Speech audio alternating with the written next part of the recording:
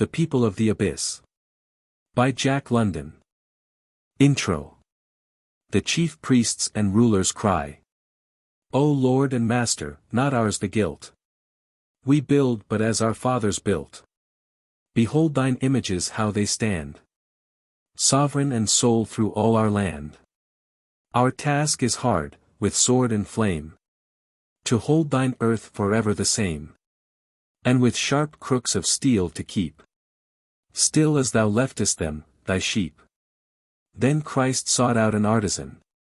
A low-browed, stunted, haggard man. And a motherless girl whose fingers thin. Crushed from her faintly want and sin. These set he in the midst of them. And as they drew back their garment hem. For fear of defilement, lo, here, said he. The images ye have made of me. James Russell Lowell. How do you find this book? Any thoughts about the book or the author? Any suggestion for improvement? Please take a moment to share your thoughts in a comment.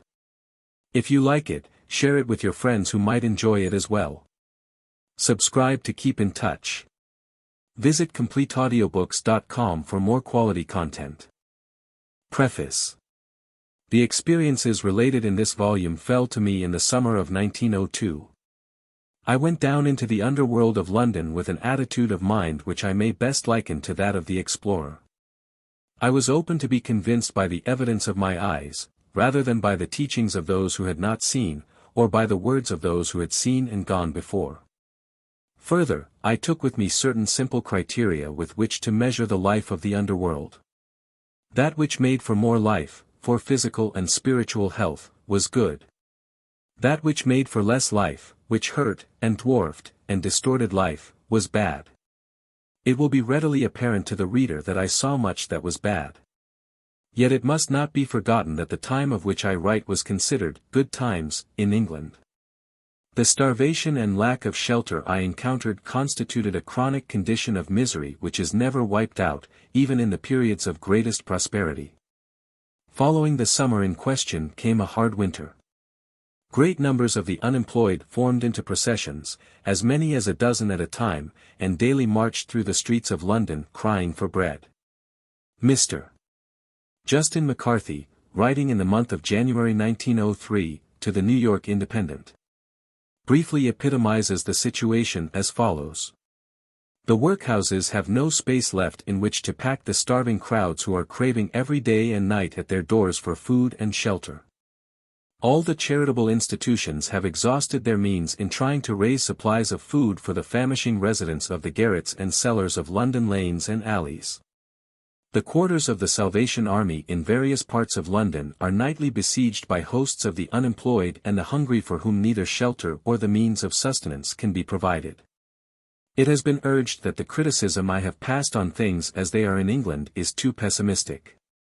I must say, in extenuation, that of optimists I am the most optimistic. But I measure manhood less by political aggregations than by individuals. Society grows, while political machines rack to pieces and become scrap. For the English, so far as manhood and womanhood and health and happiness go, I see a broad and smiling future. But for a great deal of the political machinery, which at present mismanages for them, I see nothing else than the scrap heap. Jack London. Piedmont, California. The Descent. But you can't do it, you know, friends said, to whom I applied for assistance in the matter of sinking myself down into the East End of London. You had better see the police for a guide, they added, on second thought, painfully endeavoring to adjust themselves to the psychological processes of a madman who had come to them with better credentials than brains. But I don't want to see the police, I protested. What I wish to do is to go down into the East End and see things for myself. I wish to know how those people are living there, and why they are living there, and what they are living for. In short, I am going to live there myself. You don't want to live down there, everybody said, with disapprobation writ large upon their faces. Why, it is said there are places where a man's life isn't worth twopence. The very places I wish to see, I broke in. But you can't, you know, was the unfailing rejoinder. Which is not what I came to see you about, I answered brusquely, somewhat nettled by their incomprehension. I am a stranger here, and I want you to tell me what you know of the East End, in order that I may have something to start on. But we know nothing of the East End. It is over there, somewhere. And they waved their hands vaguely in the direction where the sun on rare occasions may be seen to rise. Then I shall go to Cook's, I announced. Oh yes, they said, with relief. Cook's will be sure to know. But oh Cook, oh Thomas Cook and Son, pathfinders and trail clearers, living signposts to all the world, and bestowers of first aid to bewildered travelers, unhesitatingly and instantly, with ease and celerity. Could you send me to darkest Africa or innermost Thibet, but to the East End of London, barely a stone's throw distant from Ludgate Circus, you know not the way. You can't do it, you know, said the human emporium of roots and fares at Cook's Cheapside branch. It is so, so unusual.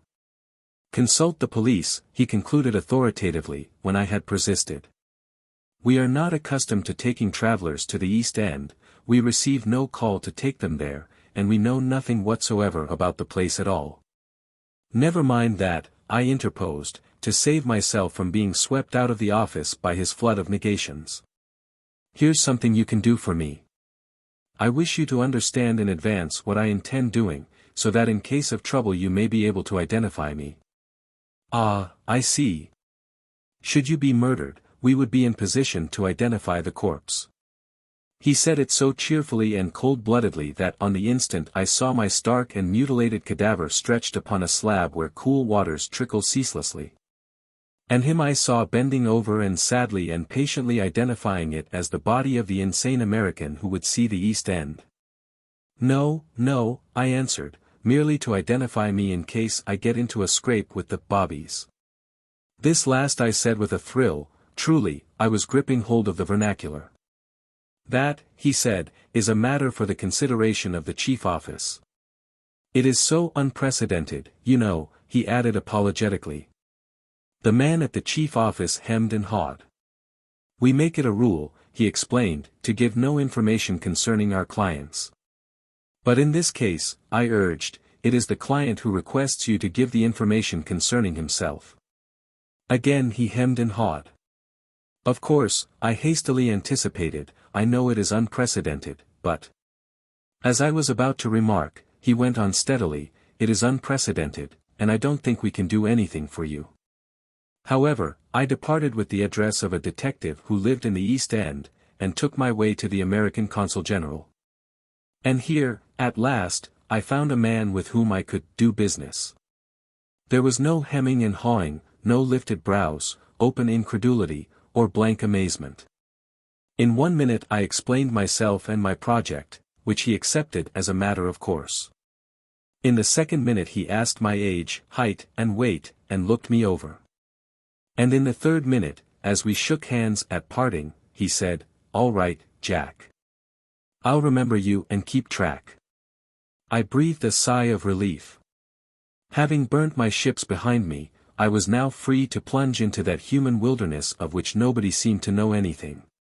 But at once I encountered a new difficulty in the shape of my cabby, a grey-whiskered and eminently decorous personage who had imperturbably driven me for several hours about the city. "Drive me down to the East End," I ordered, taking my seat. "Where, sir?" he demanded with frank surprise. "To the East End, anywhere. Go on." The hansom pursued an aimless way for several minutes, then came to a puzzled stop. The aperture above my head was uncovered, and the cabman peered down perplexedly at me. "I say," he said, "what place you wanter go?" "East End," I repeated. "Nowhere in particular. Just drive me around anywhere." "But what's the haddress, sir?" "See here," I thundered. "Drive me down to the East End, and at once." It was evident that he did not understand, but he withdrew his head, and grumblingly started his horse. Nowhere in the streets of London may one escape the sight of abject poverty, while 5 minutes' walk from almost any point will bring one to a slum, but the region my hansom was now penetrating was one unending slum. The streets were filled with a new and different race of people, short of stature, and of wretched or beer-sodden appearance. We rolled along through miles of bricks and squalor, and from each cross-street and alley flashed long vistas of bricks and misery. Here and there lurched a drunken man or woman, and the air was obscene with sounds of jangling and squabbling. At a market, tottery old men and women were searching in the garbage thrown in the mud for rotten potatoes, beans, and vegetables, while little children clustered like flies around a festering mass of fruit. Thrusting their arms to the shoulders into the liquid corruption, and drawing forth morsels but partially decayed, which they devoured on the spot. Not a hansom did I meet with in all my drive, while mine was like an apparition from another and better world, the way the children ran after it and alongside.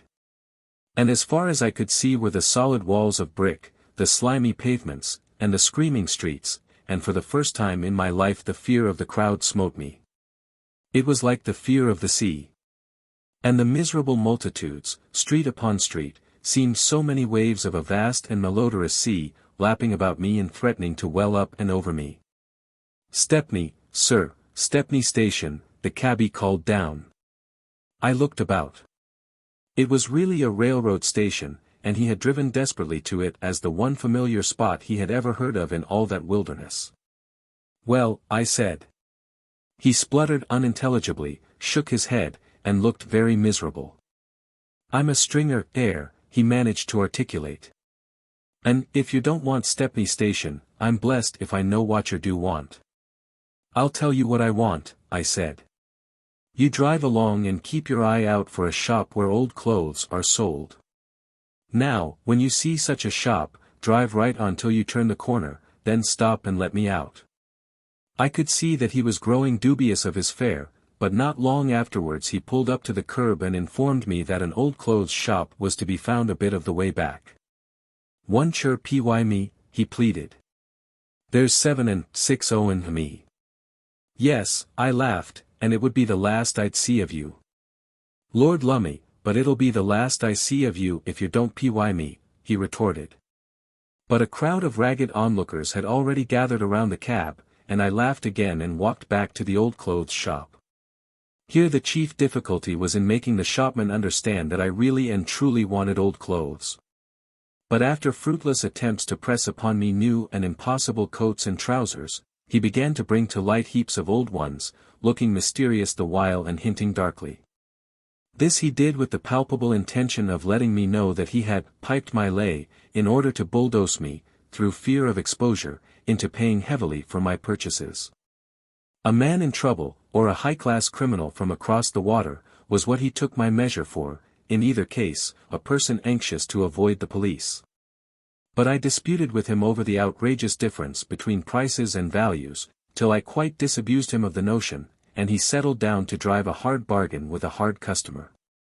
In the end I selected a pair of stout though well-worn trousers, a frayed jacket with one remaining button, a pair of brogans which had plainly seen service where coal was shoveled, a thin leather belt, and a very dirty cloth cap. My underclothing and socks, however, were new and warm, but of the sort that any American waif, down in his luck, could acquire in the ordinary course of events. "I must ask why you're a sharp un," he said, with counterfeit admiration, as I handed over the 10 shillings finally agreed upon for the outfit. "Blimey, if you ain't been up and down Petticut Lane afore now. Your trousies is with 5 bob to Haney man, and a docker you'd give 2 and 6 for the shoes, to sy nothin' of the coat and cap and new stoker's singlet and hother things. How much will you give me for them?" I demanded suddenly. "I paid you 10 bob for the lot, and I'll sell them back to you, right now, for 8. Come, it's a go." But he grinned and shook his head, and though I had made a good bargain, I was unpleasantly aware that he had made a better one. I found the cabby and a policeman with their heads together, but the latter, after looking me over sharply, and particularly scrutinizing the bundle under my arm, turned away and left the cabby to wax mutinous by himself. And not a step would he budge till I paid him the 7 shillings and 6pence owing him. Whereupon he was willing to drive me to the ends of the earth, apologizing profusely for his insistence, and explaining that one ran across queer customers in London town. But he drove me only to Highbury Vale, in North London, where my luggage was waiting for me. Here, next day, I took off my shoes, not without regret for their lightness and comfort, and my soft, grey travelling suit, and, in fact, all my clothing. And proceeded to array myself in the clothes of the other and unimaginable men, who must have been indeed unfortunate to have had to part with such rags for the pitiable sums obtainable from a dealer. Inside my stoker's singlet, in the armpit, I sewed a gold sovereign, an emergency sum certainly of modest proportions, and inside my stoker's singlet I put myself. And then I sat down and moralised upon the fair years and fat, which had made my skin soft and brought the nerves close to the surface. For the singlet was rough and raspy as a hare's shirt, and I am confident that the most rigorous of ascetics suffer no more than I did in the ensuing 24 hours. The remainder of my costume was fairly easy to put on, though the brogans, or brogues, were quite a problem. As stiff and hard as if made of wood, it was only after a prolonged pounding of the uppers with my fists that I was able to get my feet into them at all. Then, with a few shillings, a knife, a handkerchief, and some brown papers and flake tobacco stowed away in my pockets, I thumped down the stairs and said good-bye to my foreboding friends. As I passed out of the door, the help, a comely middle-aged woman, could not conquer a grin that twisted her lips and separated them till the throat, out of involuntary sympathy, made the uncouth animal noises we are wont to designate as laughter. No sooner was I out on the streets than I was impressed by the difference in status effected by my clothes. All servility vanished from the demeanor of the common people with whom I came in contact. Presto! In the twinkling of an eye, so to say, I had become one of them. My frayed and out-at-elbows jacket was the badge and advertisement of my class, which was their class. It made me of like kind, and in place of the fawning and too respectful attention I had hitherto received, I now shared with them a comradeship. The man in corduroy and dirty neckerchief no longer addressed me as "Sir" or "Governor." It was "Mate" now, and a fine and hearty word, with a tingle to it, and a warmth and gladness, which the other term does not possess. Governor. It smacks of mastery, and power, and high authority, the tribute of the man who is under to the man on top, delivered in the hope that he will let up a bit and ease his weight, which is another way of saying that it is an appeal for alms. This brings me to a delight I experienced in my rags and tatters which is denied the average American abroad. The European traveler from the States, who is not a Croesus, speedily finds himself reduced to a chronic state of self-conscious sordidness by the hordes of cringing robbers who clutter his steps from dawn till dark, and deplete his pocketbook in a way that puts compound interest to the blush.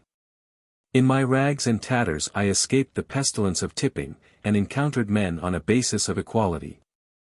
Nay, before the day was out I turned the tables, and said, most gratefully, "Thank you, sir," to a gentleman whose horse I held, and who dropped a penny into my eager palm.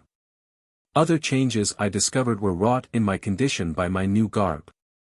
In crossing crowded thoroughfares I found I had to be, if anything, more lively in avoiding vehicles, and it was strikingly impressed upon me that my life had cheapened in direct ratio with my clothes. When before I inquired the way of a policeman, I was usually asked, "Bus or hansom, sir?" But now the query became, "Walk or ride?" Also, at the railway stations, a third-class ticket was now shoved out to me as a matter of course. But there was compensation for it all. For the first time I met the English lower classes face to face, and knew them for what they were. When loungers and workmen, at street corners and in public houses, talked with me, they talked as one man to another, and they talked as natural men should talk, without the least idea of getting anything out of me for what they talked or the way they talked. And when at last I made into the East End, I was gratified to find that the fear of the crowd no longer haunted me. I had become a part of it. The vast and malodorous sea had welled up and over me, or I had slipped gently into it, and there was nothing fearsome about it, with the one exception of the stoker's singlet. 2. Johnny Upright. I shall not give you the address of Johnny Upright. Let it suffice that he lives in the most respectable street in the East End, a street that would be considered very mean in America, but a veritable oasis in the desert of East London. It is surrounded on every side by close-packed squalor and streets jammed by a young and vile and dirty generation. But its own pavements are comparatively bare of the children who have no other place to play, while it has an air of desertion, so few are the people that come and go. Each house in this street, as in all the streets, is shoulder to shoulder with its neighbors. To each house there is but one entrance, the front door. And each house is about 18 feet wide, with a bit of a brick-walled yard behind, where, when it is not raining, one may look at a slate-colored sky. But it must be understood that this is East End opulence we are now considering.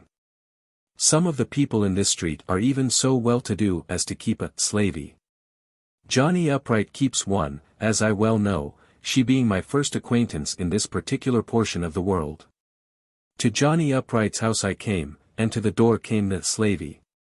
Now, mark you, her position in life was pitiable and contemptible, but it was with pity and contempt that she looked at me. She evinced a plain desire that our conversation should be short. It was Sunday, and Johnny Upright was not at home, and that was all there was to it. But I lingered, discussing whether or not it was all there was to it, till Mrs. Johnny Upright was attracted to the door, where she scolded the girl for not having closed it before turning her attention to me. No, Mr. Johnny Upright was not at home, and further, he saw nobody on Sunday. It is too bad, said I. Was I looking for work? No, quite the contrary. In fact, I had come to see Johnny Upright on business which might be profitable to him. A change came over the face of things at once. The gentleman in question was at church, but would be home in an hour or thereabouts, when no doubt he could be seen. Would I kindly step in? No, the lady did not ask me, though I fished for an invitation by stating that I would go down to the corner and wait in a public house. And down to the corner I went, but, it being church time, the pub was closed. A miserable drizzle was falling, and, in lieu of better, I took a seat on a neighborly doorstep and waited. And here to the doorstep came the slavey, very frowsy and very perplexed, to tell me that the missus would let me come back and wait in the kitchen. So many people come lookin' for work, Mrs. Johnny Upright apologetically explained. So I 'ope you won't feel bad the way I spoke. Not at all, I replied in my grandest manner, for the nonce investing my rags with dignity. I quite understand, I assure you. I suppose people looking for work almost worry you to death. That they do, she answered, with an eloquent and expressive glance. And thereupon ushered me into, not the kitchen, but the dining room, a favor, I took it, in recompense for my grand manner. This dining room, on the same floor as the kitchen, was about 4 feet below the level of the ground, and so dark, it was midday, that I had to wait a space for my eyes to adjust themselves to the gloom. Dirty light filtered in through a window, the top of which was on a level with a sidewalk, and in this light I found that I was able to read newspaper print. And here, while waiting the coming of Johnny Upright, let me explain my errand. While living, eating, and sleeping with the people of the East End, it was my intention to have a port of refuge, not too far distant, into which I could run now and again to assure myself that good clothes and cleanliness still existed. Also in such port I could receive my mail, work up my notes, and sally forth occasionally in changed garb to civilization. But this involved a dilemma. A lodging where my property would be safe implied a landlady apt to be suspicious of a gentleman leading a double life. While a landlady who would not bother her head over the double life of her lodgers would imply lodgings where property was unsafe. To avoid the dilemma was what had brought me to Johnny Upright. A detective of 30-odd years' continuous service in the East End, known far and wide by a name given him by a convicted felon in the dock, he was just the man to find me an honest landlady. And make her rest easy concerning the strange comings and goings of which I might be guilty. His 2 daughters beat him home from church, and pretty girls they were in their Sunday dresses. Withal it was the certain weak and delicate prettiness which characterizes the Cockney lasses, a prettiness which is no more than a promise with no grip on time, and doomed to fade quickly away like the color from a sunset sky. They looked me over with frank curiosity, as though I were some sort of a strange animal, and then ignored me utterly for the rest of my wait. Then Johnny Upright himself arrived, and I was summoned upstairs to confer with him. "Speak loud," he interrupted my opening words. "I've got a bad cold, and I can't hear well." Shades of Old Sleuth and Sherlock Holmes. I wondered as to where the assistant was located whose duty it was to take down whatever information I might loudly vouchsafe. And to this day, much as I have seen of Johnny Upright and much as I have puzzled over the incident, I have never been quite able to make up my mind as to whether or not he had a cold, or had an assistant planted in the other room. But of one thing I am sure, though I gave Johnny Upright the facts concerning myself and project, he withheld judgment till next day, when I dodged into his street conventionally garbed and in a hansom. Then his greeting was cordial enough, and I went down into the dining room to join the family at tea. "We are humble here," he said, "not given to the flesh, and you must take us for what we are, in our humble way." The girls were flushed and embarrassed at greeting me, while he did not make it any the easier for them. "Ha! Ha!" he roared heartily, slapping the table with his open hand till the dishes rang. "The girls thought yesterday you had come to ask for a piece of bread. Ha! Ha! Ho! Ho! Ho!" This they indignantly denied, with snapping eyes and guilty red cheeks, as though it were an essential of true refinement to be able to discern under his rags a man who had no need to go ragged.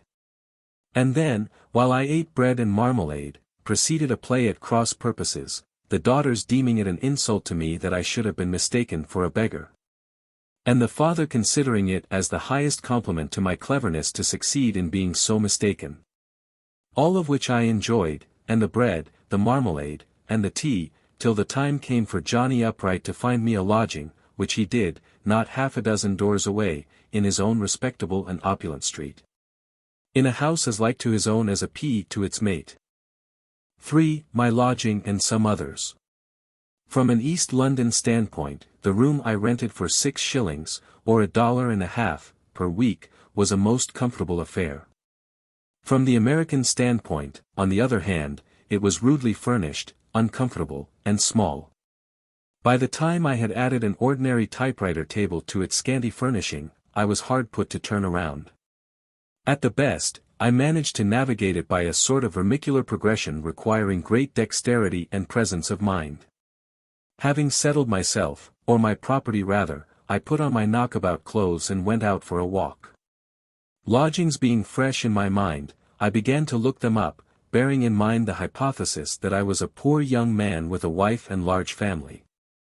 My first discovery was that empty houses were few and far between, so far between, in fact, that though I walked miles in irregular circles over a large area, I still remained between. Not one empty house could I find, a conclusive proof that the district was saturated.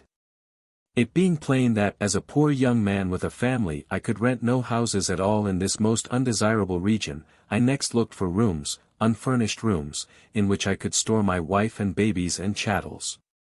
There were not many, but I found them, usually in the singular, for one appears to be considered sufficient for a poor man's family in which to cook and eat and sleep. When I asked for 2 rooms, the sublets looked at me very much in the manner, I imagine, that a certain personage looked at Oliver Twist when he asked for more. Not only was 1 room deemed sufficient for a poor man and his family, but I learned that many families, occupying single rooms, had so much space to spare as to be able to take in a lodger or 2. When such rooms can be rented for from 3 to 6 shillings per week, it is a fair conclusion that a lodger with references should obtain floor space for, say, from 8 pence to a shilling. He may even be able to board with the sublets for a few shillings more. This, however, I failed to inquire into, a reprehensible error on my part, considering that I was working on the basis of a hypothetical family. Not only did the houses I investigated have no bathtubs, but I learned that there were no bathtubs in all the thousands of houses I had seen. Under the circumstances, with my wife and babies and a couple of lodgers suffering from the too great spaciousness of 1 room, taking a bath in a tin wash basin would be an unfeasible undertaking. But, it seems, the compensation comes in with the saving of soap, so all's well, and God still in heaven. However, I rented no rooms, but returned to my own Johnny Upright Street.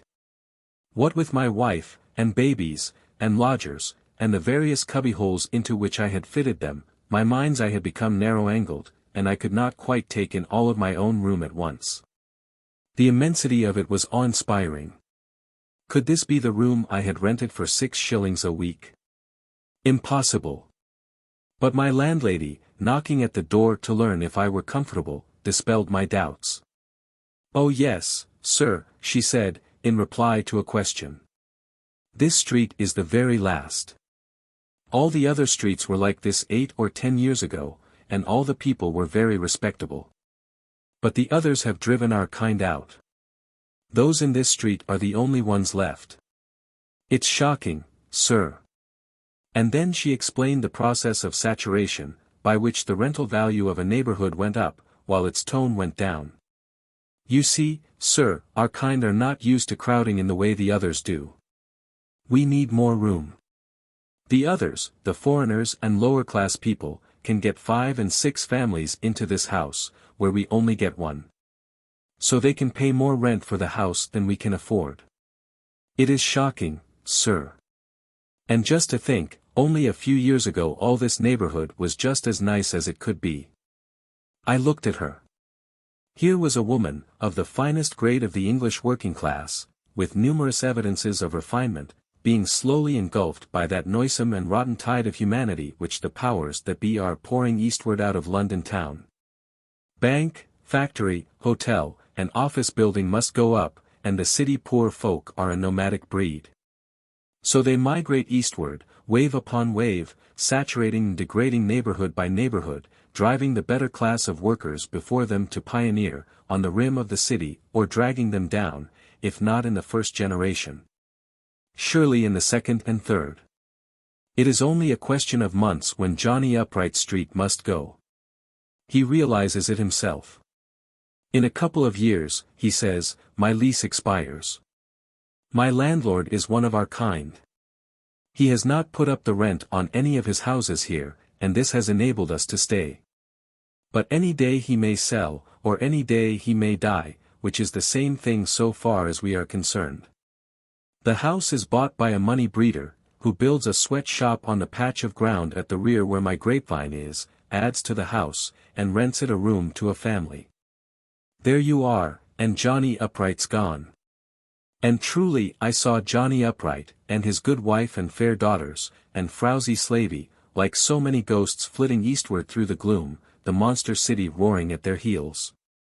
But Johnny Upright is not alone in his flitting. Far, far out, on the fringe of the city, live the small business men, little managers, and successful clerks. They dwell in cottages and semi-detached villas, with bits of flower garden, and elbow room, and breathing space. They inflate themselves with pride, and throw out their chests when they contemplate the abyss from which they have escaped, and they thank God that they are not as other men. And lo! Down upon them comes Johnny Upright and the monster city at his heels. Tenements spring up like magic, gardens are built upon, villas are divided and subdivided into many dwellings, and the black night of London settles down in a greasy pall. 4. A man and the abyss. I say, can you let a lodging? These words I discharged carelessly over my shoulder at a stout and elderly woman, of whose fare I was partaking in a greasy coffee-house down near the pool and not very far from Limehouse. Oh yes, she answered shortly, my appearance possibly not approximating the standard of affluence required by her house. I said no more, consuming my rasher of bacon and pint of sickly tea in silence. Nor did she take further interest in me till I came to pay my reckoning, 4d, when I pulled all of 10 shillings out of my pocket. The expected result was produced. Yes, sir, she at once volunteered. I've a nice lodgings you'd likely take a fancy to. Back from a voyage, sir. How much for a room? I inquired, ignoring her curiosity. She looked me up and down with frank surprise. I don't let rooms, not to my regular lodgers, much less casuals. Then I'll have to look along a bit, I said, with marked disappointment. But the sight of my 10 shillings had made her keen. "I can let you have a nice bed in with 2 Hawthorne men," she urged. "Good, respectable men, and steady." "But I don't want to sleep with 2 other men," I objected. "You don't have to. There's 3 beds in the room, and it's not a very small room." "How much?" I demanded. "Arf a crown a week, 2 and 6, to a regular lodger. You'll fancy the men, I'm sure. One works in the warehouse, and he's been with me 2 years now. And the Hawthorne's been with me 6 years, sir, and 2 months comin' next Saturday. He's a scene shifter," she went on. "A steady, respectable man, never missin' a night's work in the time he's been with me. And he likes the booze. He says as it's the best he can do in the XXIII of lodgin's. I board him, and the Hawthorne lodgers too. I suppose he's saving money right along," I insinuated innocently. "Bless you, no. Nor can he do as well elsewhere with his money." And I thought of my own spacious West, with room under its sky and unlimited air for 1,000 Londons. And here was this man, a steady and reliable man, never missing a night's work, frugal and honest, lodging in one room with 2 other men, paying $2.50 per month for it. And out of his experience adjudging it to be the best he could do. And here was I, on the strength of the 10 shillings in my pocket, able to enter in with my rags and take up my bed with him. The human soul is a lonely thing, but it must be very lonely sometimes when there are 3 beds to a room, and casuals with 10 shillings are admitted. "How long have you been here?" I asked. 13 years, sir." "And don't you think you'll fancy the lodgin'?" The while she talked she was shuffling ponderously about the small kitchen in which she cooked the food for her lodgers who were also boarders. When I first entered, she had been hard at work, nor had she let up once throughout the conversation. Undoubtedly she was a busy woman.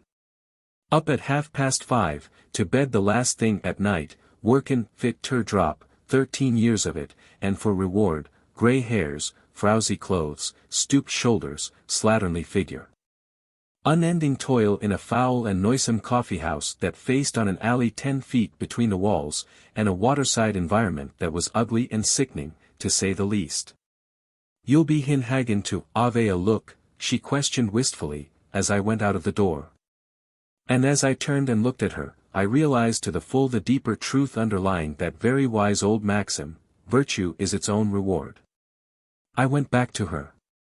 "Have you ever taken a vacation?" I asked. "VIII. A trip to the country for a couple of days, fresh air, a day off, you know, a rest." "Lor' lummy," she laughed, for the first time stopping from her work. "A VIII, eh? For the likes o' me? Just fancy, now, mind your feet." This last sharply, and to me, as I stumbled over the rotten threshold. Down near the West India dock I came upon a young fellow staring disconsolately at the muddy water. A fireman's cap was pulled down across his eyes, and the fit and sag of his clothes whispered unmistakably of the sea. "Hello, mate," I greeted him, sparring for a beginning. "Can you tell me the way to Wapping?" "Worked your way over on a cattle boat," he countered, fixing my nationality on the instant. And thereupon we entered upon a talk that extended itself to a public house and a couple of pints of arf and arf. This led to closer intimacy, so that when I brought to light all of a shilling's worth of coppers, ostensibly my all, and put aside 6 pence for a bed, and 6 pence for more arf and arf, he generously proposed that we drink up the whole shilling. "My mate, cut up rough last night," he explained. "And the bobby's got so you can bunk in me. Watcher say?" I said yes, and by the time we had soaked ourselves in a whole shilling's worth of beer, and slept the night on a miserable bed in a miserable den, I knew him pretty fairly for what he was. And that in one respect he was representative of a large body of the lower-class London workmen, my later experience substantiates. He was London-born, his father a fireman and a drinker before him. As a child, his home was the streets and the docks. He had never learned to read, and had never felt the need for it, a vain and useless accomplishment, he held, at least for a man of his station in life. He had had a mother and numerous squalling brothers and sisters, all crammed into a couple of rooms and living on poorer and less regular food than he could ordinarily rustle for himself. In fact, he never went home except at periods when he was unfortunate in procuring his own food.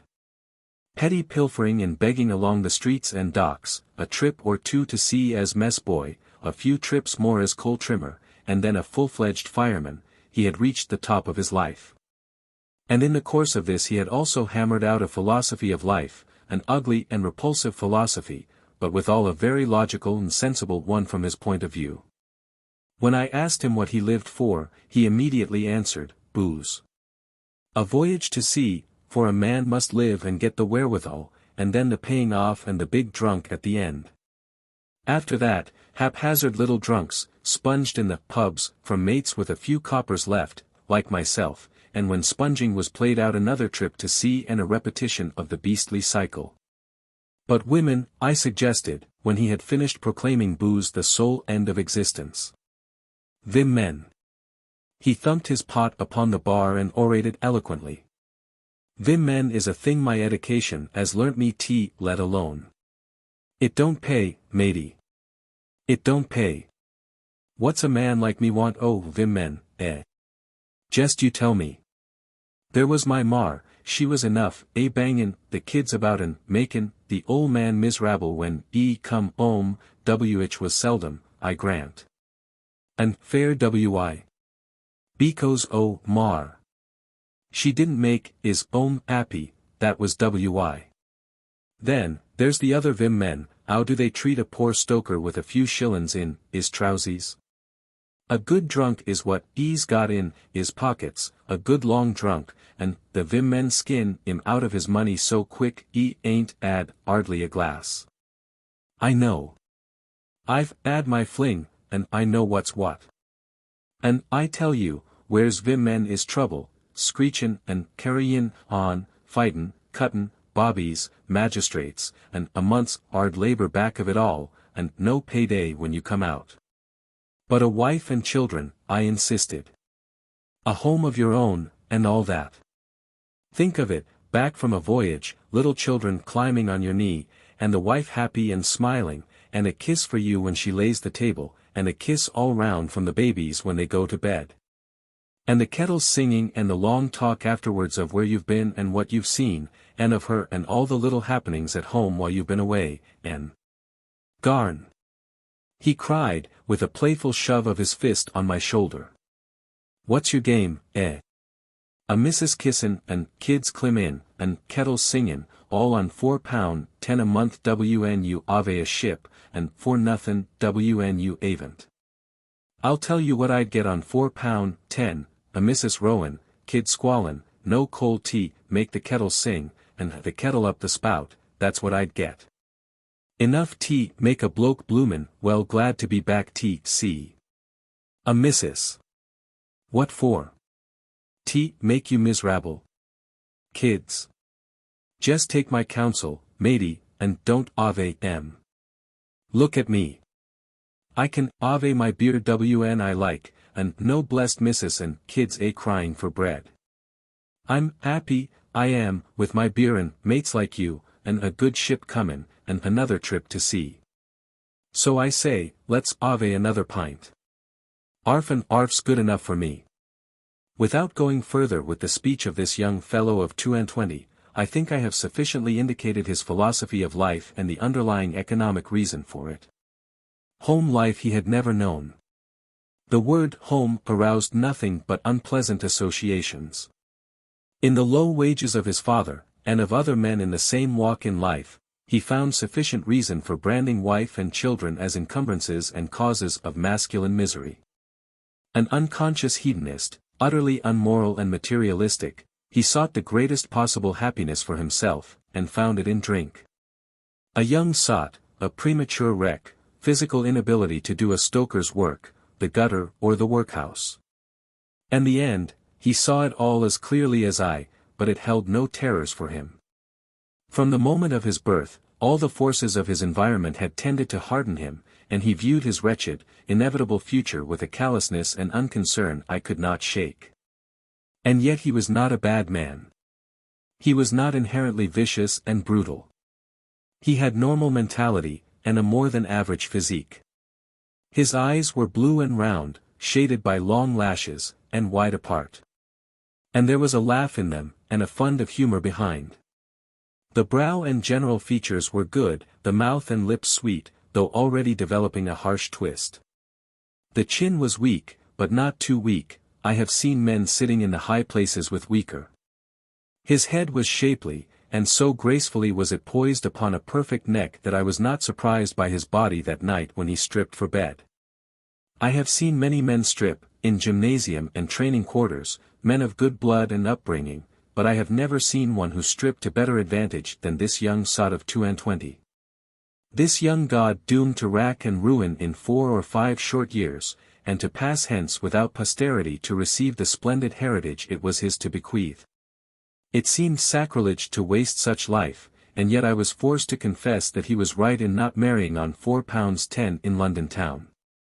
Just as the scene-shifter was happier in making both ends meet in a room shared with 2 other men, than he would have been had he packed a feeble family along with a couple of men into a cheaper room, and failed in making both ends meet. And day by day I became convinced that not only is it unwise, but it is criminal for the people of the abyss to marry. They are the stones by the builder rejected. There is no place for them, in the social fabric, while all the forces of society drive them downward till they perish. At the bottom of the abyss they are feeble, besotted, and imbecile. If they reproduce, the life is so cheap that perforce it perishes of itself. The work of the world goes on above them, and they do not care to take part in it, nor are they able. Moreover, the work of the world does not need them. There are plenty, far fitter than they, clinging to the steep slope above, and struggling frantically to slide no more. In short, the London abyss is a vast shambles. Year by year, and decade after decade, rural England pours in a flood of vigorous strong life, that not only does not renew itself, but perishes by the 3rd generation. Competent authorities aver that the London workman whose parents and grandparents were born in London is so remarkable a specimen that he is rarely found. Mr. C. Pigou has said that the aged poor, and the residuum which compose the submerged tenth, constitute 71% of the population of London. Which is to say that last year, and yesterday, and today, at this very moment, 450,000 of these creatures are dying miserably at the bottom of the social pit called London. As to how they die, I shall take an instance from this morning's paper. Self-neglect. Yesterday Dr. Wynne Westcott held an inquest at Shoreditch, respecting the death of Elizabeth Cruse, aged 77 years, of 32, East Street, Holborn, who died on Wednesday last. Alice Matheson stated that she was landlady of the house where deceased lived. Witness last saw her alive on the previous Monday. She lived quite alone. Mr. Francis Birch, relieving officer for the Holborn district, stated that deceased had occupied the room in question for 35 years. When witness was called, on the 1st, he found the old woman in a terrible state, and the ambulance and coachman had to be disinfected after the removal. Dr. Chase Fennell said death was due to blood poisoning from bed sores, due to self-neglect and filthy surroundings, and the jury returned a verdict to that effect. The most startling thing about this little incident of a woman's death is the smug complacency with which the officials looked upon it and rendered judgment. That an old woman of 77 years of age should die of self-neglect is the most optimistic way possible of looking at it. It was the old dead woman's fault that she died, and having located the responsibility, society goes contentedly on about its own affairs. Of the submerged tenth, Mr. Pigou has said, either through lack of bodily strength, or of intelligence, or of fiber, or of all three, they are inefficient or unwilling workers, and consequently unable to support themselves. They are often so degraded in intellect as to be incapable of distinguishing their right from their left hand, or of recognizing the numbers of their own houses. Their bodies are feeble and without stamina, their affections are warped, and they scarcely know what family life means. 450,000 is a whole lot of people. The young fireman was only one, and it took him some time to say his little say. I should not like to hear them all talk at once. I wonder if God hears them. Those on the edge. My first impression of East London was naturally a general one. Later the details began to appear, and here and there in the chaos of misery I found little spots where a fair measure of happiness reigned, sometimes whole rows of houses in little out-of-the-way streets, where artisans dwell and where a rude sort of family life obtains. In the evenings the men can be seen at the doors, pipes in their mouths and children on their knees, wives gossiping, and laughter and fun going on. The content of these people is manifestly great, for, relative to the wretchedness that encompasses them, they are well off. But at the best, it is a dull, animal happiness, the content of the full belly. The dominant note of their lives is materialistic. They are stupid and heavy, without imagination. The abyss seems to exude a stupefying atmosphere of torpor, which wraps about them and deadens them. Religion passes them by. The unseen holds for them neither terror nor delight.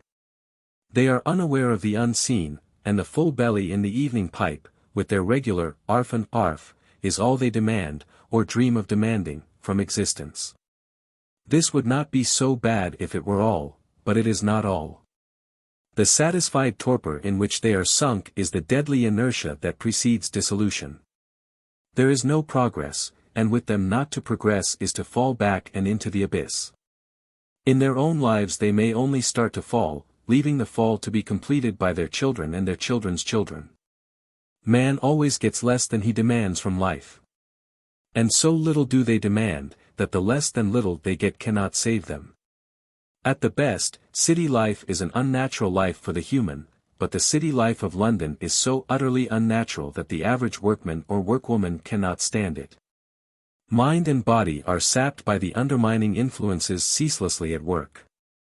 Moral and physical stamina are broken, and the good workman, fresh from the soil, becomes in the first city generation a poor workman.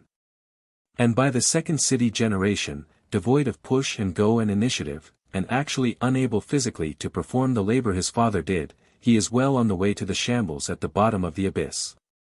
If nothing else, the air he breathes, and from which he never escapes, is sufficient to weaken him mentally and physically, so that he becomes unable to compete with the fresh virile life from the country hastening on to London town to destroy and be destroyed. Leaving out the disease germs that fill the air of the East End, consider but the one item of smoke. Sir William Thistleton Dyer, curator of Kew Gardens, has been studying smoke deposits on vegetation, and, according to his calculations, no less than 6 tons of solid matter, consisting of soot and tarry hydrocarbons, are deposited every week on every quarter of a square mile in and about London. This is equivalent to 24 tons per week to the square mile, or 1,248 tons per year to the square mile. From the cornice below the dome of St. Paul's Cathedral was recently taken a solid deposit of crystallized sulfate of lime. This deposit had been formed by the action of the sulfuric acid in the atmosphere upon the carbonate of lime in the stone. And this sulfuric acid in the atmosphere is constantly being breathed by the London workmen through all the days and nights of their lives. It is incontrovertible that the children grow up into rotten adults, without virility or stamina, a weak-kneed, narrow-chested, listless breed, that crumples up and goes down in the brute struggle for life with the invading hordes from the country. The railway men, carriers, omnibus drivers, corn and timber porters, and all those who require physical stamina, are largely drawn from the country. While in the Metropolitan Police there are, roughly, 12,000 country-born as against 3,000 London-born. So one is forced to conclude that the abyss is literally a huge man-killing machine, and when I pass along the little out-of-the-way streets with the full-bellied artisans at the doors, I am aware of a greater sorrow for them than for the 450,000 lost and hopeless wretches dying at the bottom of the pit. They, at least, are dying, that is the point, while these have yet to go through the slow and preliminary pangs extending through 2 and even 3 generations.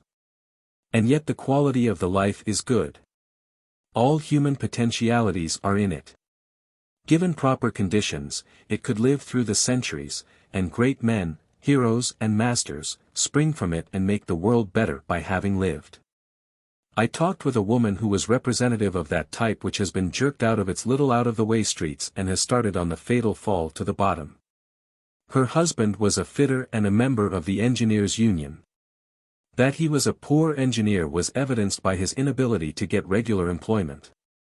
He did not have the energy and enterprise necessary to obtain or hold a steady position. The pair had 2 daughters, and the 4 of them lived in a couple of holes, called rooms, by courtesy, for which they paid 7 shillings per week. They possessed no stove, managing their cooking on a single gas ring in the fireplace. Not being persons of property, they were unable to obtain an unlimited supply of gas, but a clever machine had been installed for their benefit.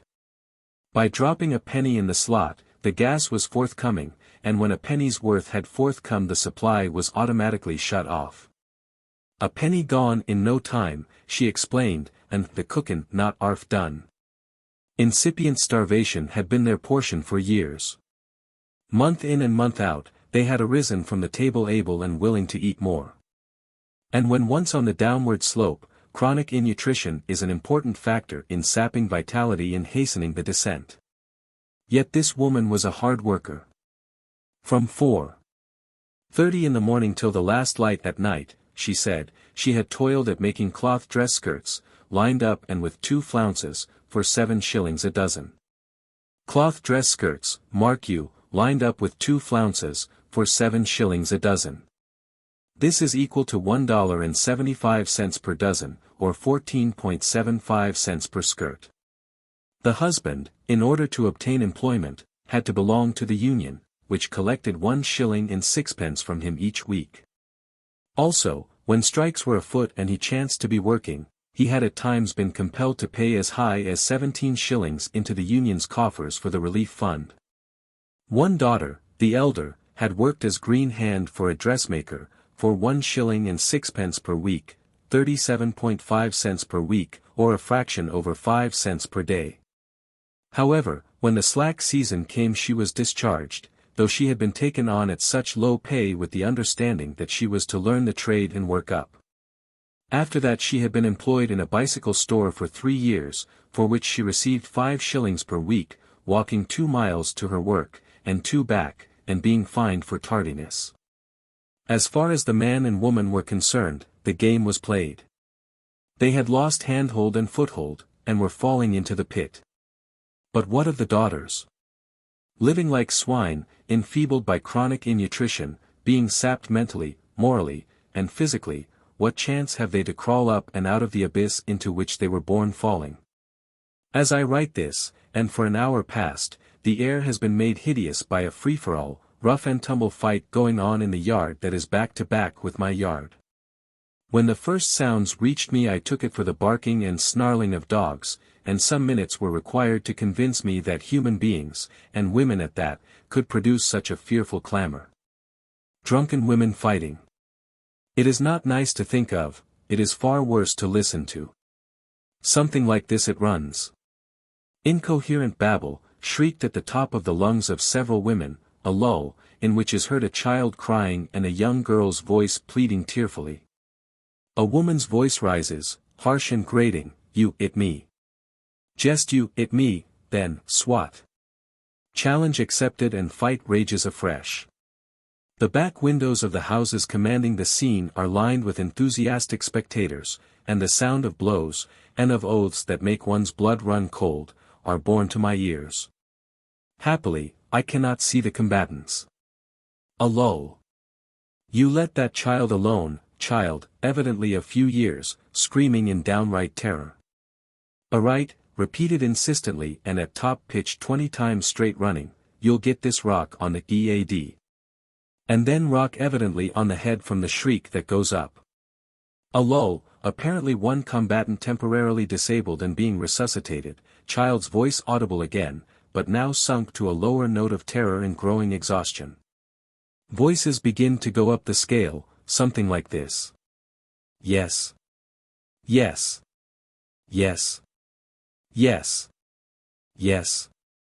Yes. Yes. Yes. Sufficient affirmation on both sides, conflict again precipitated. One combatant gets overwhelming advantage, and follows it up from the way the other combatant screams bloody murder. Bloody murder gurgles and dies out, undoubtedly throttled by a stranglehold. Entrance of new voices, a flank attack. Stranglehold suddenly broken from the way bloody murder goes up half an octave higher than before, general hullabaloo, everybody fighting. Lull, new voice, young girls, I'm goin' ter take my mother's part. Dialogue, repeated about 5 times, I'll do as I like, blankety, blank, blank. I'd like ter see yer, blankety, blank, blank. Renewed conflict, mothers, daughters, everybody, during which my landlady calls her young daughter in from the back steps, while I wonder what will be the effect of all that she has heard upon her moral fiber. 6. Frying Pan Alley and a Glimpse of Inferno. 3 of us walked down Mile End Road, and one was a hero. He was a slender lad of 19, so slight and frail, in fact, that, like Fra Lippo Lippi, a puff of wind might double him up and turn him over. He was a burning young socialist, in the first throes of enthusiasm and ripe for martyrdom. As platform speaker or chairman he had taken an active and dangerous part in the many indoor and outdoor pro-boer meetings which have vexed the serenity of Merry England these several years back.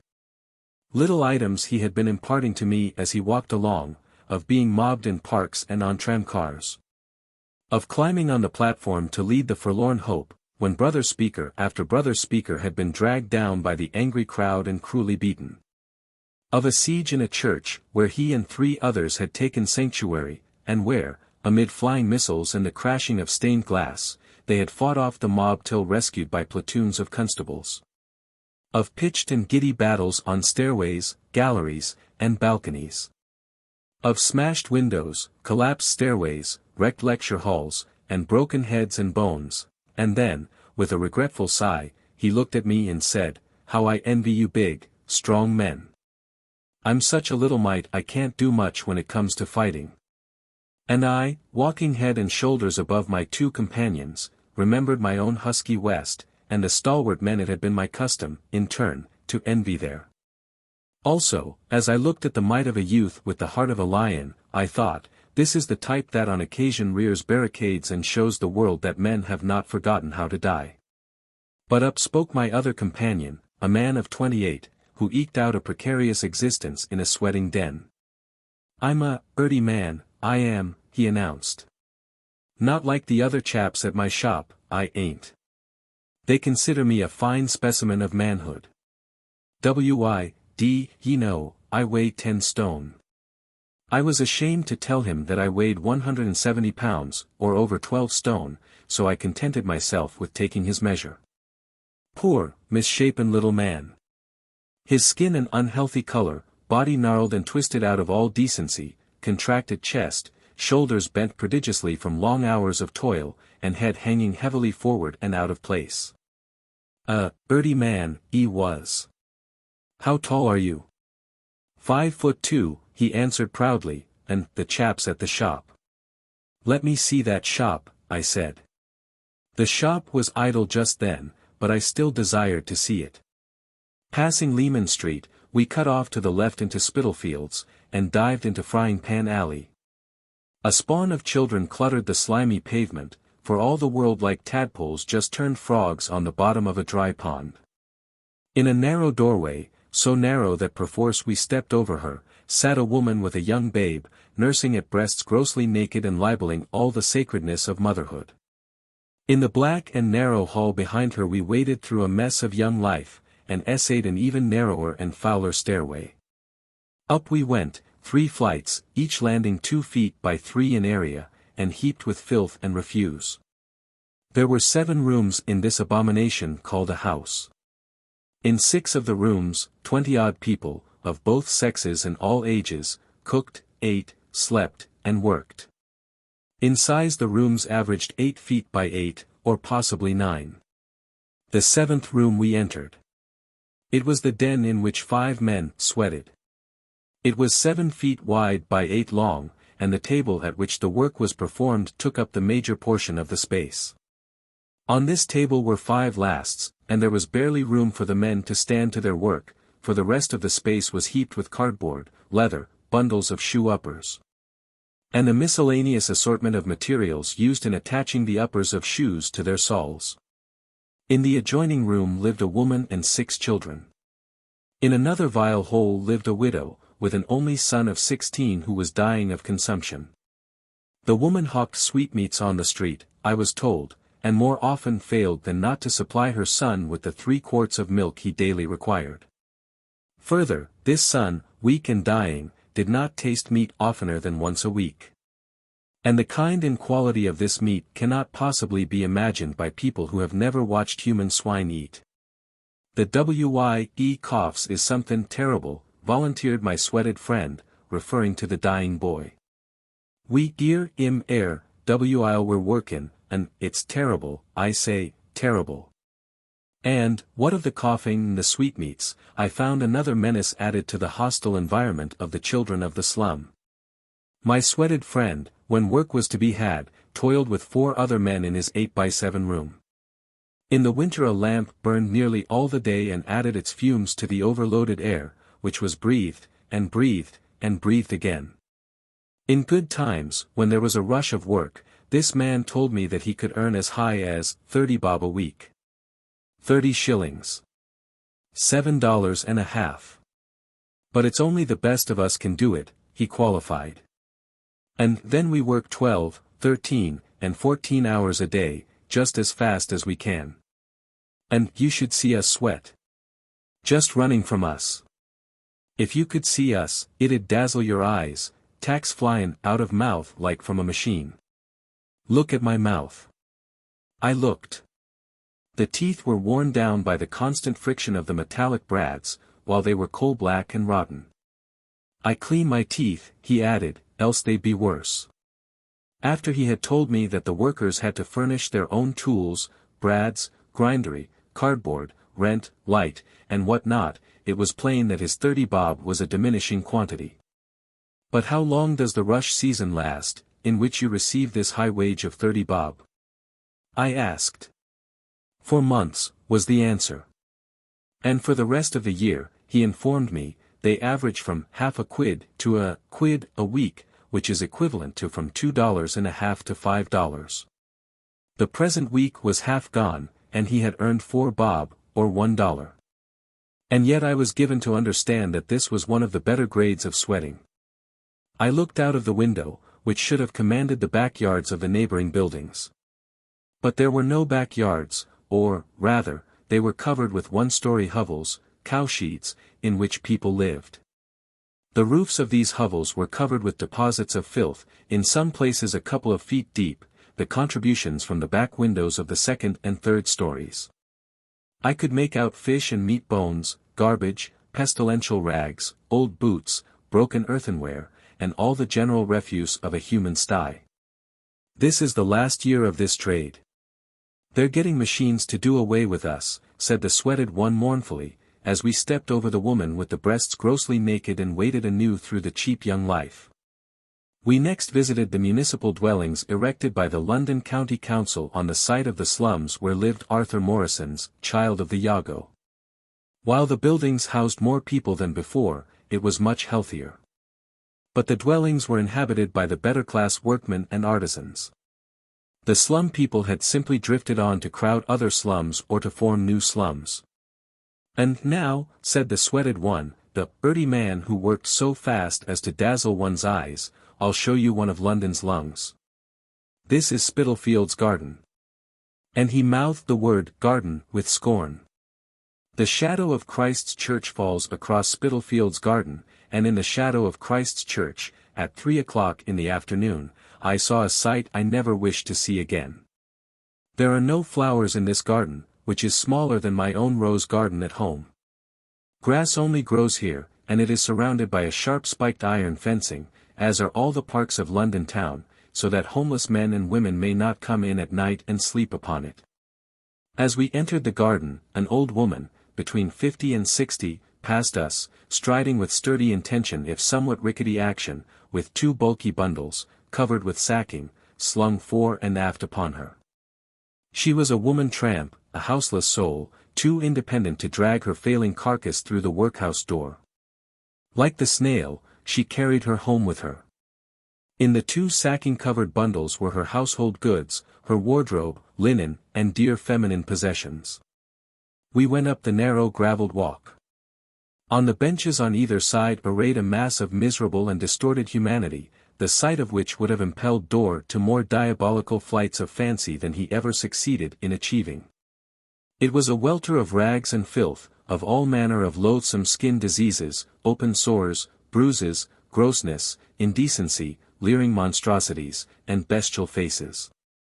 A chill, raw wind was blowing, and these creatures huddled there in their rags, sleeping for the most part, or trying to sleep. Here were a dozen women, ranging in age from 20 years to 70. Next a babe, possibly of 9 months, lying asleep, flat on the hard bench, with neither pillow nor covering, nor with any one looking after it. Next 6 men, sleeping bolt upright or leaning against one another in their sleep. In one place a family group, a child asleep in its sleeping mother's arms, and the husband, or male mate, clumsily mending a dilapidated shoe. On another bench a woman trimming the frayed strips of her rags with a knife, and another woman, with thread and needle, sewing up rents. Adjoining, a man holding a sleeping woman in his arms. Farther on, a man, his clothing caked with gutter mud, asleep, with head in the lap of a woman, not more than 25 years old, and also asleep. It was this sleeping that puzzled me. Why were 9 out of 10 of them asleep or trying to sleep?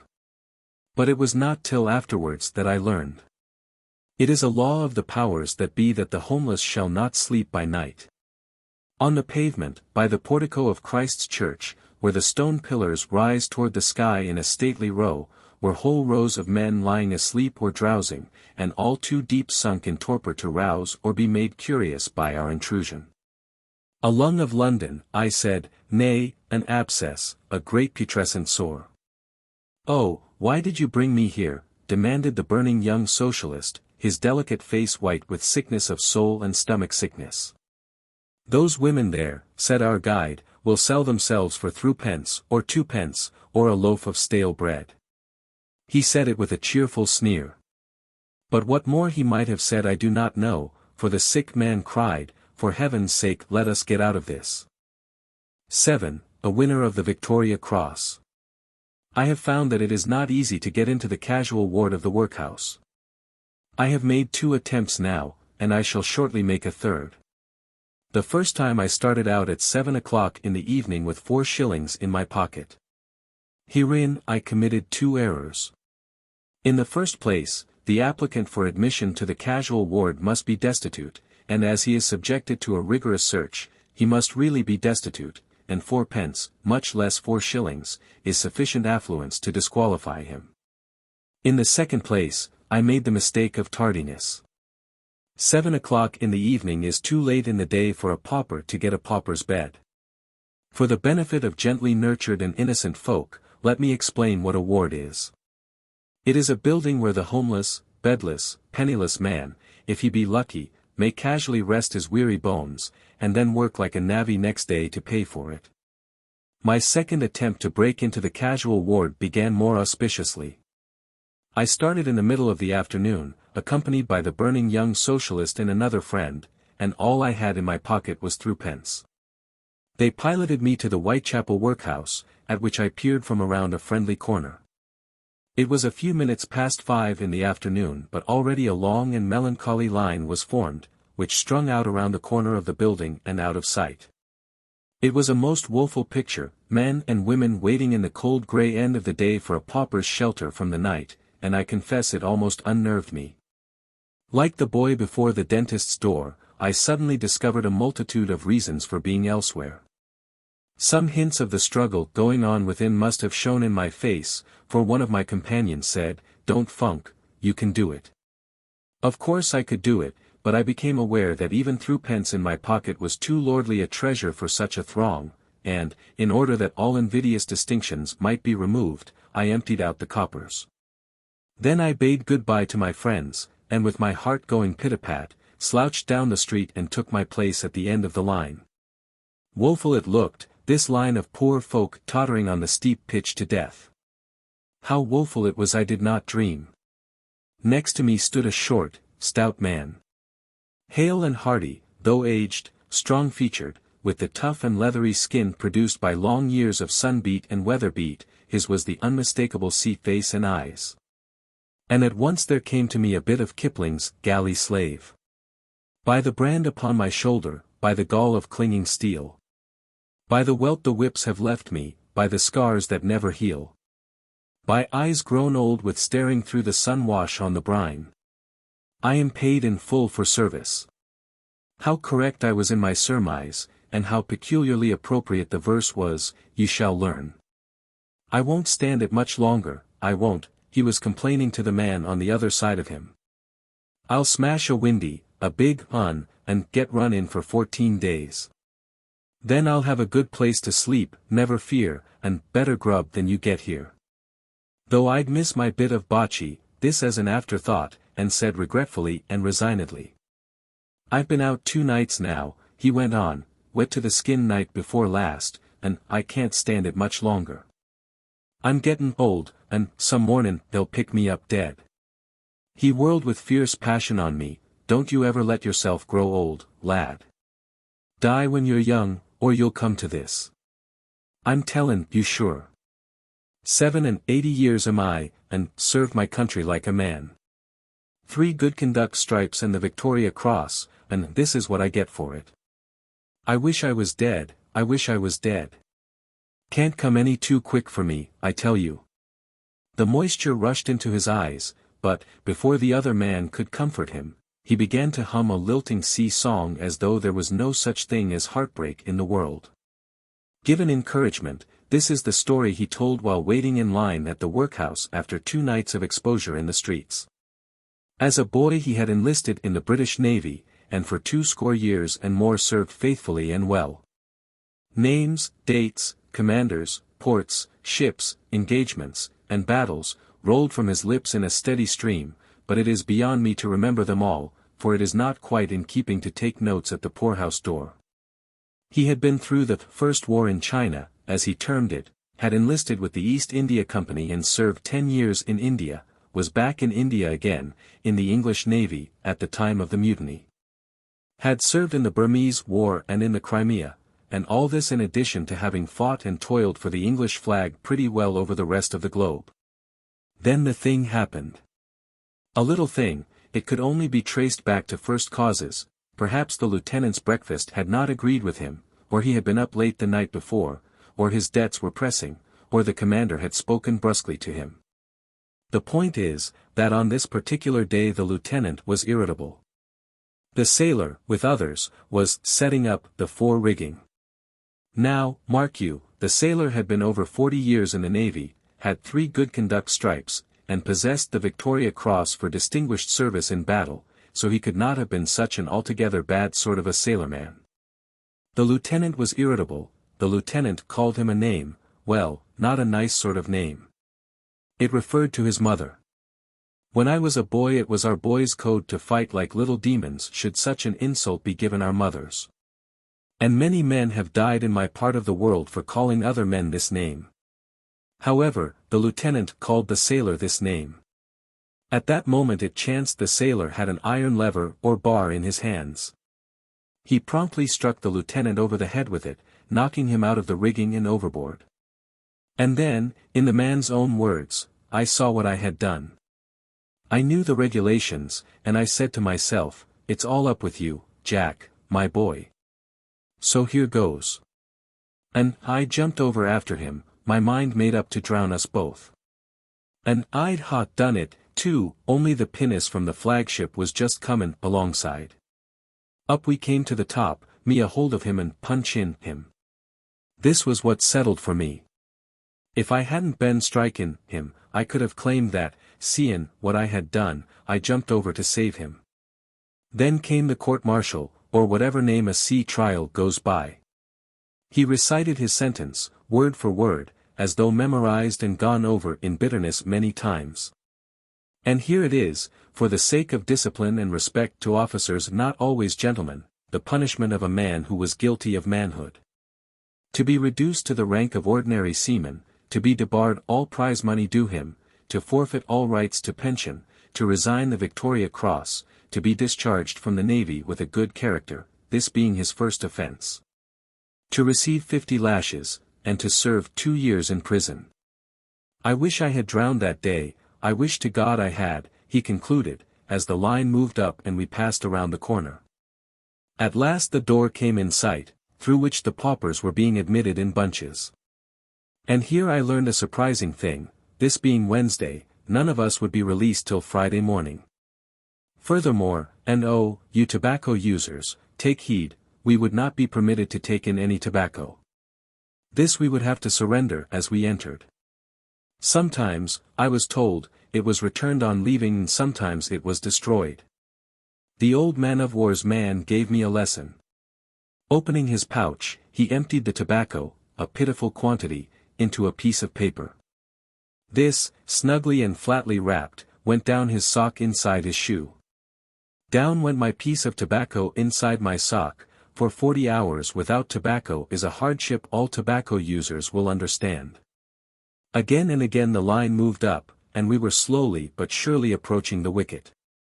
At the moment we happened to be standing on an iron grating, and a man appearing underneath, the old sailor called down to him. "How many more do they want?" 24, came the answer. We looked ahead anxiously and counted. 34 were ahead of us. Disappointment and consternation dawned upon the faces about me. It is not a nice thing, hungry and penniless, to face a sleepless night in the streets.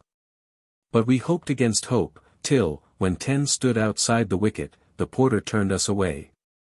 "Full up," was what he said, as he banged the door. Like a flash, for all his 87 years, the old sailor was speeding away on the desperate chance of finding shelter elsewhere. I stood and debated with 2 other men, wise in the knowledge of casual wards, as to where we should go. They decided on the Poplar workhouse, 3 miles away, and we started off. As we rounded the corner, one of them said, "I could have got in here today. I come by at 1 o'clock, and the line was beginning to form then, pets, that's what they are. They let 'em in, the same ones, night upon night." 8. The Carter and the Carpenter. The Carter, with his clean-cut face, chin beard, and shaved upper lip, I should have taken in the United States for anything from a master workman to a well-to-do farmer. The Carpenter, well, I should have taken him for a carpenter.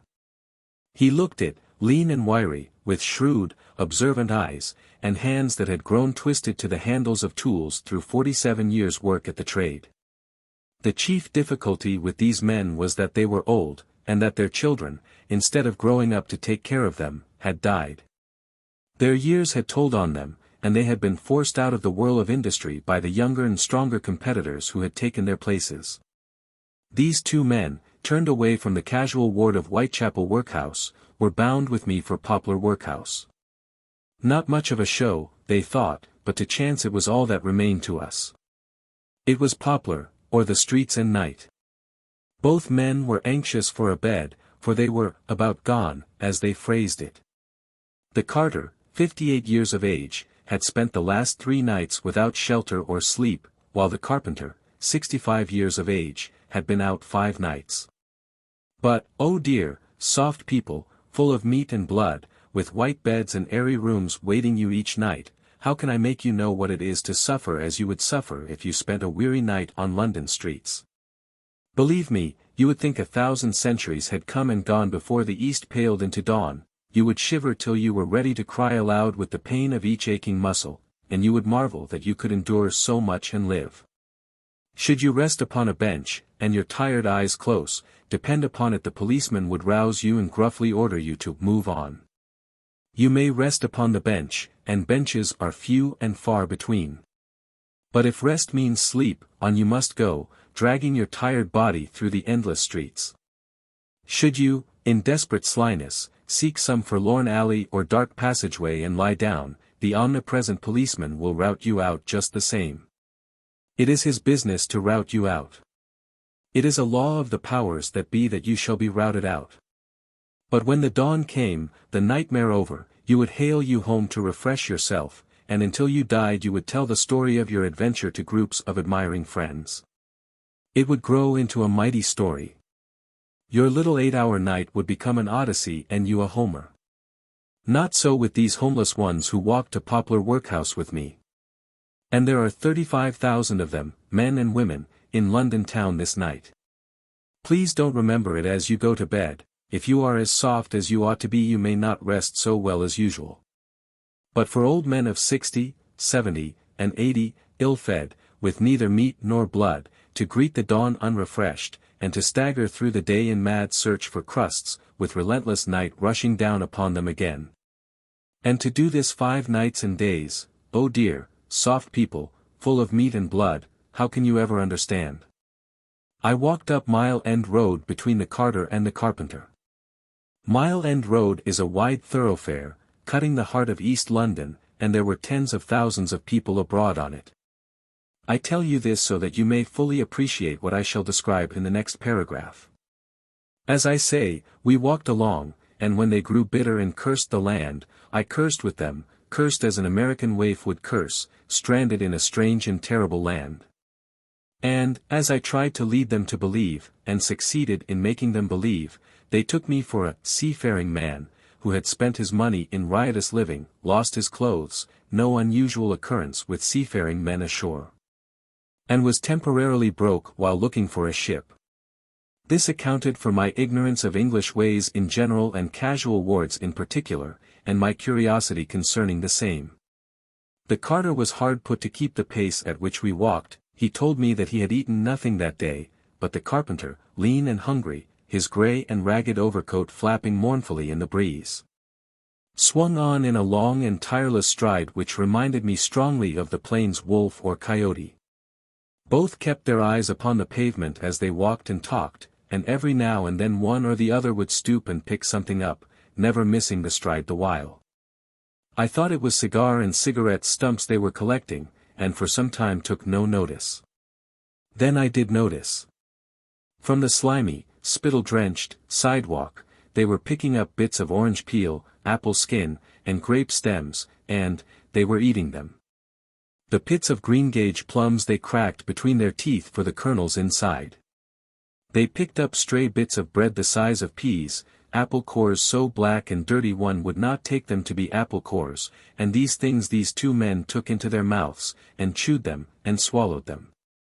And this, between 6 and 7 o'clock in the evening of August 20th, year of our Lord 1902, in the heart of the greatest, wealthiest, and most powerful empire the world has ever seen. These 2 men talked. They were not fools, they were merely old. And, naturally, their guts reek with pavement offal, they talked of bloody revolution. They talked as anarchists, fanatics, and madmen would talk. And who shall blame them? In spite of my 3 good meals that day, and the snug bed I could occupy if I wished, and my social philosophy, and my evolutionary belief in the slow development and metamorphosis of things, in spite of all this, I say, I felt impelled to talk rot with them or hold my tongue. Poor fools! Not of their sort are revolutions bred. And when they are dead and dust, which will be shortly, other fools will talk bloody revolution as they gather offal from the spittle-drenched sidewalk along Mile End Road to Poplar Workhouse. Being a foreigner, and a young man, the carter and the carpenter explained things to me and advised me. Their advice, by the way, was brief, and to the point. It was to get out of the country. As fast as God'll let me, I assured them. I'll hit only the high places, till you won't be able to see my trail for smoke. They felt the force of my figures, rather than understood them, and they nodded their heads approvingly. Actually make a man a criminal against his will, said the carpenter. Ere I am old, younger men talking my place, my clothes gettin' shabbier and shabbier, and makin' it harder every day to get a job. I go to the casual ward for a bed. Must be there by 2 or 3 in the afternoon or I won't get in. You saw what happened today. What chance does that give me to look for work? S'pose I do get into the casual ward.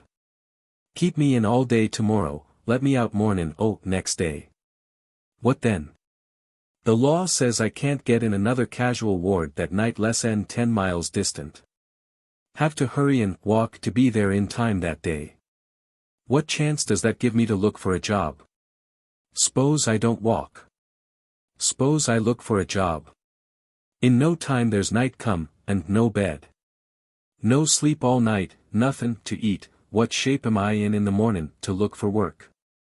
Got to make up my sleep in the park somehow. The vision of Christ's church, Spitalfield, was strong on me, and get something to eat. And there I am. Old, down, and no chance to get up. Used to be a toll-gate heir, said the carter.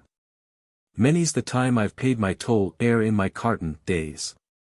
I've had 3 a-penny rolls in 2 days, the carpenter announced, after a long pause in the conversation. 2 of them I ate yesterday, and the 3rd today, he concluded, after another long pause. I ain't 'ad anything today, said the carter. And I'm faggied out. My legs is huttin' me something fearful. The roll you get in a spike is that 'ard you can't eat it nicely with less'n a pint of water, said the carpenter, for my benefit. And, on asking him what the spike was, he answered, the casual ward. It's a cant word, you know. But what surprised me was that he should have the word can't in his vocabulary, a vocabulary that I found was no mean one before we parted. I asked them what I might expect in the way of treatment, if we succeeded in getting into the Poplar workhouse, and between them I was supplied with much information. Having taken a cold bath on entering, I would be given for supper 6 ounces of bread and 3 parts of skilly. 3 parts means 3/4 of a pint, and skilly is a fluid concoction of 3 quarts of oatmeal stirred into 3 buckets and a half of hot water. Milk and sugar, I suppose, and a silver spoon. I queried. No fear. Salt's what you'll get, and I've seen some places where you'd not get any spoon. Old up and let run down, that's 'ow they do it. You do get good skilly at Acne, said the carter. Oh, wonderful skilly, that, praised the carpenter, and each looked eloquently at the other. Flour and water at St. George's in the East, said the carter. The carpenter nodded. He had tried them all. Then what? I demanded. And I was informed that I was sent directly to bed. Call you at 5:30 in the mornin', and you get up and take a sluice, if there's any soap. Then breakfast, same as supper, 3 parts skilly and a 6-ounce loaf. 'Tisn't always 6 ounces, corrected the carter. 'Tisn't, no, and often that's sour you can hardly eat it. When first I started I couldn't eat the skilly nor the bread, but now I can eat my own and another man's portion. I could eat 3 other men's portions, said the carter. I aven't 'ad a bit this blessed day. Then what? Then you've got to do your task, pick 4 pounds of oakum, or clean and scrub, or break 10 to 11 hundredweight stones. I don't ave to break stones, I'm past 60, you see. They'll make you do it, though. You're young and strong. What I don't like, grumbled the carter, is to be locked up in a cell to pick oakum. It's too much like prison. But suppose, after you've had your night's sleep, you refuse to pick oakum, or break stones, or do any work at all. I asked. No fear you'll refuse the second time, they'll run you in, answered the carpenter. Wouldn't advise you to try it on, my lad. Then comes dinner, he went on. 8 ounces of bread, 1½ ounces of cheese, and cold water. Then you finish your task and ave supper, same as before, 3 parts skilly and 6 ounces bread. Then to bed, 6 o'clock, and next mornin' you're turned loose, provided you finished your task. We had long since left Mile End Road, and after traversing a gloomy maze of narrow, winding streets, we came to Poplar Workhouse. On a low stone wall we spread our handkerchiefs, and each in his handkerchief put all his worldly possessions, with the exception of the bit o' bocce, down his sock. And then, as the last light was fading from the drab-colored sky, the wind blowing cheerless and cold, we stood, with our pitiful little bundles in our hands, a forlorn group at the workhouse door. 3 working girls came along, and one looked pityingly at me. As she passed I followed her with my eyes, and she still looked pityingly back at me. The old men she did not notice. Dear Christ, she pitied me, young and vigorous and strong, but she had no pity for the 2 old men who stood by my side.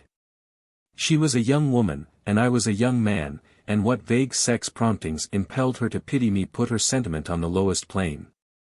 Pity for old men is an altruistic feeling, and besides, the workhouse door is the accustomed place for old men.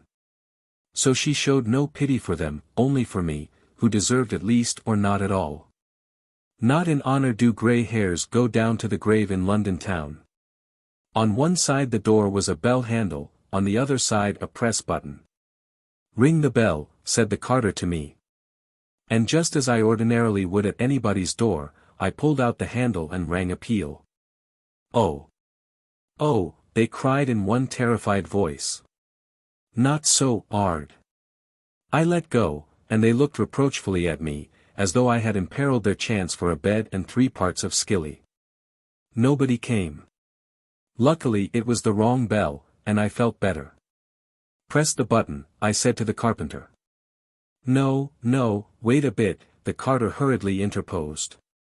From all of which I drew the conclusion that a poorhouse porter, who commonly draws a yearly salary of from £7 to £9, is a very finicky and important personage, and cannot be treated too fastidiously by paupers.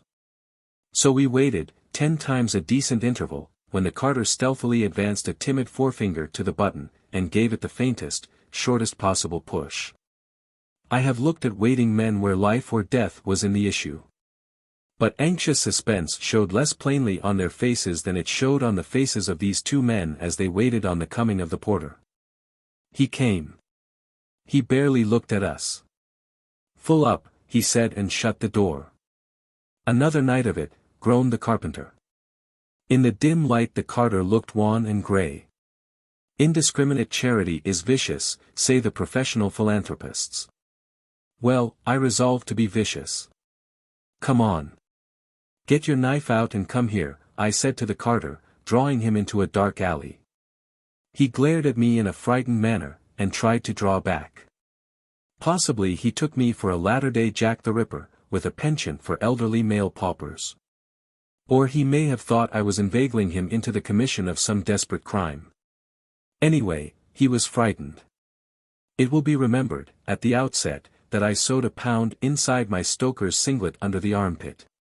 This was my emergency fund, and I was now called upon to use it for the first time. Not until I had gone through the acts of a contortionist, and shown the round coin sewed in, did I succeed in getting the carter's help. Even then his hand was trembling so that I was afraid he would cut me instead of the stitches, and I was forced to take the knife away and do it myself. Out rolled the gold piece, a fortune in their hungry eyes. And away we stampeded for the nearest coffee house. Of course I had to explain to them that I was merely an investigator, a social student, seeking to find out how the other half lived. And at once they shut up like clams. I was not of their kind. My speech had changed, the tones of my voice were different, in short, I was a superior, and they were superbly class-conscious. "What will you have?" I asked, as the waiter came for the order. "2 slices and a cup of tea," meekly said the carter. "2 slices and a cup of tea," meekly said the carpenter. Stop a moment, and consider the situation. Here were 2 men, invited by me into the coffee house. They had seen my gold piece, and they could understand that I was no pauper. One had eaten a ha'penny roll that day, the other had eaten nothing. And they called for 2 slices and a cup of tea. Each man had given a 2-penny order. 2 slices, by the way, means 2 slices of bread and butter. This was the same degraded humility that had characterized their attitude toward the poorhouse porter. But I wouldn't have it. Step by step I increased their order: eggs, rashers of bacon, more eggs, more bacon, more tea, more slices, and so forth, they denying wistfully all the while that they cared for anything more, and devouring it ravenously as fast as it arrived. "First cup o' tea I've had in a fortnight," said the carter. "Wonderful tea, that," said the carpenter. They each drank 2 pints of it, and I assure you that it was slops. It resembled tea less than lager beer resembles champagne. Nay, it was water bewitched, and did not resemble tea at all. It was curious, after the first shock, to notice the effect the food had on them. At first they were melancholy, and talked of the divers times they had contemplated suicide. The carter, not a week before, had stood on the bridge and looked at the water, and pondered the question. Water, the carpenter insisted with heat, was a bad route. He, for one, he knew, would struggle. A bullet was handier, but how under the sun was he to get hold of a revolver? That was the rub. They grew more cheerful as the hot tea soaked in, and talked more about themselves. The carter had buried his wife and children, with the exception of one son, who grew to manhood and helped him in his little business. Then the thing happened. The son, a man of 31, died of the smallpox. No sooner was this over than the father came down with fever and went to the hospital for 3 months. Then he was done for. He came out weak, debilitated, no strong young son to stand by him, his little business gone glimmering, and not a farthing. The thing had happened, and the game was up. No chance for an old man to start again. Friends all poor and unable to help. He had tried for work when they were putting up the stands for the first Coronation parade. And I got fair sick of the answer, no. No. No. It rang in my ears at night when I tried to sleep, always the same, no. No. No. Only the past week he had answered an advertisement in Hackney, and on giving his age was told, oh, too old by far. The carpenter had been born in the army, where his father had served 22 years. Likewise, his 2 brothers had gone into the army, one, troop sergeant major of the 7th Hussars, dying in India after the mutiny, the other, after 9 years under Roberts in the East, had been lost in Egypt. The carpenter had not gone into the army, so here he was, still on the planet. "But, give me your hand," he said, ripping open his ragged shirt. "I'm fit for the anatomist, that's all. I'm wastin' away, sir, actually wastin' away for want of food. Feel my ribs and you'll see." I put my hand under his shirt and felt. The skin was stretched like parchment over the bones, and the sensation produced was for all the world like running one's hand over a washboard. 7 years, oh, bliss I had, he said.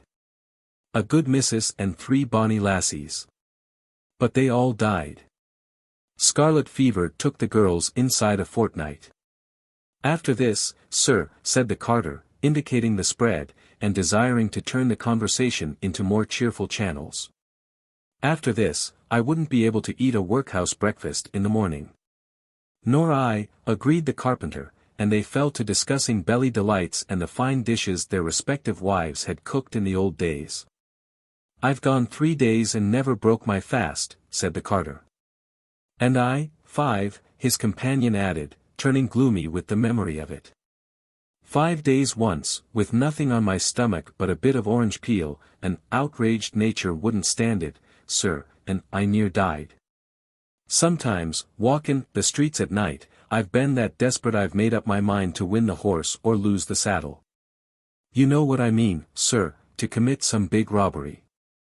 But when mornin' come, there was I, too weak from hunger and cold to harm a mouse." As their poor vitals warmed to the food, they began to expand and wax boastful, and to talk politics. I can only say that they talked politics as well as the average middle-class man, and a great deal better than some of the middle-class men I have heard. What surprised me was the hold they had on the world, its geography and peoples, and on recent and contemporaneous history. As I say, they were not fools, these 2 men. They were merely old, and their children had undutifully failed to grow up and give them a place by the fire. One last incident, as I bade them goodbye on the corner, happy with a couple of shillings in their pockets and the certain prospect of a bed for the night. Lighting a cigarette, I was about to throw away the burning match when the carter reached for it. I proffered him the box, but he said, "Never mind, won't waste it, sir." And while he lighted the cigarette I had given him, the carpenter hurried with the filling of his pipe in order to have a go at the same match. "It's wrong to waste," said he. "Yes," I said, but I was thinking of the washboard ribs over which I had run my hand. 9. The spike. First of all, I must beg forgiveness of my body for the vileness through which I have dragged it, and forgiveness of my stomach for the vileness which I have thrust into it. I have been to the spike, and slept in the spike, and eaten in the spike, also, I have run away from the spike.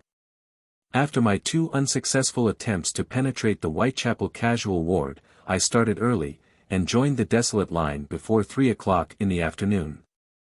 They did not let in till 6, but at that early hour I was number 20, while the news had gone forth that only 22 were to be admitted. By 4 o'clock there were 34 in line, the last 10 hanging on in the slender hope of getting in by some kind of a miracle. Many more came, looked at the line, and went away, wise to the bitter fact that the spike would be full up. Conversation was slack at first, standing there, till the man on one side of me and the man on the other side of me discovered that they had been in the smallpox hospital at the same time. Though a full house of 1,600 patients had prevented their becoming acquainted. But they made up for it, discussing and comparing the more loathsome features of their disease in the most cold-blooded, matter-of-fact way. I learned that the average mortality was 1 in 6, that one of them had been in 3 months and the other 3 months and a half, and that they had been rotten white. Whereat my flesh began to creep and crawl, and I asked them how long they had been out. One had been out 2 weeks, and the other 3 weeks. Their faces were badly pitted, though each assured the other that this was not so, and further, they showed me in their hands and under the nails the smallpox seeds still working out. Nay, one of them worked a seed out for my edification, and pop it went, right out of his flesh into the air. I tried to shrink up smaller inside my clothes, and I registered a fervent though silent hope that it had not popped on me. In both instances, I found that the smallpox was the cause of their being on the doss, which means on the tramp. Both had been working when smitten by the disease, and both had emerged from the hospital, broke, with the gloomy task before them of hunting for work. So far, they had not found any, and they had come to the spike for a rest up after 3 days and nights on the street. It seems that not only the man who becomes old is punished for his involuntary misfortune, but likewise the man who is struck by disease or accident. Later on, I talked with another man, Ginger, we called him, who stood at the head of the line, a sure indication that he had been waiting since 1 o'clock. A year before, one day, while in the employ of a fish dealer, he was carrying a heavy box of fish which was too much for him. Result, something broke, and there was the box on the ground, and he on the ground beside it. At the first hospital, whither he was immediately carried, they said it was a rupture, reduced the swelling, gave him some Vaseline to rub on it, kept him 4 hours, and told him to get along. But he was not on the streets more than 2 or 3 hours when he was down on his back again. This time he went to another hospital and was patched up. But the point is, the employer did nothing, positively nothing, for the man injured in his employment, and even refused him a light job now and again, when he came out. As far as Ginger is concerned, he is a broken man. His only chance to earn a living was by heavy work. He is now incapable of performing heavy work, and from now until he dies, the spike, the peg, and the streets are all he can look forward to in the way of food and shelter. The thing happened, that is all. He put his back under too great a load of fish, and his chance for happiness in life was crossed off the books. Several men in the line had been to the United States, and they were wishing that they had remained there, and were cursing themselves for their folly in ever having left. England had become a prison to them, a prison from which there was no hope of escape. It was impossible for them to get away. They could neither scrape together the passage money, nor get a chance to work their passage. The country was too overrun by poor devils on that lay. I was on the seafaring man who had lost his clothes and money tack, and they all condoled with me and gave me much sound advice. To sum it up, the advice was something like this: to keep out of all places like the Spike. There was nothing good in it for me. To head for the coast and bend every effort to get away on a ship. To go to work, if possible, and scrape together £1 or so, with which I might bribe some steward or underling to give me chance to work my passage. They envied me my youth and strength, which would sooner or later get me out of the country. These they no longer possessed. Age and English hardship had broken them, and for them the game was played and up. There was one, however, who was still young, and who, I am sure, will in the end make it out. He had gone to the United States as a young fellow, and in 14 years' residence the longest period he had been out of work was 12 hours. He had saved his money, grown too prosperous, and returned to the mother country. Now he was standing in line at the Spike. For the past 2 years, he told me, he had been working as a cook. His hours had been from 7 a.m. to 10:30 p.m., and on Saturday to 12:30 p.m. 95 hours per week, for which he had received 20 shillings, or $5. But the work and the long hours was killing me, he said, and I had to chuck the job. I had a little money saved, but I spent it living and looking for another place. This was his first night in the Spike, and he had come in only to get rested. As soon as he emerged, he intended to start for Bristol, a 110-mile walk, where he thought he would eventually get a ship for the States. But the men in the line were not all of this caliber. Some were poor, wretched beasts, inarticulate and callous, but for all of that, in many ways very human. I remember a carter, evidently returning home after the day's work, stopping his cart before us so that his young hopeful, who had run to meet him, could climb in. But the cart was big, the young hopeful little, and he failed in his several attempts to swarm up. Whereupon one of the most degraded-looking men stepped out of the line and hoisted him in. Now the virtue and the joy of this act lies in that it was service of love, not hire. The carter was poor, and the man knew it, and the man was standing in the Spike line, and the carter knew it. And the man had done the little act, and the carter had thanked him, even as you and I would have done and thanked. Another beautiful touch was that displayed by the hopper and his old woman. He had been in line about half an hour when the old woman, his mate, came up to him. She was fairly clad, for her class, with a weather-worn bonnet on her grey head and a sacking-covered bundle in her arms. As she talked to him, he reached forward, caught the one stray wisp of the white hair that was flying wild, deftly twirled it between his fingers, and tucked it back properly behind her ear. From all of which one may conclude many things. He certainly liked her well enough to wish her to be neat and tidy. He was proud of her, standing there in the Spike line, and it was his desire that she should look well in the eyes of the other unfortunates who stood in the Spike line.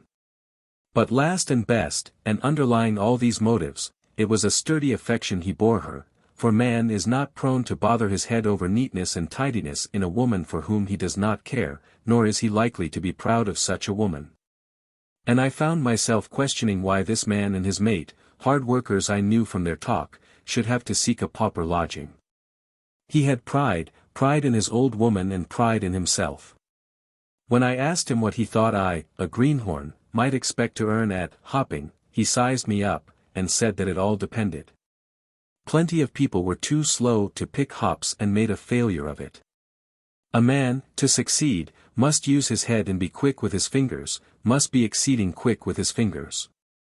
Now he and his old woman could do very well at it, working the one bin between them and not going to sleep over it. But then, they had been at it for years. "I 'ad a mate as went down last year," spoke up a man. "It was 'is fust time, but 'e come back why £2.10 in 'is pocket, and 'e was only gone a month." "There you are," said the hopper, a wealth of admiration in his voice. "'E was quick. 'E was just naturally born to it, 'e was. £2.10, $12.50, for a month's work when one is, just naturally born to it. And in addition, sleeping out without blankets and living the Lord knows how. There are moments when I am thankful that I was not, just naturally born, a genius for anything, not even hop picking. In the matter of getting an outfit for the hops, the hopper gave me some sterling advice, to which same give heed. You soft and tender people, in case you should ever be stranded in London town. If you ain't got tins and cookin' things, all as you can get'll be bread and cheese. No bloomin' good that. You must ave ott and vegetables, and a bit o' meat, now and again, if you're goin' to do work as is work. Can't do it on cold wittles. Tell you what you do, lad. Run around in the mornin' and look in the dust pans. You'll find plenty o' tins to cook in. Fine tins, wonderful good some o' them. Me and the old woman got ours that way. He pointed at the bundle she held, while she nodded proudly, beaming on me with good nature and consciousness of success and prosperity. This overcoat is as good as a blanket, he went on, advancing the skirt of it that I might feel its thickness. And, oh knows, I may find a blanket before long. Again the old woman nodded and beamed, this time with the dead certainty that he would find a blanket before long. I call it a holiday, oppen, he concluded rapturously. A tidy way o' gettin' 2 or 3 pounds together and fixin' up for winter. The only thing I don't like, and here was the rift within the lute, is padded in the boof down there. It was plain the years were telling on this energetic pair, and while they enjoyed the quick work with the fingers, padded in the boof, which is walking, was beginning to bear heavily upon them. And I looked at their grey hairs, and ahead into the future 10 years, and wondered how it would be with them. I noticed another man and his old woman join the line, both of them past 50. The woman, because she was a woman, was admitted into the spike, but he was too late, and, separated from his mate, was turned away to tramp the streets all night. The street on which we stood, from wall to wall, was barely 20 feet wide. The sidewalks were 3 feet wide. It was a residence street. At least workmen and their families existed in some sort of fashion in the houses across from us. And each day and every day, from 1 in the afternoon till 6, our ragged spike line is the principal feature of the view commanded by their front doors and windows. One workman sat in his door directly opposite us, taking his rest and a breath of air after the toil of the day. His wife came to chat with him. The doorway was too small for two, so she stood up. Their babe sprawled before them. And here was the spike line, less than a score of feet away, neither privacy for the workman, nor privacy for the pauper. About our feet played the children of the neighborhood. To them our presence was nothing unusual. We were not an intrusion. We were as natural and ordinary as the brick walls and stone curbs of their environment. They had been born to the sight of the spike line, and all their brief days they had seen it. At 6 o'clock the line moved up, and we were admitted in groups of 3. Name, age, occupation, place of birth, condition of destitution, and the previous night's doss, were taken with lightning-like rapidity by the superintendent. And as I turned I was startled by a man's thrusting into my hand something that felt like a brick, and shouting into my ear, "Any knives, matches, or tobacco?" "No, sir," I lied, as lied every man who entered.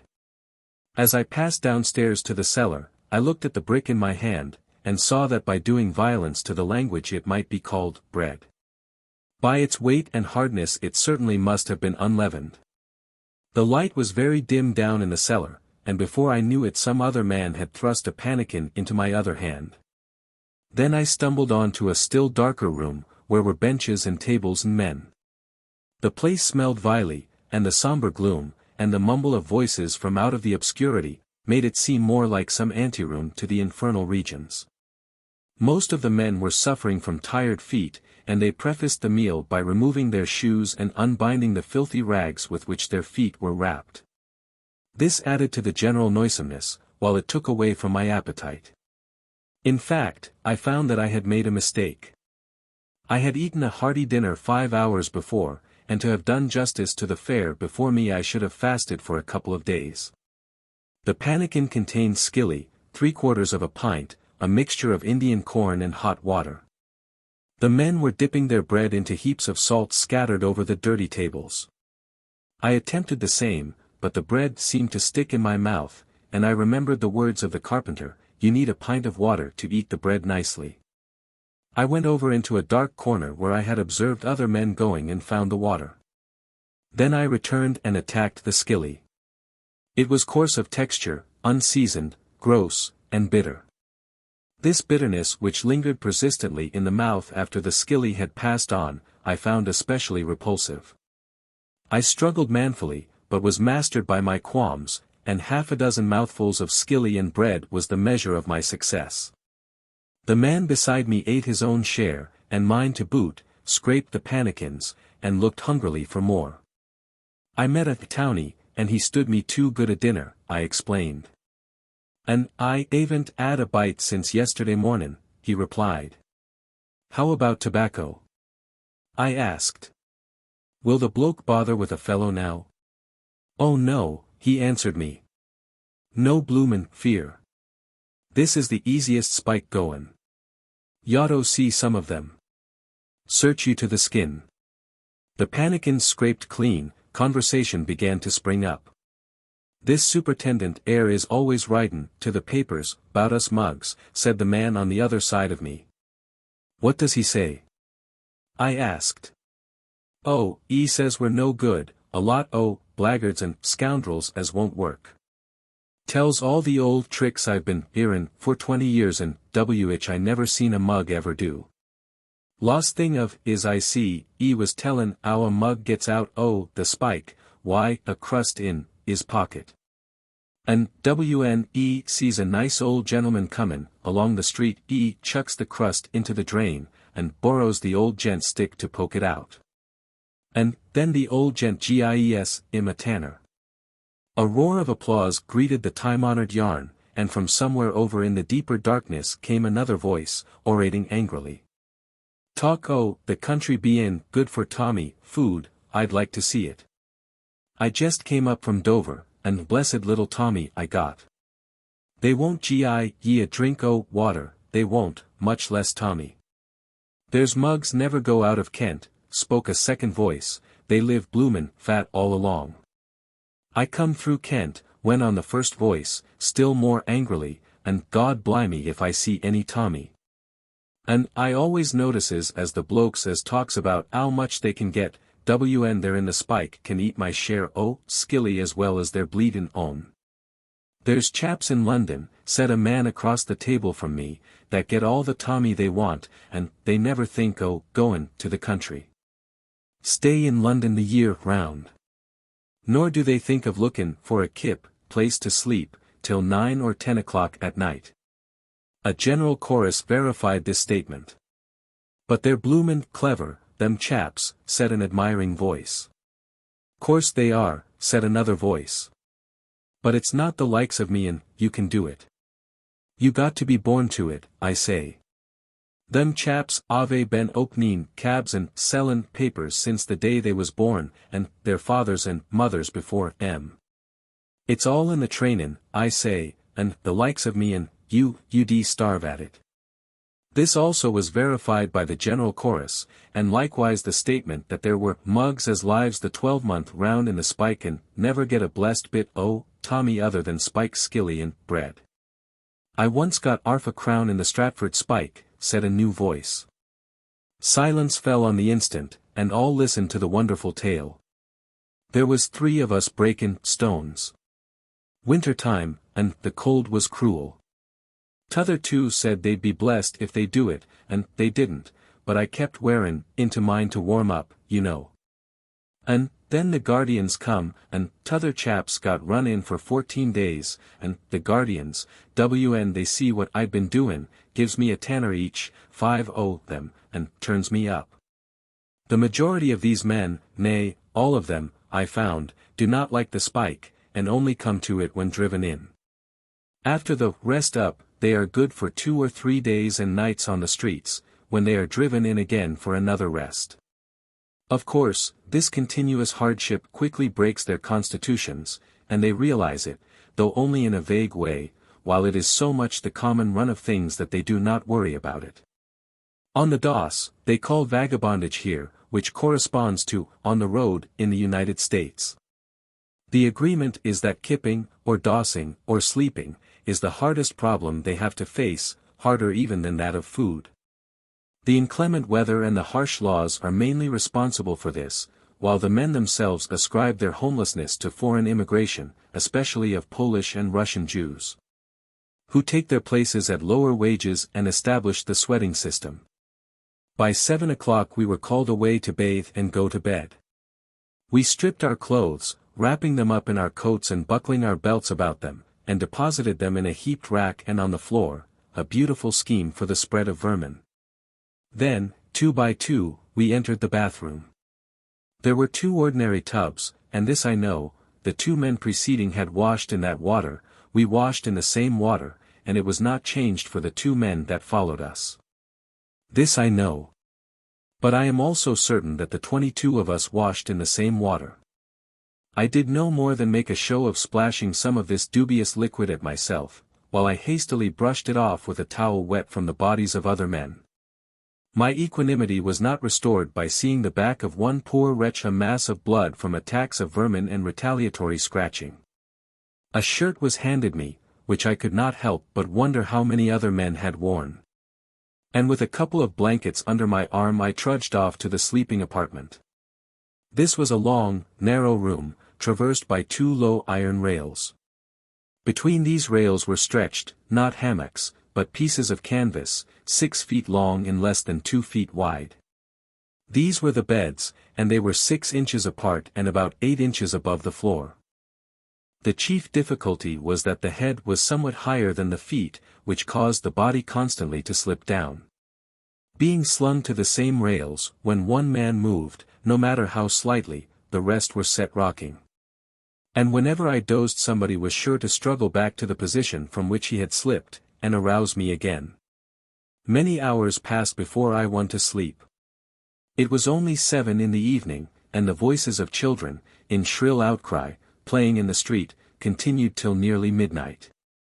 The smell was frightful and sickening, while my imagination broke loose, and my skin crept and crawled till I was nearly frantic.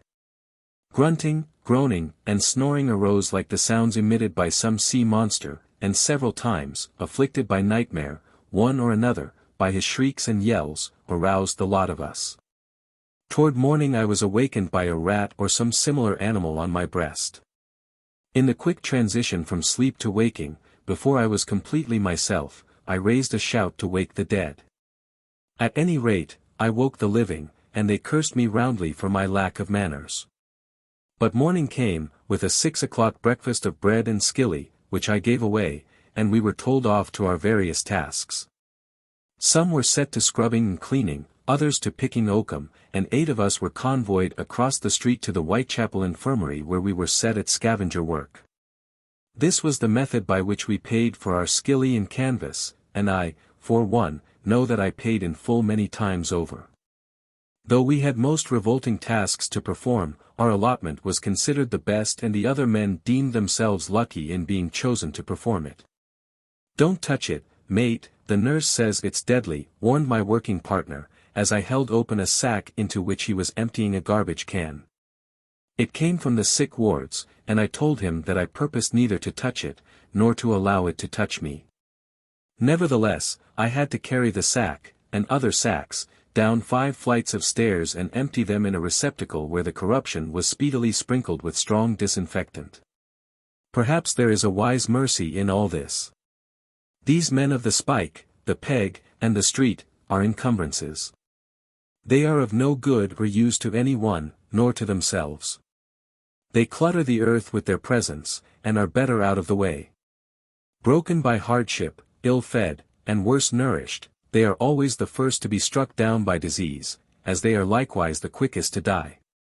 They feel, themselves, that the forces of society tend to hurl them out of existence.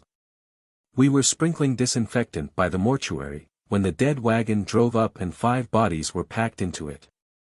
The conversation turned to the white potion and Black Jack, and I found they were all agreed that the poor person, man or woman, who in the infirmary gave too much trouble or was in a bad way, was polished off.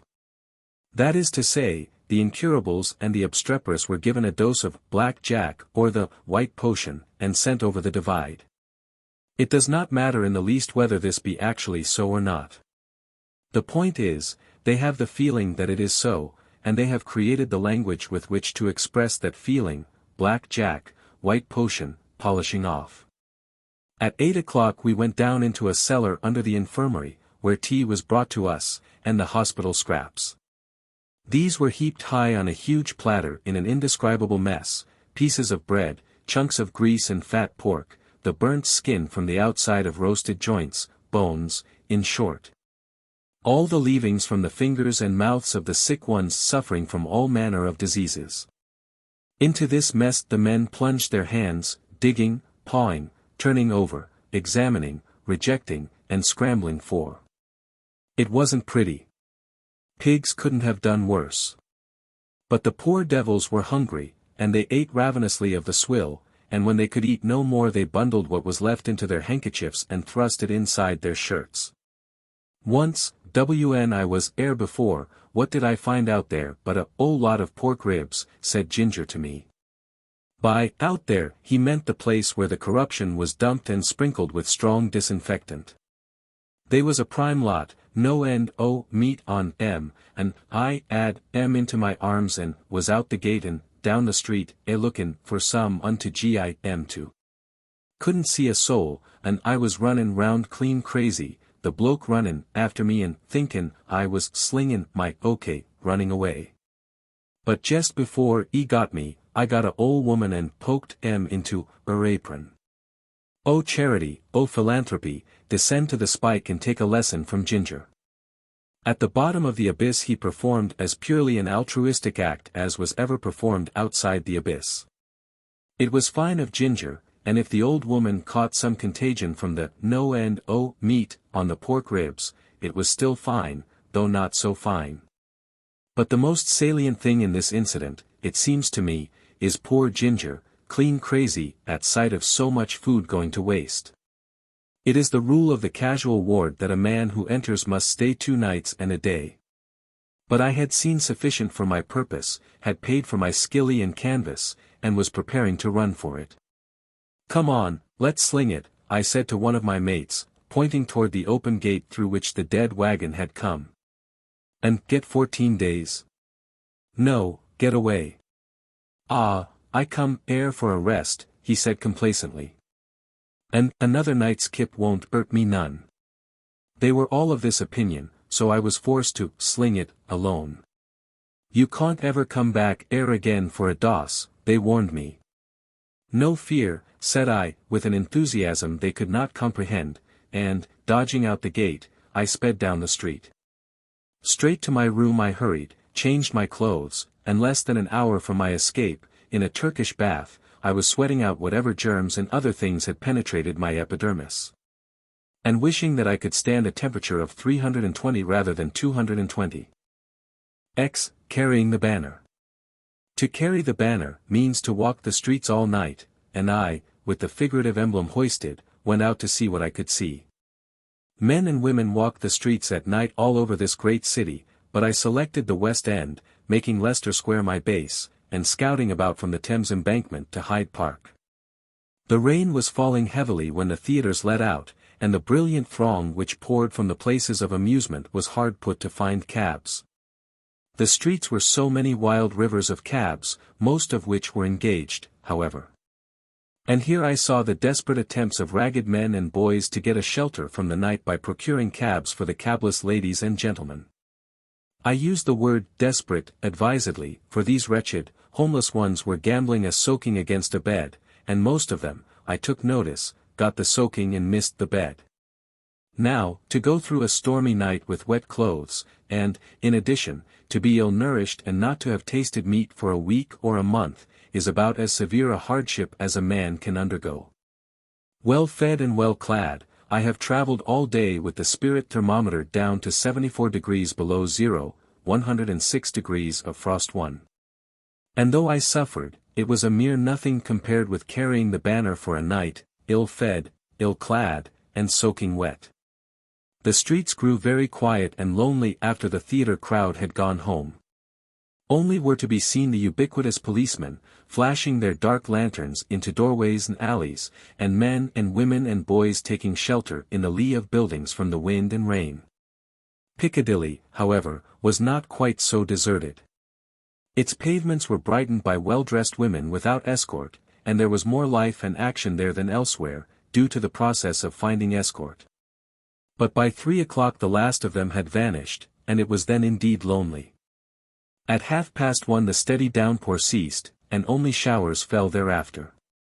The homeless folk came away from the protection of the buildings, and slouched up and down and everywhere, in order to rush up the circulation and keep warm. One old woman, between 50 and 60, a sheer wreck, I had noticed earlier in the night standing in Piccadilly, not far from Leicester Square. She seemed to have neither the sense nor the strength to get out of the rain or keep walking, but stood stupidly, whenever she got the chance, meditating on past days, I imagine, when life was young and blood was warm. But she did not get the chance often. She was moved on by every policeman, and it required an average of 6 moves to send her doddering off one man's beat and on to another's. By 3 o'clock, she had progressed as far as St. James Street, and as the clocks were striking 4 I saw her sleeping soundly against the iron railings of Green Park. A brisk shower was falling at the time, and she must have been drenched to the skin. Now, said I, at 1 o'clock, to myself. Consider that you are a poor young man, penniless, in London town, and that tomorrow you must look for work. It is necessary, therefore, that you get some sleep in order that you may have strength to look for work and to do work in case you find it. So I sat down on the stone steps of a building. 5 minutes later a policeman was looking at me. My eyes were wide open, so he only grunted and passed on. 10 minutes later my head was on my knees, I was dozing, and the same policeman was saying gruffly, you, get out of that. I got. And, like the old woman, I continued to get. For every time I dozed, a policeman was there to rout me along again. Not long after, when I had given this up, I was walking with a young Londoner, who had been out to the colonies and wished he were out to them again, when I noticed an open passage leading under a building and disappearing in darkness. A low iron gate barred the entrance. Come on, I said. Let's climb over and get a good sleep. What? He answered, recoiling from me. And get run in fair 3 months. Blimey if I do. Later on I was passing Hyde Park with a young boy of 14 or 15, a most wretched-looking youth, gaunt and hollow-eyed and sick. Let's go over the fence, I proposed, and crawl into the shrubbery for a sleep. The bobbies couldn't find us there. No fear, he answered.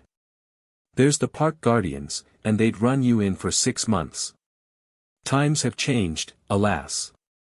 When I was a youngster I used to read of homeless boys sleeping in doorways. Already the thing has become a tradition. As a stock situation it will doubtless linger in literature for a century to come, but as a cold fact it has ceased to be. Here are the doorways, and here are the boys, but happy conjunctions are no longer affected.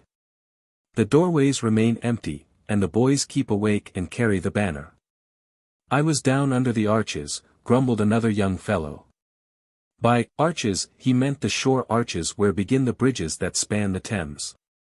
I was down under the arches when it was raining its ardayest, and a bobby comes in and kisses me out. But I come back, and E come too. Says E, what you doin' And out I goes, but I says, think I want ter pinch, steal, the bleedin' bridge. Among those who carry the banner, Green Park has the reputation of opening its gates earlier than the other parks, and at 4:15 in the morning, I, and many more, entered Green Park. It was raining again, but they were worn out with the night's walking, and they were down on the benches and asleep at once. Many of the men stretched out full length on the dripping wet grass, and, with the rain falling steadily upon them, were sleeping the sleep of exhaustion. And now I wish to criticize the powers that be. They are the powers, therefore they may decree whatever they please, so I make bold only to criticize the ridiculousness of their decrees. All night long they make the homeless ones walk up and down. They drive them out of doors and passages, and lock them out of the parks. The evident intention of all this is to deprive them of sleep. Well and good, the powers have the power to deprive them of sleep, or of anything else for that matter. But why under the sun do they open the gates of the parks at 5 o'clock in the morning and let the homeless ones go inside and sleep? If it is their intention to deprive them of sleep, why do they let them sleep after 5 in the morning? And if it is not their intention to deprive them of sleep, why don't they let them sleep earlier in the night? In this connection, I will say that I came by Green Park that same day, at 1 in the afternoon, and that I counted scores of the ragged wretches asleep in the grass. It was Sunday afternoon, the sun was fitfully appearing, and the well-dressed West Enders, with their wives and progeny, were out by thousands, taking the air. It was not a pleasant sight for them, those horrible, unkempt, sleeping vagabonds. While the vagabonds themselves, I know, would rather have done their sleeping the night before. And so, dear soft people, should you ever visit London town, and see these men asleep on the benches and in the grass, please do not think they are lazy creatures, preferring sleep to work. Know that the powers that be have kept them walking all the night long, and that in the day they have nowhere else to sleep. 11. The peg. But, after carrying the banner all night, I did not sleep in Green Park when morning dawned. I was wet to the skin, it is true, and I had had no sleep for 24 hours. But, still adventuring as a penniless man looking for work, I had to look about me, first for a breakfast, and next for the work. During the night I had heard of a place over on the Surrey side of the Thames, where the Salvation Army every Sunday morning gave away a breakfast to the unwashed. And, by the way, the men who carry the banner are unwashed in the morning, and unless it is raining they do not have much show for a wash either. This, thought I, is the very thing, breakfast in the morning, and then the whole day in which to look for work. It was a weary walk. Down St. James Street I dragged my tired legs, along Pall Mall, past Trafalgar Square, to the Strand. I crossed the Waterloo Bridge to the Surrey side, cut across to Blackfriars Road, coming out near the Surrey Theatre, and arrived at the Salvation Army barracks before 7 o'clock. This was the peg. And by the peg, in the argot, is meant the place where a free meal may be obtained. Here was a motley crowd of woebegone wretches who had spent the night in the rain. Such prodigious misery. And so much of it. Old men, young men, all manner of men, and boys to boot, and all manner of boys. Some were drowsing standing up. Half a score of them were stretched out on the stone steps in most painful postures, all of them sound asleep, the skin of their bodies showing red through the holes, and rents in their rags. And up and down the street and across the street for a block either way, each doorstep had from 2 to 3 occupants, all asleep, their heads bent forward on their knees. And, it must be remembered, these are not hard times in England. Things are going on very much as they ordinarily do, and times are neither hard nor easy. And then came the policeman. Get out of that, you bloomin' swine. Get out now. And like swine he drove them from the doorways and scattered them to the 4 winds of Surrey. But when he encountered the crowd asleep on the steps he was astounded. Shocking, he exclaimed. Shocking. And of a Sunday morning. A pretty sight. Get out of that, you bleeding nuisances. Of course it was a shocking sight, I was shocked myself. And I should not care to have my own daughter pollute her eyes with such a sight, or come within half a mile of it. But, and there we were, and there you are, and, but, is all that can be said. The policeman passed on, and back we clustered, like flies around a honey jar. For was there not that wonderful thing, a breakfast, awaiting us? We could not have clustered more persistently and desperately had they been giving away $1,000,000 banknotes. Some were already off to sleep, when back came the policeman and away we scattered only to return again as soon as the coast was clear. At 7:30 a little door opened, and a Salvation Army soldier stuck out his head. "Ain't no sense block kin, the WI up that WI," he said. "Those as tickets cawn come hin now, and those as asn't can't come hin till 9. Oh, that breakfast. 9 o'clock. An hour and a half longer." The men who held tickets were greatly envied. They were permitted to go inside, have a wash, and sit down and rest until breakfast, while we waited for the same breakfast on the street. The tickets had been distributed the previous night on the streets and along the embankment, and the possession of them was not a matter of merit, but of chance. At 8:30, more men with tickets were admitted, and by 9 the little gate was opened to us. We crushed through somehow, and found ourselves packed in a courtyard like sardines. On more occasions than one, as a Yankee tramp in Yankeeland, I have had to work for my breakfast, but for no breakfast did I ever work so hard as for this one. For over 2 hours I had waited outside, and for over another hour I waited in this packed courtyard. I had had nothing to eat all night, and I was weak and faint, while the smell of the soiled clothes and unwashed bodies, steaming from pent animal heat, and blocked solidly about me, nearly turned my stomach. So tightly were we packed, that a number of the men took advantage of the opportunity and went soundly asleep standing up. Now, about the Salvation Army in general I know nothing, and whatever criticism I shall make here is of that particular portion of the Salvation Army which does business on Blackfriars Road near the Surrey Theatre. In the first place, this forcing of men who have been up all night to stand on their feet for hours longer, is as cruel as it is needless. We were weak, famished, and exhausted from our night's hardship and lack of sleep, and yet there we stood, and stood, and stood, without rhyme or reason. Sailors were very plentiful in this crowd.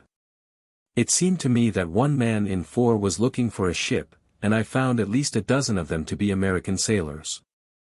In accounting for their being on the beach, I received the same story from each and all, and from my knowledge of sea affairs this story rang true.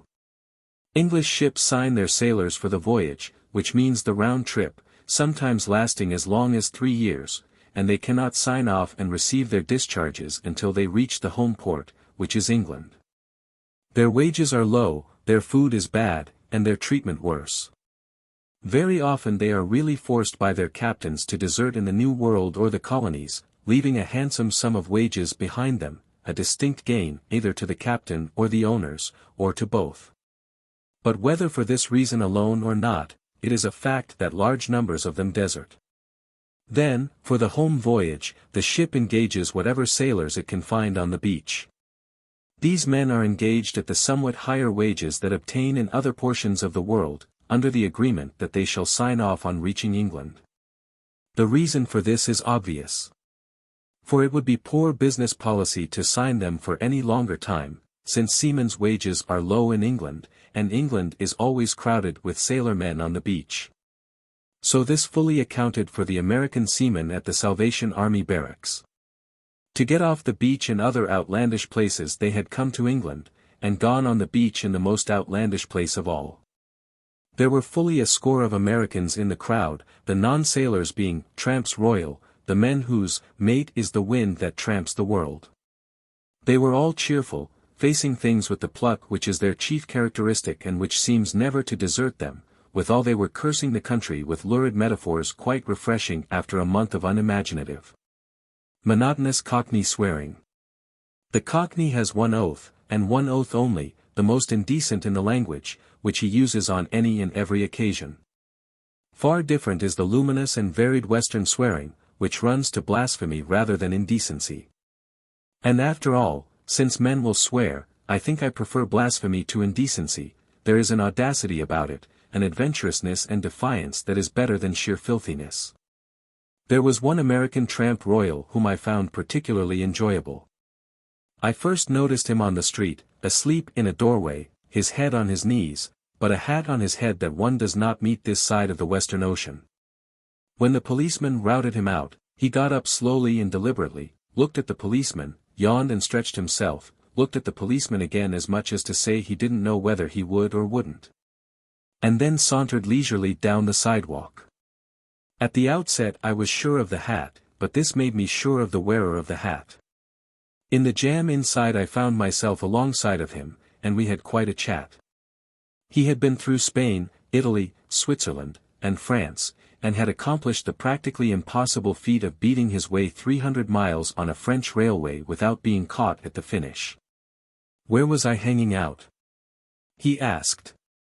And how did I manage for kipping, which means sleeping? Did I know the rounds yet? He was getting on, though the country was horse-still, and the cities were bum. Fierce, wasn't it? Couldn't batter, beg anywhere without being pinched. But he wasn't going to quit it. Buffalo Bill's show was coming over soon, and a man who could drive 8 horses was sure of a job any time. These mugs over here didn't know beans about driving anything more than a span. What was the matter with me hanging on and waiting for Buffalo Bill? He was sure I could ring in somehow. And so, after all, blood is thicker than water. We were fellow countrymen and strangers in a strange land. I had warmed to his battered old hat at sight of it, and he was as solicitous for my welfare as if we were blood brothers. We swapped all manner of useful information concerning the country and the ways of its people, methods by which to obtain food and shelter and what not, and we parted genuinely sorry at having to say goodbye. One thing particularly conspicuous in this crowd was the shortness of stature. I, who am but of medium height, looked over the heads of 9 out of 10. The natives were all short, as were the foreign sailors. There were only 5 or 6 in the crowd who could be called fairly tall, and they were Scandinavians and Americans. The tallest man there, however, was an exception. He was an Englishman, though not a Londoner. "Candidate for the Life Guards," I remarked to him. "You've hit it, mate," was his reply. "I've served my bit in that same, and the way things are I'll be back at it before long." For an hour we stood quietly in this packed courtyard. Then the men began to grow restless. There was pushing and shoving forward, and a mild hubbub of voices. Nothing rough, however, nor violent, merely the restlessness of weary and hungry men. At this juncture forth came the adjutant. I did not like him. His eyes were not good. There was nothing of the lowly Galilean about him, but a great deal of the centurion who said, "For I am a man in authority, having soldiers under me, and I say to this man, Go, and he goeth. And to another, Come, and he cometh, and to my servant, Do this, and he doeth it." Well, he looked at us in just that way, and those nearest to him quailed. Then he lifted his voice. "Stop this air, now, or I'll turn you the other way and march you out, and you'll get no breakfast." I cannot convey by printed speech the insufferable way in which he said this. He seemed to me to revel in that he was a man in authority, able to say to 1,000 ragged wretches, "You may eat or go hungry, as I elect." To deny us our breakfast after standing for hours. It was an awful threat, and the pitiful, abject silence which instantly fell attested its awfulness. And it was a cowardly threat. We could not strike back, for we were starving. And it is the way of the world that when one man feeds another he is that man's master. But the centurion, I mean the adjutant, was not satisfied. In the dead silence he raised his voice again, and repeated the threat, and amplified it. At last we were permitted to enter the feasting hall, where we found the ticket men washed but unfed. All told, there must have been nearly 700 of us who sat down, not to meat or bread, but to speech, song, and prayer. From all of which I am convinced that Tantalus suffers in many guises this side of the infernal regions. The adjutant made the prayer, but I did not take note of it, being too engrossed with the massed picture of misery before me. But the speech ran something like this: "You will feast in paradise. No matter how you starve and suffer here, you will feast in paradise, that is, if you will follow the directions." And so forth and so forth. A clever bit of propaganda, I took it, but rendered of no avail for 2 reasons. First, the men who received it were unimaginative and materialistic, unaware of the existence of any unseen, and too inured to hell on earth to be frightened by hell to come. And second, weary and exhausted from the night's sleeplessness and hardship, suffering from the long wait upon their feet, and faint from hunger, they were yearning, not for salvation, but for grub. The soul snatchers, as these men call all religious propagandists, should study the physiological basis of psychology a little, if they wish to make their efforts more effective. All in good time, about 11 o'clock, breakfast arrived. It arrived, not on plates, but in paper parcels. I did not have all I wanted, and I am sure that no man there had all he wanted, or half of what he wanted or needed.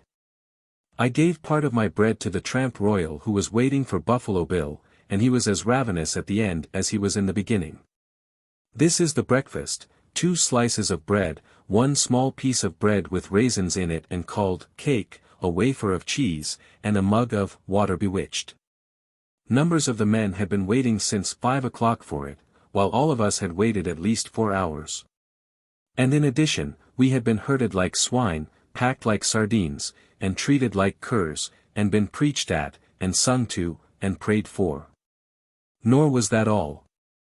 No sooner was breakfast over, and it was over almost as quickly as it takes to tell, than the tired heads began to nod and droop, and in 5 minutes half of us were sound asleep. There were no signs of our being dismissed, while there were unmistakable signs of preparation for a meeting. I looked at a small clock hanging on the wall. It indicated 25 minutes to 12. Hi-ho, thought I, time is flying, and I have yet to look for work. I want to go, I said to a couple of waking men near me. Got Turst I fare the service, was the answer. Do you want to stay? I asked. They shook their heads. Then let us go and tell them we want to get out, I continued. Come on. But the poor creatures were aghast. So I left them to their fate, and went up to the nearest Salvation Army man. I want to go, I said. I came here for breakfast in order that I might be in shape to look for work. I didn't think it would take so long to get breakfast. I think I have a chance for work in Stepney, and the sooner I start, the better chance I'll have of getting it. He was really a good fellow, though he was startled by my request. "W.I.," he said, "we're goin' to old services, and you'd better stay." But that will spoil my chances for work, I urged. And work is the most important thing for me just now. As he was only a private, he referred me to the adjutant, and to the adjutant I repeated my reasons for wishing to go, and politely requested that he let me go. But it can't be done, he said, waxing virtuously indignant at such ingratitude. The idea, he snorted. The idea. Do you mean to say that I can't get out of here? I demanded. That you will keep me here against my will? Yes, he snorted. I do not know what might have happened, for I was waxing indignant myself. But the congregation had piped the situation, and he drew me over to a corner of the room, and then into another room. Here he again demanded my reasons for wishing to go. I want to go, I said, because I wish to look for work over in Stepney, and every hour lessens my chance of finding work. It is now 25 minutes to 12. I did not think when I came in that it would take so long to get a breakfast. You have a business, eh? He sneered. A man of business you are, eh? Then what did you come here for? I was out all night, and I needed a breakfast in order to strengthen me to find work. That is why I came here. A nice thing to do, he went on in the same sneering manner. A man with business shouldn't come here. You've taken some poor man's breakfast this morning, that's what you've done. Which was a lie, for every mother's son of us had come in. Now I submit, was this Christian-like, or even honest? After I had plainly stated that I was homeless and hungry, and that I wished to look for work, for him to call my looking for work business, to call me therefore a businessman, and to draw the corollary that a man of business, and well off, did not require a charity breakfast, and that by taking a charity breakfast I had robbed some hungry waif who was not a man of business. I kept my temper, but I went over the facts again, and clearly and concisely demonstrated to him how unjust he was and how he had perverted the facts. As I manifested no signs of backing down, and I am sure my eyes were beginning to snap, he led me to the rear of the building where, in an open court, stood a tent. In the same sneering tone he informed a couple of privates standing there that "Here is a fellow that has business and wants to go before services." They were duly shocked, of course, and they looked unutterable horror while he went into the tent and brought out the major. Still in the same sneering manner, laying particular stress on the business, he brought my case before the commanding officer. The major was of a different stamp of man. I liked him as soon as I saw him, and to him I stated my case in the same fashion as before. "Didn't you know you had to stay for services?" he asked. "Certainly not," I answered, "or I should have gone without my breakfast." "You have no placards posted to that effect, nor was I so informed when I entered the place." He meditated a moment. "You can go," he said. It was 12 o'clock when I gained the street, and I couldn't quite make up my mind whether I had been in the army or in prison. The day was half gone, and it was a far fetch to Stepney. And besides, it was Sunday, and why should even a starving man look for work on Sunday? Furthermore, it was my judgment that I had done a hard night's work walking the streets, and a hard day's work getting my breakfast. So I disconnected myself from my working hypothesis of a starving young man in search of employment, hailed a bus, and climbed aboard. After a shave and a bath, with my clothes all off, I got in between clean white sheets and went to sleep. It was 6 in the evening when I closed my eyes. When they opened again, the clocks were striking 9 next morning. I had slept 15 straight hours. And as I lay there drowsily, my mind went back to the 700 unfortunates I had left waiting for services. No bath, no shave for them, no clean white sheets and all clothes off, and 15 hours straight sleep. Services over, it was the weary streets again, the problem of a crust of bread ere night, and the long sleepless night in the streets, and the pondering of the problem of how to obtain a crust at dawn. 12. Coronation Day. O thou that sea-walls sever from lands unwalled by seas, wilt thou endure forever? O Milton's England, these. Thou that wast his republic, wilt thou clasp their knees?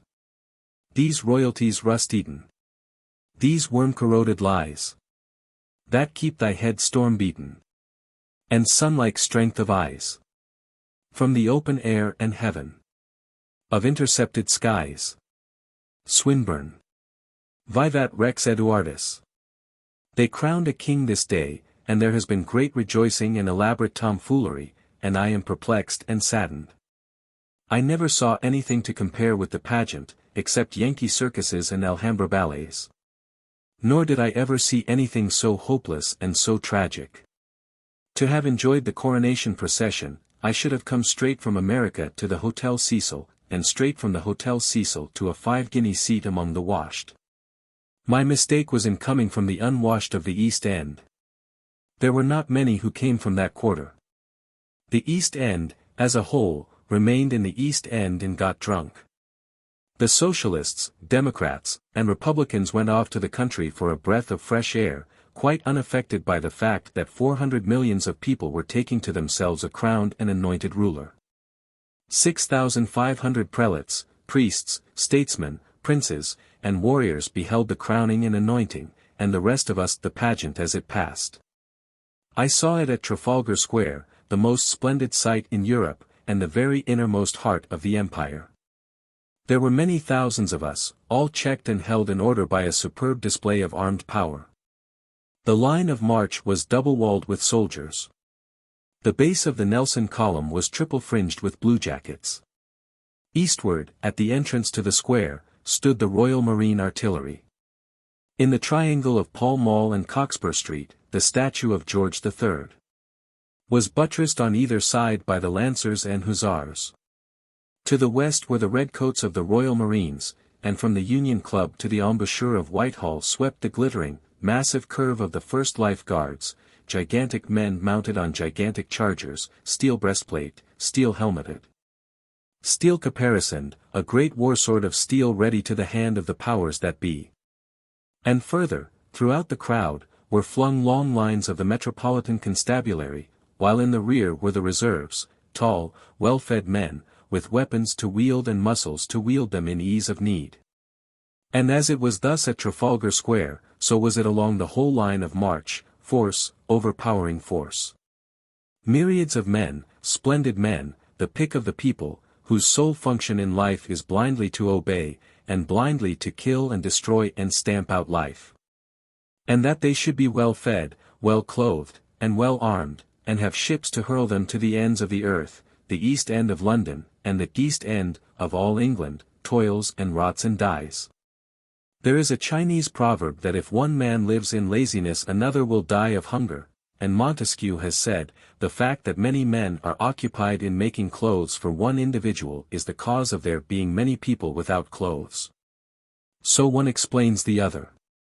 We cannot understand the starved and runty two-twaller of the East End, living with his family in a one-room den, and letting out the floor space for lodgings to other starved and runty toilers, till we look at the strapping life guardsmen of the West End, and come to know that the one must feed and clothe and groom the other. And while in Westminster Abbey the people were taking unto themselves a king, jammed between the life guards and constabulary of Trafalgar Square, was dwelling upon the time when the people of Israel first took unto themselves a king. You all know how it runs. The elders came to the prophet Samuel, and said, Make us a king to judge us like all the nations. And the Lord said unto Samuel, Now therefore hearken unto their voice. Howbeit thou shalt show them the manner of the king that shall reign over them. And Samuel told all the words of the Lord unto the people that asked of him a king, and he said, This will be the manner of the king that shall reign over you. He will take your sons, and appoint them unto him, for his chariots, and to be his horsemen, and they shall run before his chariots. And he will appoint them unto him for captains of thousands, and captains of fifties. And he will set some to plough his ground, and to reap his harvest, and to make his instruments of war, and the instruments of his chariots. And he will take your daughters to be confectionaries, and to be cooks, and to be bakers.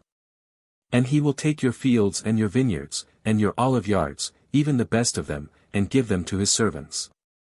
And he will take 1/10 of your seed, and of your vineyards, and give to his officers, and to his servants.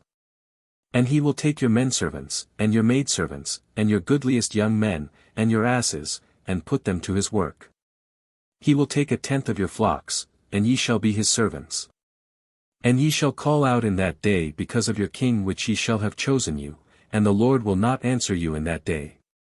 All of which came to pass in that ancient day, and they did cry out to Samuel, saying, Pray for thy servants unto the Lord thy God, that we die not, for we have added unto all our sins this evil, to ask us a king. And after Saul, David, and Solomon, came Rehoboam, who answered the people roughly, saying, My father made your yoke heavy, but I will add to your yoke, my father chastised you with whips, but I will chastise you with scorpions.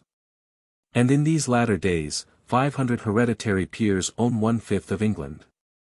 And they, and the officers and servants under the king, and those who go to compose the powers that be, yearly spend in wasteful luxury $1,850,000,000, or £370 million, which is 32%. Of the total wealth produced by all the toilers of the country. At the Abbey, clad in wonderful golden raiment, amid fanfare of trumpets and throbbing of music, surrounded by a brilliant throng of masters, lords, and rulers, the king was being invested with the insignia of his sovereignty. The spurs were placed to his heels by the Lord Great Chamberlain, and a sword of state, in purple scabbard, was presented him by the Archbishop of Canterbury, with these words. Receive this kingly sword brought now from the altar of God. And delivered to you by the hands of the bishops and servants of God, though unworthy.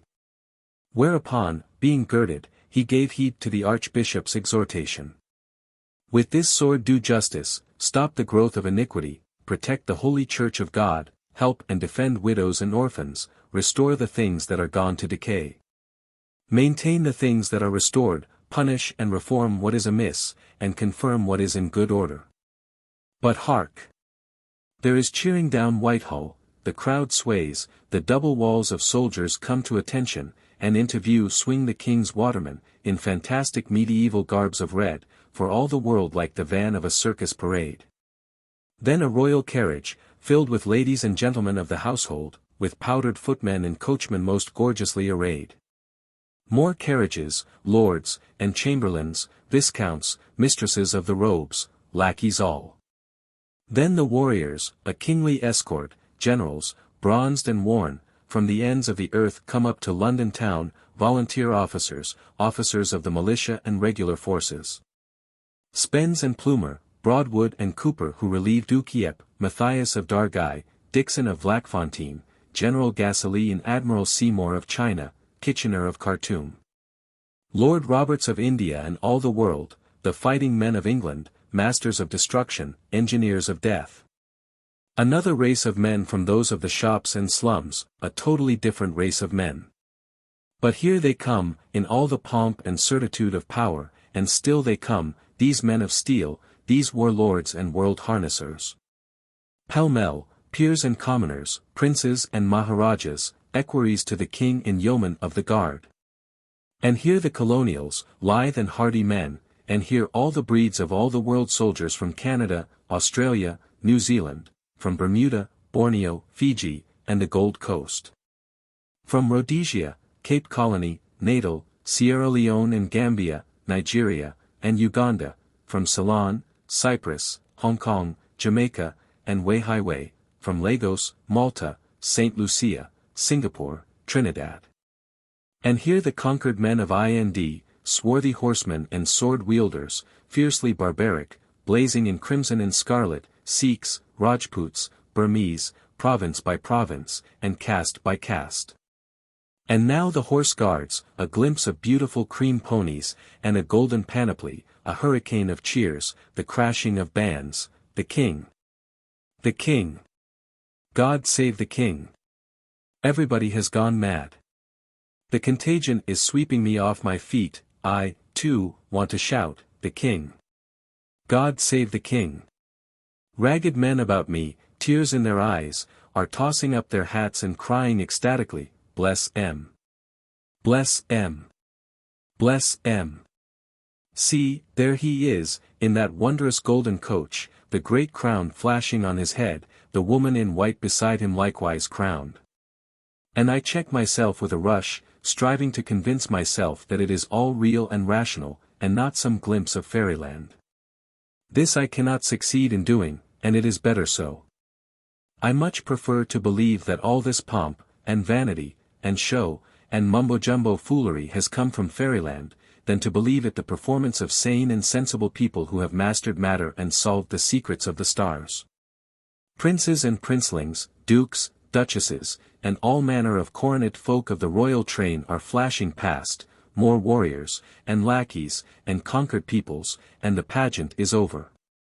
I drift with the crowd out of the square into a tangle of narrow streets, where the public houses are a-roar with drunkenness, men, women, and children mixed together in colossal debauch.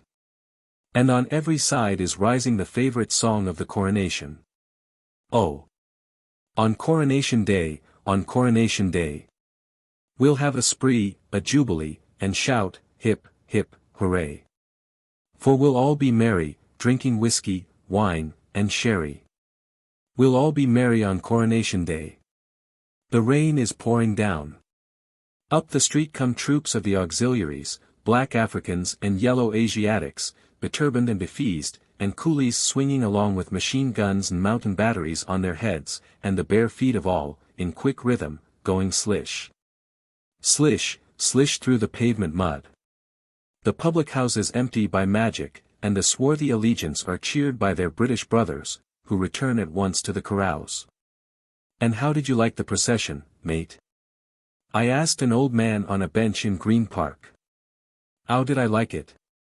A bloomin' good chance, says I to myself, for a sleep, why, all the coppers so I turned into the corner there, along VIII others. But I couldn't sleep, lyin' there and thinkin' how I'd worked all the years o' my life and now I'd no place to rest my ead. And the music comin' to me, and the cheers and cannon, till I got almost a hanarchist and wanted to blow out the brains o' the Lord Chamberlain. Why the Lord Chamberlain I could not precisely see, nor could he, but that was the way he felt, he said conclusively, and there was no more discussion. As night drew on, the city became a blaze of light. Splashes of color, green, amber, and ruby, caught the eye at every point, and E.R., in great crystal letters and backed by flaming gas, was everywhere.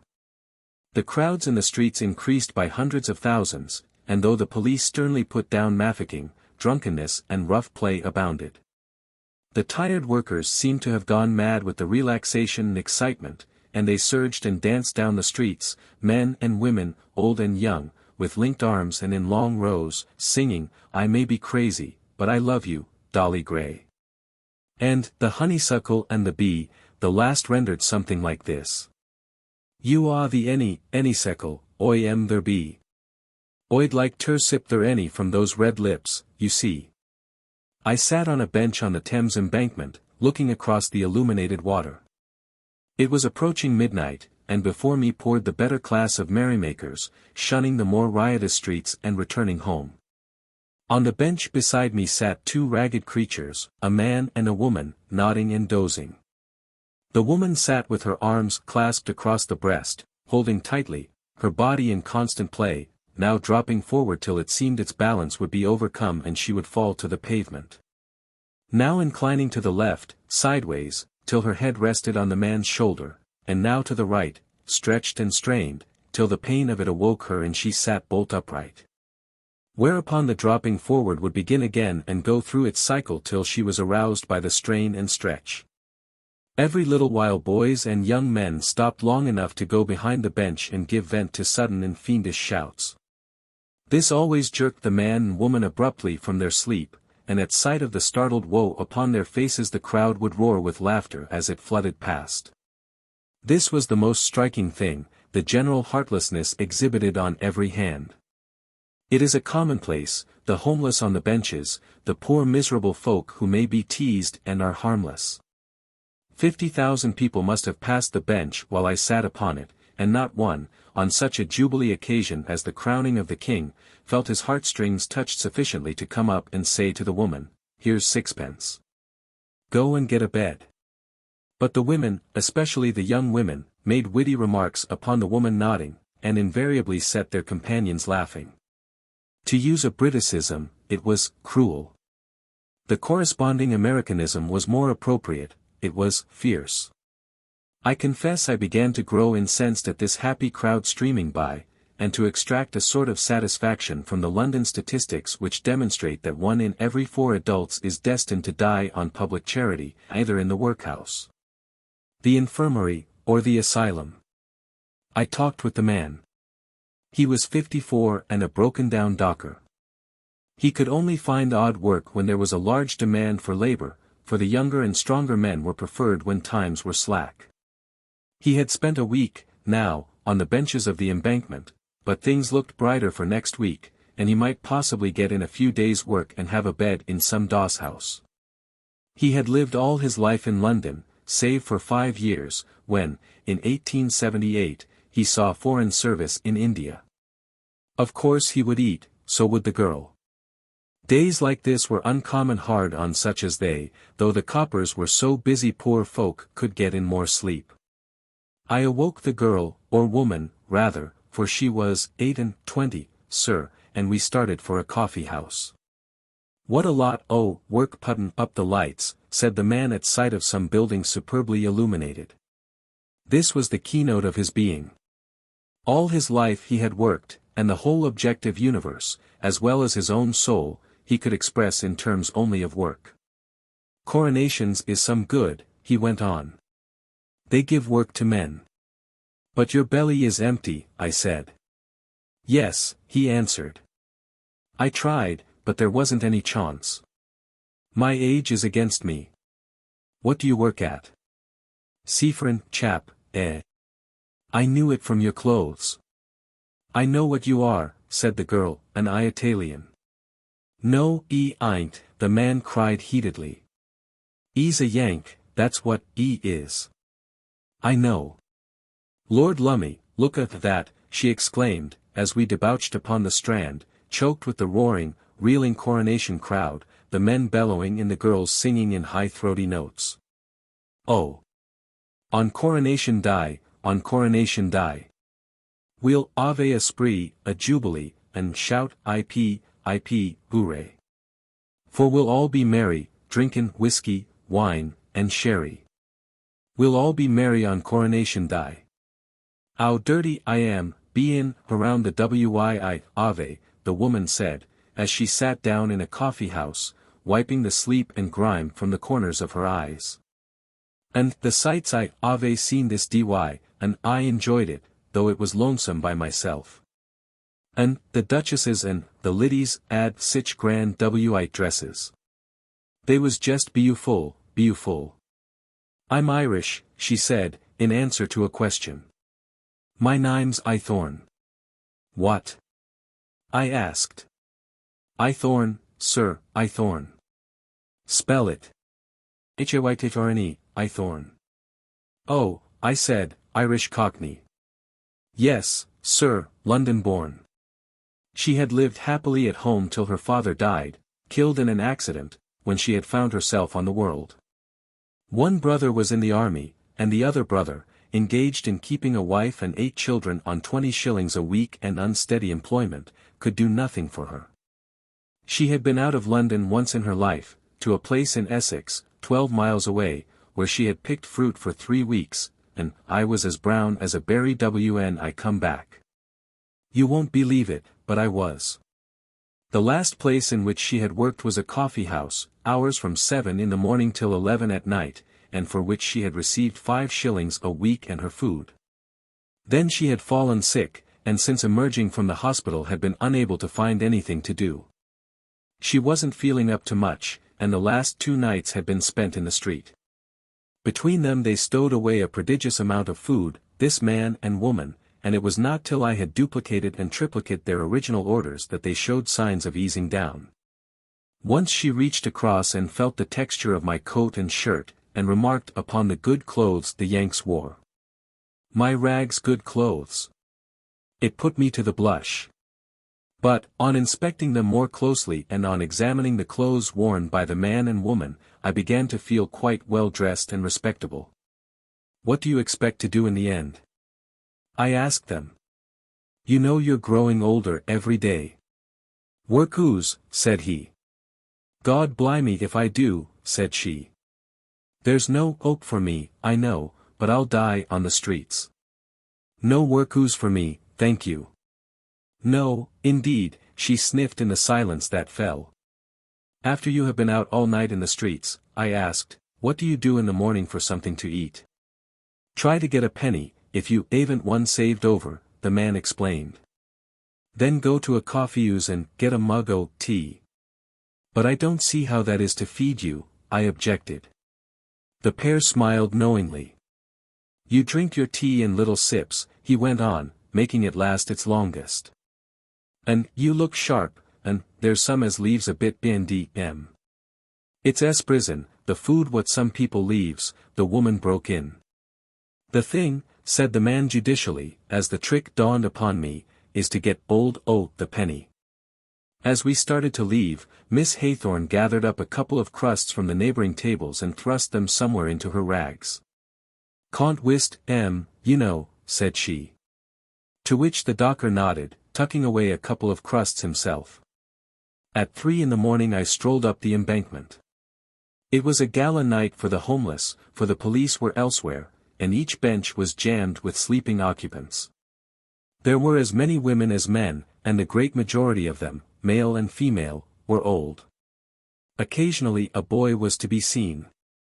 On one bench I noticed a family, a man sitting upright with a sleeping babe in his arms, his wife asleep, her head on his shoulder, and in her lap the head of a sleeping youngster. The man's eyes were wide open. He was staring out over the water and thinking, which is not a good thing for a shelterless man with a family to do. It would not be a pleasant thing to speculate upon his thoughts. But this I know, and all London knows, that the cases of out-of-works killing their wives and babies is not an uncommon happening. One cannot walk along the Thames embankment, in the small hours of morning, from the Houses of Parliament, past Cleopatra's Needle, to Waterloo Bridge, without being reminded of the sufferings, 7 and 20 centuries old. Recited by the author of Job. There are that remove the landmarks. They violently take away flocks and feed them. They drive away the ass of the fatherless, they take the widow's ox for a pledge. They turn the needy out of the way, the poor of the earth hide themselves together. Behold, as wild asses in the desert they go forth to their work, seeking diligently for meat, the wilderness yieldeth them food for their children. They cut their provender in the field, and they glean the vintage of the wicked. They lie all night naked without clothing, and have no covering in the cold. They are wet with the showers of the mountains, and embrace the rock for want of a shelter. There are that pluck the fatherless from the breast, and take a pledge of the poor. So that they go about naked without clothing, and being an hungered they carry the sheaves. Job 24. 2-10. 27 centuries agone. And it is all as true and apposite today in the innermost center of this Christian civilization whereof Edward VII is king. 13. Dan Cullen, Docker. I stood, yesterday, in a room in one of the municipal dwellings, not far from Leman Street. If I looked into a dreary future and saw that I would have to live in such a room until I died, I should immediately go down, plump into the Thames, and cut the tenancy short. It was not a room. Courtesy to the language will no more permit it to be called a room than it will permit a hovel to be called a mansion. It was a den, a lair. 7 feet by 8 were its dimensions, and the ceiling was so low as not to give the cubic air space required by a British soldier in barracks. A crazy couch, with ragged coverlets, occupied nearly half the room. A rickety table, a chair, and a couple of boxes left little space in which to turn around. $5 would have purchased everything in sight. The floor was bare, while the walls and ceiling were literally covered with blood marks and splotches. Each mark represented a violent death, of an insect, for the place swarmed with vermin, a plague with which no person could cope single-handed. The man who had occupied this hole, one Dan Cullen, Docker, was dying in hospital. Yet he had impressed his personality on his miserable surroundings sufficiently to give an inkling as to what sort of man he was. On the walls were cheap pictures of Garibaldi, Engels, Dan Burns, and other labor leaders, while on the table lay one of Walter Besant's novels. He knew his Shakespeare, I was told, and had read history, sociology, and economics. And he was self-educated. On the table, amidst a wonderful disarray, lay a sheet of paper on which was scrawled, Mr. Cullen, please return the large white jug and corkscrew I lent you, articles loaned, during the first stages of his sickness, by a woman neighbor, and demanded back in anticipation of his death. A large white jug and a corkscrew are far too valuable to a creature of the abyss to permit another creature to die in peace. To the last, Dan Cullen's soul must be harrowed by the sordidness out of which it strove vainly to rise. It is a brief little story, the story of Dan Cullen, but there is much to read between the lines. He was born lowly, in a city and land where the lines of caste are tightly drawn. All his days he toiled hard with his body. And because he had opened the books, and been caught up by the fires of the spirit, and could write a letter like a lawyer, he had been selected by his fellows to toil hard for them with his brain. He became a leader of the fruit porters, represented the dockers on the London Trades Council, and wrote trenchant articles for the labor journals. He did not cringe to other men, even though they were his economic masters, and controlled the means whereby he lived, and he spoke his mind freely, and fought the good fight. In the great dock strike, he was guilty of taking a leading part. And that was the end of Dan Cullen. From that day he was a marked man, and every day, for 10 years and more, he was paid off for what he had done. A docker is a casual laborer. Work ebbs and flows, and he works or does not work according to the amount of goods on hand to be moved. Dan Cullen was discriminated against. While he was not absolutely turned away, which would have caused trouble, and which would certainly have been more merciful, he was called in by the foreman to do not more than 2 or 3 days' work per week. This is what is called being disciplined, or drilled. It means being starved. There is no politer word. 10 years of it broke his heart, and broken-hearted men cannot live. He took to his bed in his terrible den, which grew more terrible with his helplessness. He was without kith or kin, a lonely old man, embittered and pessimistic, fighting vermin the while and looking at Garibaldi, Engels, and Dan Burns gazing down at him from the blood-bespattered walls. No one came to see him in that crowded municipal barracks, he had made friends with none of them, and he was left to rot. But from the far reaches of the East End came a cobbler and his son, his sole friends. They cleansed his room, brought fresh linen from home, and took from off his limbs the sheets, greyish-black with dirt. And they brought to him one of the Queen's bounty nurses from Aldgate. She washed his face, shook up his couch, and talked with him. It was interesting to talk with him, until he learned her name. Oh, yes, Blank was her name, she replied innocently, and Sir George Blank was her brother. Sir George Blank, eh? Thundered old Dan Cullen on his deathbed, Sir George Blank, solicitor to the docks at Cardiff, who, more than any other man, had broken up the Dockers' Union of Cardiff, and was knighted? And she was his sister. Thereupon Dan Cullen sat up on his crazy couch and pronounced anathema upon her and all her breed, and she fled, to return no more, strongly impressed with the ungratefulness of the poor. Dan Cullen's feet became swollen with dropsy. He sat up all day on the side of the bed, to keep the water out of his body, no mat on the floor, a thin blanket on his legs, and an old coat around his shoulders. A missionary brought him a pair of paper slippers, worth 4d. I saw them, and proceeded to offer up 50 prayers or so for the good of Dan Cullen's soul. But Dan Cullen was the sort of man that wanted his soul left alone. He did not care to have Tom, Dick, or Harry, on the strength of 4-penny slippers, tampering with it. He asked the missionary kindly to open the window, so that he might toss the slippers out. And the missionary went away, to return no more, likewise impressed with the ungratefulness of the poor. The cobbler, a brave old hero himself, though unannaled and unsung, went privily to the head office of the big fruit brokers for whom Dan Cullen had worked as a casual laborer for 30 years. Their system was such that the work was almost entirely done by casual hands. The cobbler told them the man's desperate plight, old, broken, dying, without help or money, reminded them that he had worked for them 30 years, and asked them to do something for him. Oh, said the manager, remembering Dan Cullen without having to refer to the books, you see, we make it a rule never to help casuals, and we can do nothing. Nor did they do anything, not even sign a letter asking for Dan Cullen's admission to a hospital. And it is not so easy to get into a hospital in London town. At Hampstead, if he passed the doctors, at least 4 months would elapse before he could get in, there were so many on the books ahead of him. The cobbler finally got him into the Whitechapel infirmary, where he visited him frequently.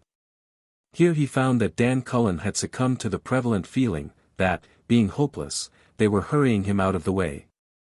A fair and logical conclusion, one must agree, for an old and broken man to arrive at, who has been resolutely disciplined and drilled for 10 years. When they sweated him for Bright's disease to remove the fat from the kidneys, Dan Cullen contended that the sweating was hastening his death. While Bright's disease, being a wasting away of the kidneys, there was therefore no fat to remove, and the doctor's excuse was a palpable lie. Whereupon the doctor became wroth, and did not come near him for 9 days.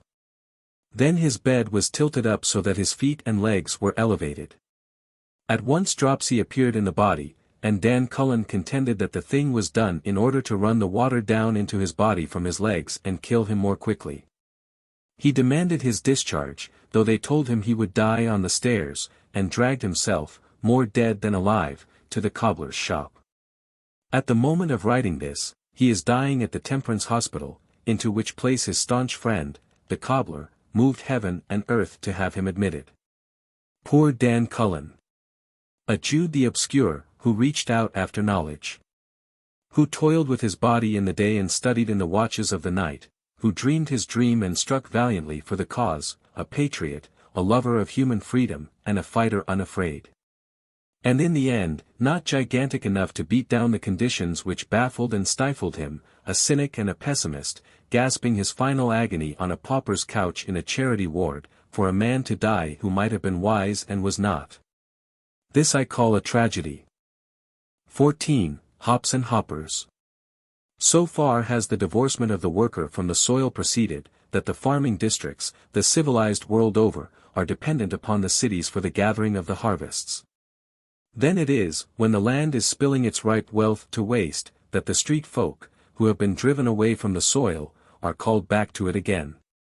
But in England they return, not as prodigals, but as outcasts still, as vagrants and pariahs, to be doubted and flouted by their country brethren, to sleep in jails and casual wards, or under the hedges, and to live the Lord knows how. It is estimated that Kent alone requires 80,000 of the street people to pick her hops. And out they come, obedient to the call, which is the call of their bellies and of the lingering dregs of adventure lust still in them. Slum, stews, and ghetto pour them forth, and the festering contents of slum, stews, and ghetto are undiminished. Yet they overrun the country like an army of ghouls, and the country does not want them. They are out of place. As they drag their squat, misshapen bodies along the highways and byways, they resemble some vile spawn from underground. Their very presence, the fact of their existence, is an outrage to the fresh, bright sun and the green and growing things. The clean, upstanding trees cry shame upon them and their withered crookedness, and their rottenness is a slimy desecration of the sweetness and purity of nature. Is the picture overdrawn? It all depends. For one who sees and thinks life in terms of shares and coupons, it is certainly overdrawn. But for one who sees and thinks life in terms of manhood and womanhood, it cannot be overdrawn. Such hordes of beastly wretchedness and inarticulate misery are no compensation for a millionaire brewer who lives in a West End palace, sates himself with the sensuous delights of London's golden theatres, hobnobs with lordlings and princelings, and is knighted by the king. Wins his spurs, God forbid. In old time the great blonde beasts rode in the battle's van and won their spurs by cleaving men from Patay to Chine. And, after all, it is finer to kill a strong man with a clean-slicing blow of singing steel than to make a beast of him, and of his seed through the generations, by the artful and spidery manipulation of industry and politics. But to return to the hops. Here the divorcement from the soil is as apparent as in every other agricultural line in England. While the manufacture of beer steadily increases, the growth of hops steadily decreases.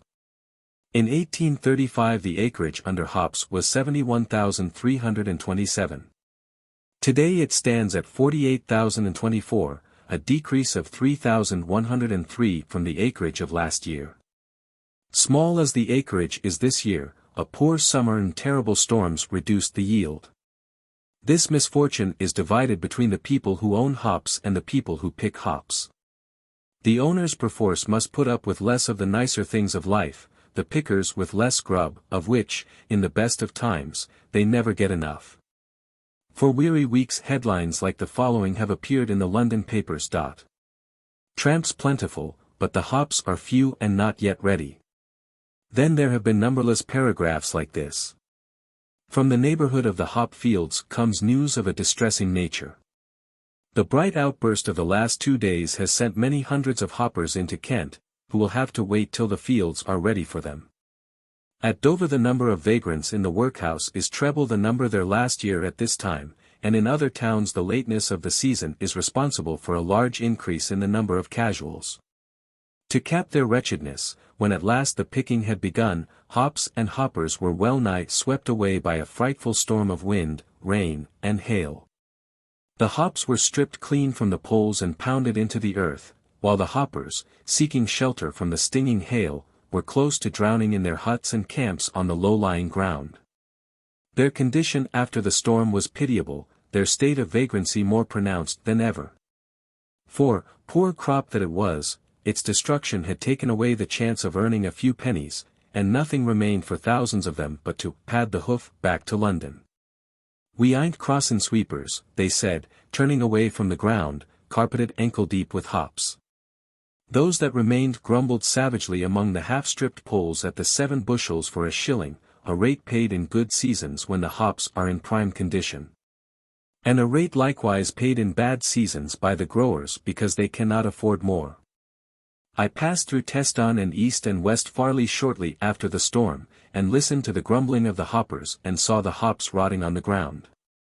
At the hothouses of Barham Court, 30,000 panes of glass had been broken by the hail, while peaches, plums, pears, apples, rhubarb, cabbages, mangolds, everything, had been pounded to pieces and torn to shreds. All of which was too bad for the owners, certainly, but at the worst, not one of them, for one meal, would have to go short of food or drink. Yet it was to them that the newspapers devoted columns of sympathy, their pecuniary losses being detailed at harrowing length. Mr. Herbert L. calculates his loss at £8,000, Mr. F., of brewery fame, who rents all the land in this parish, loses £10,000, and Mr. L., the Wateringbury brewer, brother to Mr. Herbert L., is another heavy loser. As for the hoppers, they did not count. Yet I venture to assert that the several almost square meals lost by underfed William Buggles, and underfed Mrs. Buggles, and the underfed Buggles kiddies, was a greater tragedy than the £10,000 lost by Mr. F. And in addition, underfed William Buggles' tragedy might be multiplied by thousands where Mr. F.'s could not be multiplied by 5.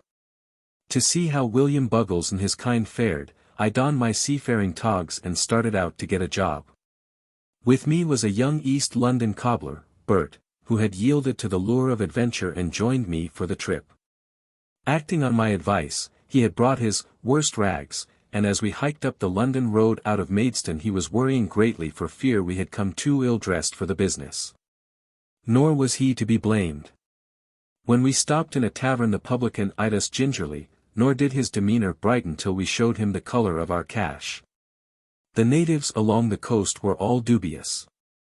And bean feasters from London, dashing past in coaches, cheered and jeered and shouted insulting things after us. But before we were done with the Maidstone district my friend found that we were as well clad, if not better, than the average hopper. Some of the bunches of rags we chanced upon were marvellous. "The tide is out," called a gypsy-looking woman to her mates, as we came up a long row of bins into which the pickers were stripping the hops. "Do you twig?" Bert whispered. "She's on to you." I twigged. And it must be confessed the figure was an apt one. When the tide is out boats are left on the beach and do not sail, and a sailor, when the tide is out, does not sail either. My seafaring togs and my presence in the hop field proclaimed that I was a seaman without a ship, a man on the beach, and very like a craft at low water. "Can you give us a job, governor?" Bert asked the bailiff, a kindly-faced and elderly man who was very busy. His "no" was decisively uttered, but Bert clung on and followed him about, and I followed after, pretty well all over the field. Whether our persistences struck the bailiff as anxiety to work, or whether he was affected by our hard-luck appearance and tale, neither Bert nor I succeeded in making out. But in the end he softened his heart and found us the one unoccupied bin in the place, a bin deserted by 2 other men, from what I could learn, because of inability to make living wages. "No bad conduct, mind ye," warned the bailiff, as he left us at work in the midst of the women. It was Saturday afternoon, and we knew quitting time would come early. So we applied ourselves earnestly to the task, desiring to learn if we could at least make our salt. It was simple work, woman's work, in fact, and not man's. We sat on the edge of the bin, between the standing hops, while a pole-puller supplied us with great fragrant branches. In an hour's time we became as expert as it is possible to become. As soon as the fingers became accustomed automatically to differentiate between hops and leaves and to strip half a dozen blossoms at a time there was no more to learn. We worked nimbly, and as fast as the women themselves, though their bins filled more rapidly because of their swarming children, each of which picked with 2 hands almost as fast as we picked. "Don't sure pick too clean, it's against the rules," one of the women informed us, and we took the tip and were grateful. As the afternoon wore along, we realized that living wages could not be made, by men.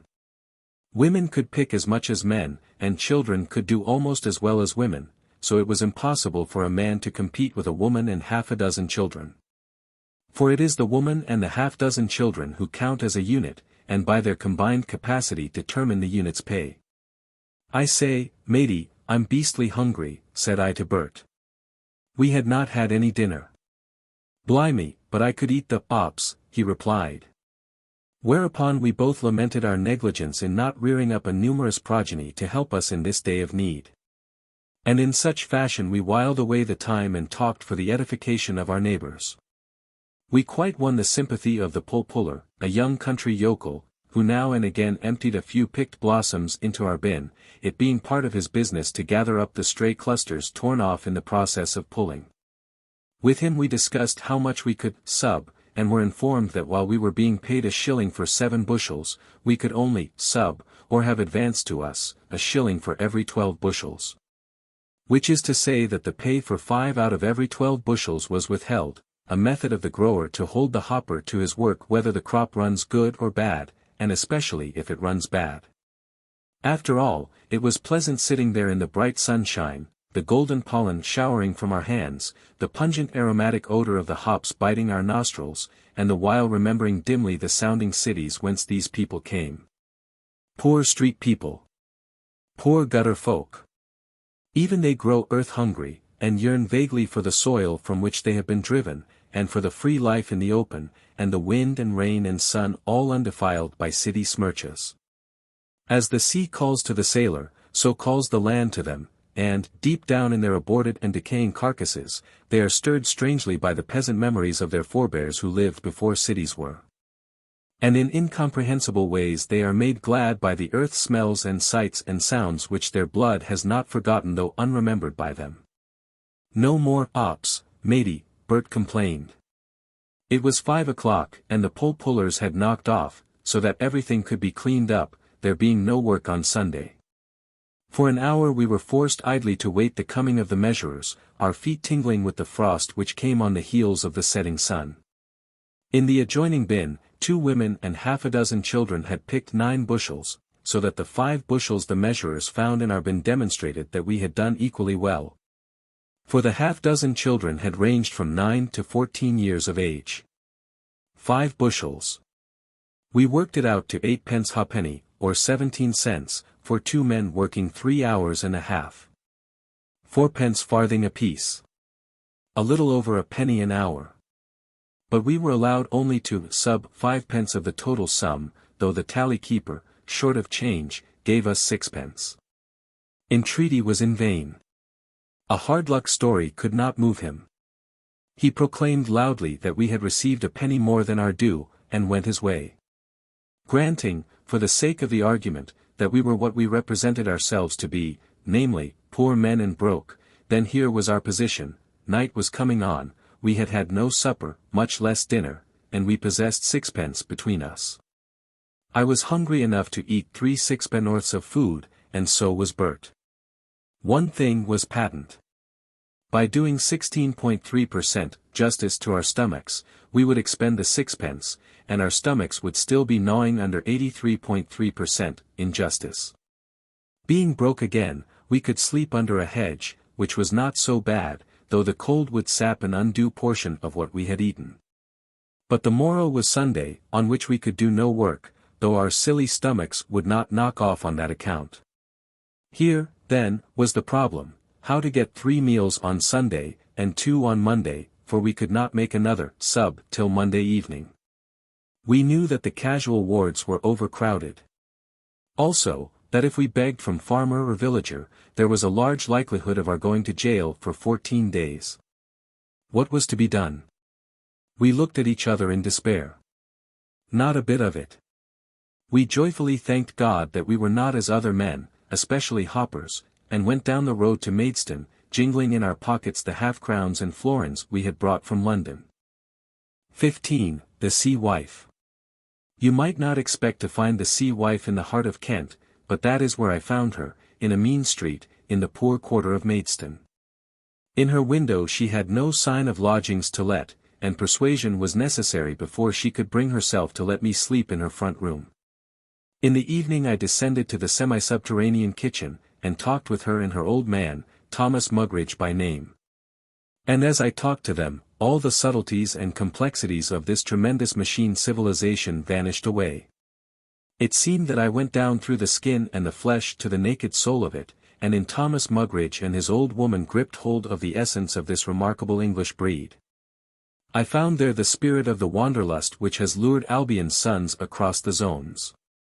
And I found there the colossal unreckoning which has tricked the English into foolish squabblings and preposterous fights, and the doggedness and stubbornness which have brought them blindly through to empire and greatness. And likewise I found that vast, incomprehensible patience which has enabled the home population to endure under the burden of it all, to toil without complaint through the weary years. And docilely to yield the best of its sons to fight and colonize to the ends of the earth. Thomas Mugridge was 71 years old and a little man. It was because he was little that he had not gone for a soldier. He had remained at home and worked. His first recollections were connected with work. He knew nothing else but work. He had worked all his days, and at 71 he still worked. Each morning saw him up with the lark and afield, a day laborer, for as such he had been born. Mrs. Mugridge was 73. From 7 years of age she had worked in the fields, doing a boy's work at first and later a man's. She still worked, keeping the house shining, washing, boiling, and baking, and, with my advent, cooking for me and shaming me by making my bed. At the end of 80 years and more of work they possessed nothing, had nothing to look forward to save more work. And they were contented. They expected nothing else, desired nothing else. They lived simply. Their wants were few, a pint of beer at the end of the day, sipped in the semi-subterranean kitchen, a weekly paper to pore over for 7 nights hand-running, and conversation as meditative and vacant as the chewing of a heifer's cud. From a wood engraving on the wall a slender, angelic girl looked down upon them, and underneath was the legend, "Our future queen." And from a highly colored lithograph alongside looked down a stout and elderly lady, with underneath, "Our queen, Diamond Jubilee." "What you earn is sweetest," quoth Mrs. Mugridge, when I suggested that it was about time they took a rest. "No, and we don't want help," said Thomas Mugridge, in reply to my question as to whether the children lent them a hand. "We'll work till we dry up and blow away, mother and me," he added, and Mrs. Mugridge nodded her head in vigorous endorsement. 15 children she had borne, and all were away and gone, or dead. The baby, however, lived in Maidstone, and she was 27.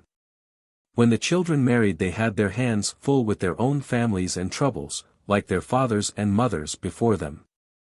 Where were the children? Ah, where were they not? Lizzie was in Australia, Mary was in Buenos Aires. Paul was in New York, Joe had died in India, and so they called them up, the living and the dead, soldier and sailor, and colonist's wife, for the traveler's sake who sat in their kitchen. They passed me a photograph. A trim young fellow, in soldier's garb looked out at me. "And which son is this?" I asked. They laughed a hearty chorus. "Son. Nay, grandson, just back from Indian service and a soldier trumpeter to the king. His brother was in the same regiment with him." And so it ran, sons and daughters, and grandsons and daughters, world wanderers and empire builders, all of them, while the old folks stayed at home and worked at building empire too.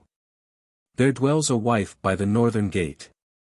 And a wealthy wife is she. She breeds a breed o' roving men. And casts them over sea. And some are drowned in deep water. And some in sight of shore. And word goes back to the weary wife.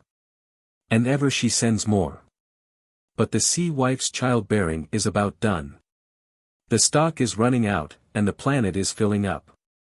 The wives of her sons may carry on the breed, but her work is past. The erstwhile men of England are now the men of Australia, of Africa, of America. England has sent forth the best she breeds for so long, and has destroyed those that remain so fiercely, that little remains for her to do but to sit down through the long nights and gaze at royalty on the wall. The true British merchant seaman has passed away. The merchant service is no longer a recruiting ground for such sea dogs as fought with Nelson at Trafalgar and the Nile. Foreigners largely man the merchant ships, though Englishmen still continue to officer them and to prefer foreigners for art. In South Africa the colonial teaches the islander how to shoot, and the officers muddle and blunder. While at home the street people play hysterically at mafficking, and the War Office lowers the stature for enlistment. It could not be otherwise. The most complacent Britisher cannot hope to draw off the lifeblood, and underfeed, and keep it up forever. The average Mrs. Thomas Mugridge has been driven into the city, and she is not breeding very much of anything save an anemic and sickly progeny which cannot find enough to eat. The strength of the English-speaking race today is not in the tight little island, but in the new world overseas, where are the sons and daughters of Mrs. Thomas Mugridge. The sea wife by the northern gate has just about done her work in the world, though she does not realize it. She must sit down and rest her tired loins for a space. And if the casual ward and the workhouse do not await her, it is because of the sons and daughters she has reared up against the day of her feebleness and decay. 16. Property versus person. In a civilization frankly materialistic and based upon property, not soul, it is inevitable that property shall be exalted over soul. That crimes against property shall be considered far more serious than crimes against the person. To pound one's wife to a jelly and break a few of her ribs is a trivial offense compared with sleeping out under the naked stars because one has not the price of a doss. The lad who steals a few pears from a wealthy railway corporation is a greater menace to society than the young brute who commits an unprovoked assault upon an old man over 70 years of age. While the young girl who takes a lodging under the pretense that she has work commits so dangerous an offense, that, were she not severely punished, she and her kind might bring the whole fabric of property clattering to the ground. Had she unholily tramped Piccadilly and the Strand after midnight, the police would not have interfered with her, and she would have been able to pay for her lodging. The following illustrative cases are culled from the police court reports for a single week. Widnes Police Court. Before Alderman Gossage and Neal. Thomas Lynch, charged with being drunk and disorderly and with assaulting a constable. Defendant rescued a woman from custody, kicked the constable, and threw stones at him. Fine 3s. 6d for the first offence, and 10s. And costs for the assault. Glasgow Queen's Park Police Court. Before Baillie Norman Thompson. John Cain pleaded guilty to assaulting his wife. There were 5 previous convictions. Fined £2, 2s. Taunton County Petty Sessions. John Painter, a big, burly fellow, described as a labourer, charged with assaulting his wife. The woman received 2 severe black eyes, and her face was badly swollen. Fined £1, 8s, including costs, and bound over to keep the peace. Widnes Police Court. Richard Bestwick and George Hunt, charged with trespassing in search of game. Hunt fined £1 and costs, Bestwick £2 and costs, in default, 1 month. Shaftesbury Police Court. Before the Mayor, Mr. A. T. Carpenter. Thomas Baker, charged with sleeping out. 14 days. Glasgow Central Police Court. Before Baillie Dunlop. Edward Morrison, a lad, convicted of stealing 15 pears from a lorry at the railroad station. 7 days. Doncaster Borough Police Court. Before Alderman Clark and other magistrates. James McGowan, charged under the Poaching Prevention Act with being found in possession of poaching implements and a number of rabbits. Fined £2 and costs, or 1 month. Dunfermline Sheriff Court. Before Sheriff Gillespie. John Young, a pithead worker, pleaded guilty to assaulting Alexander Storer by beating him about the head and body with his fists, throwing him on the ground, and also striking him with a pit prop. Fined £1. Kirkcaldy Police Court. Before Baillie Dishett.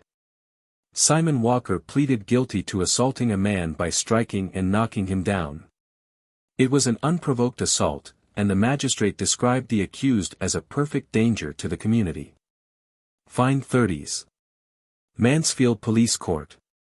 Before the mayor, Messrs. F. J. Turner, J. Whitaker, F. Tidsbury, E. Holmes, and Dr. R. Nesbitt. Joseph Jackson, charged with assaulting Charles Nunn.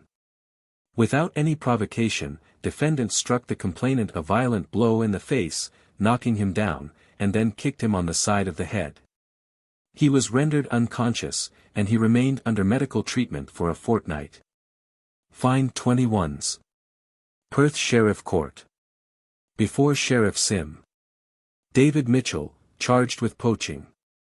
There were 2 previous convictions, the last being 3 years ago. The sheriff was asked to deal leniently with Mitchell, who was 62 years of age, and who offered no resistance to the gamekeeper. 4 months. Dundee Sheriff Court. Before Honorable Sheriff Substitute R. C. Walker. John Murray, Donald Craig, and James Parks, charged with poaching. Craig and Parks fined £1 each or 14 days, Murray, £5 or 1 month. Reading Borough Police Court. Before Messrs. W. B. Monk, F. B. Parfitt, H. M. Wallace, and G. Gilligan. Alfred Masters, aged 16, charged with sleeping out on a waste piece of ground and having no visible means of subsistence. 7 days. Salisbury City Petty Sessions. Before the mayor, Messrs. C. Hoskins, G. Fulford, E. Alexander, and W. Marlowe.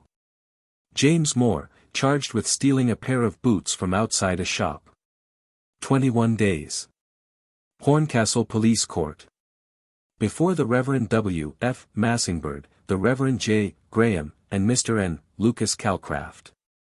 George Brackenbury, a young laborer, convicted of what the magistrates characterized as an altogether unprovoked and brutal assault upon James Sergeant Foster, a man over 70 years of age. Fined £1 and 5s. 6d. Costs. Workshop Petty Sessions. Before Messrs. F. J. S. Foljambe, R. Edison, and S. Smith. John Priestley, charged with assaulting the Reverend Leslie Graham. Defendant, who was drunk, was wheeling a perambulator and pushed it in front of a lorry, with the result that the perambulator was overturned and the baby in it thrown out. The lorry passed over the perambulator, but the baby was uninjured. Defendant then attacked the driver of the lorry, and afterwards assaulted the complainant, who remonstrated with him upon his conduct.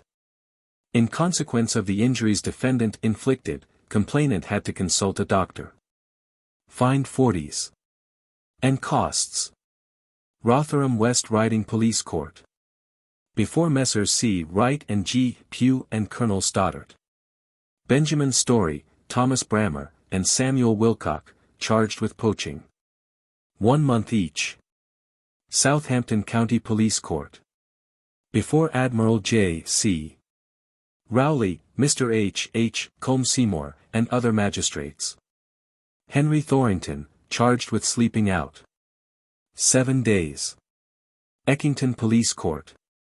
Before Major L. B. Bowden, Messrs. R. Eyre, and H. A. Fowler, and Dr. Court. Joseph Watts, charged with stealing 9 ferns from a garden. 1 month. Ripley Petty Sessions.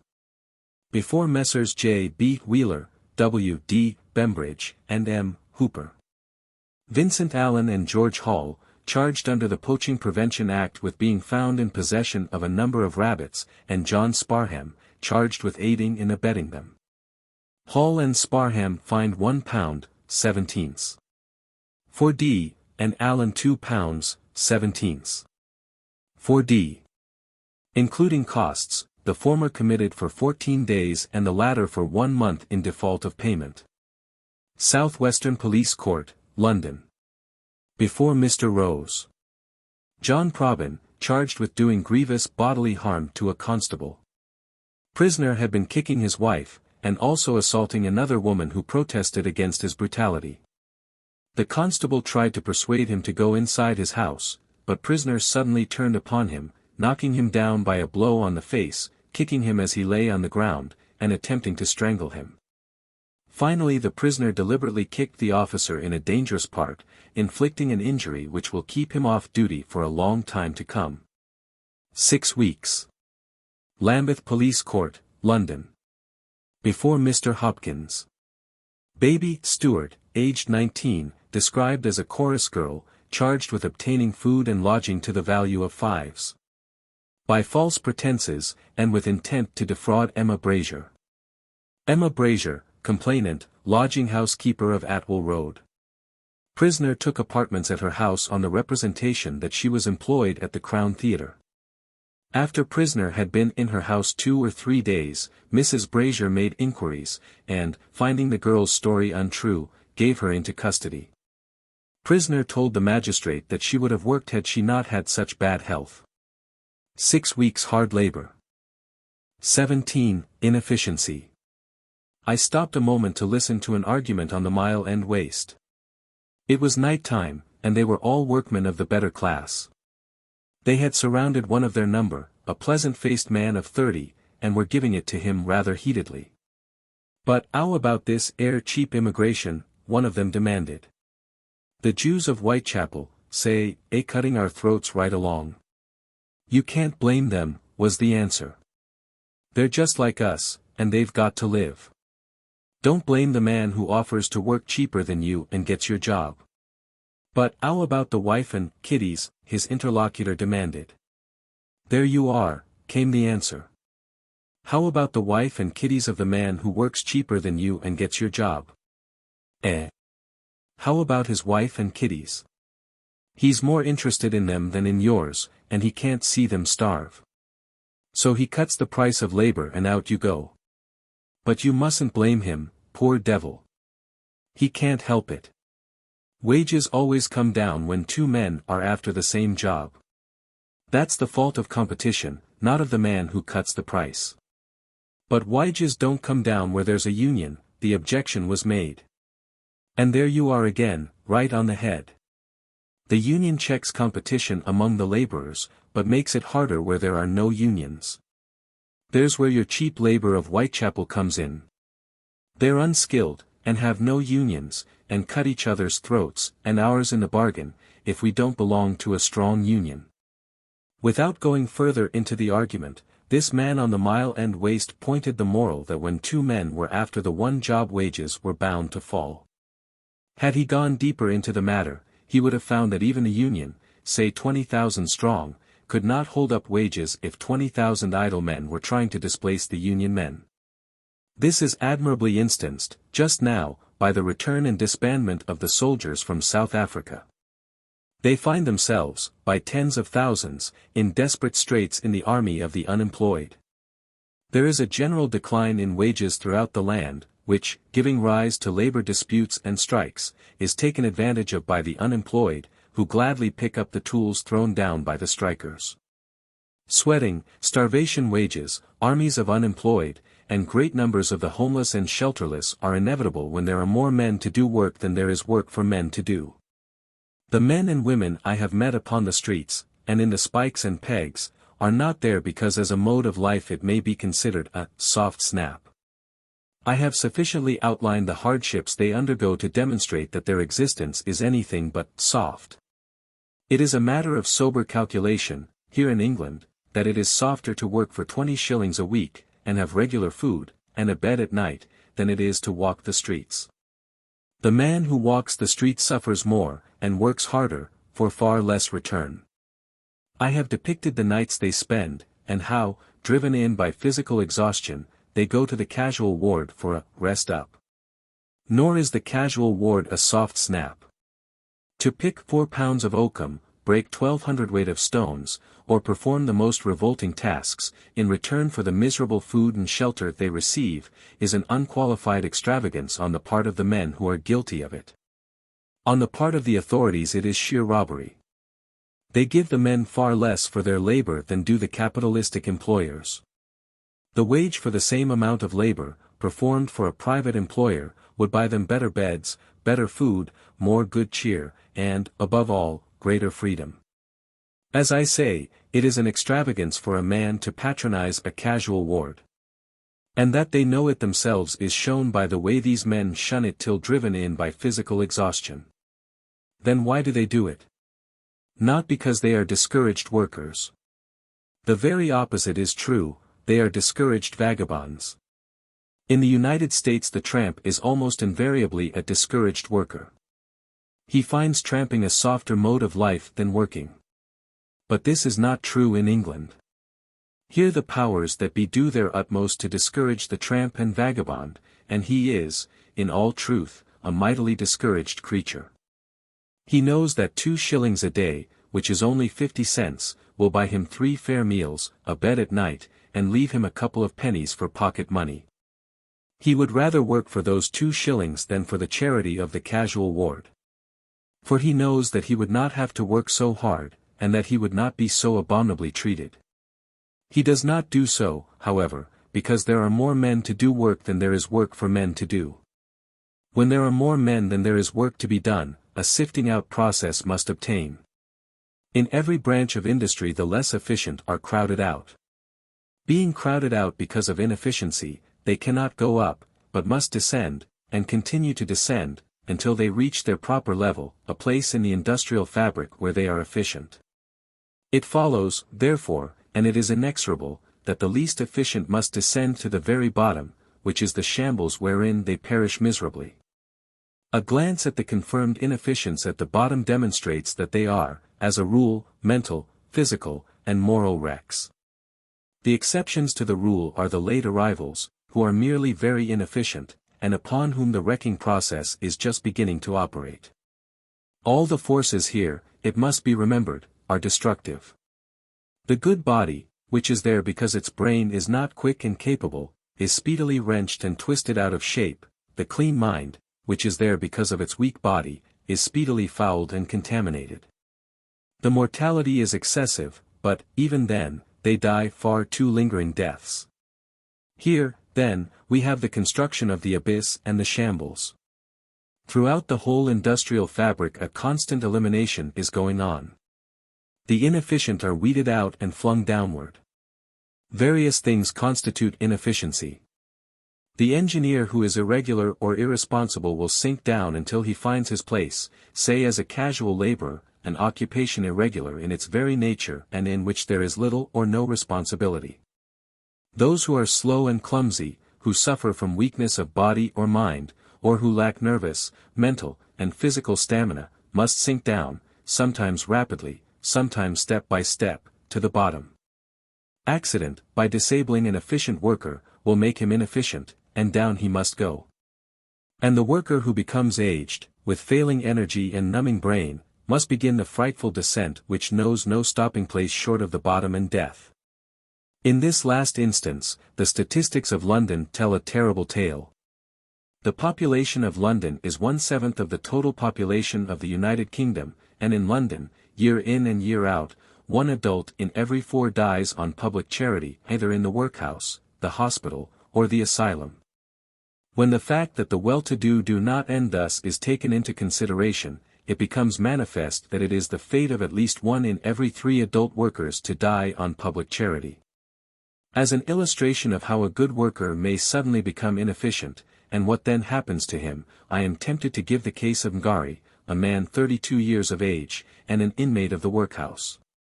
The extracts are quoted from the annual report of the trade union.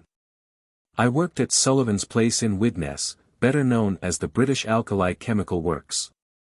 I was working in a shed, and I had to cross the yard. It was 10 o'clock at night, and there was no light about.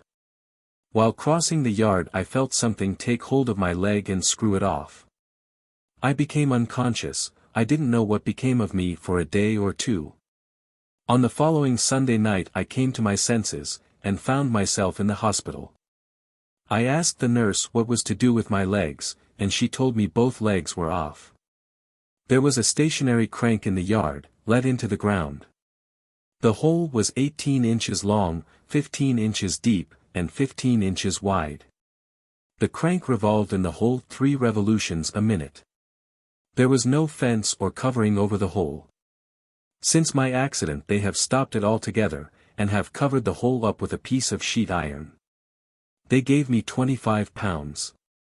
They didn't reckon that as compensation, they said it was only for charity's sake.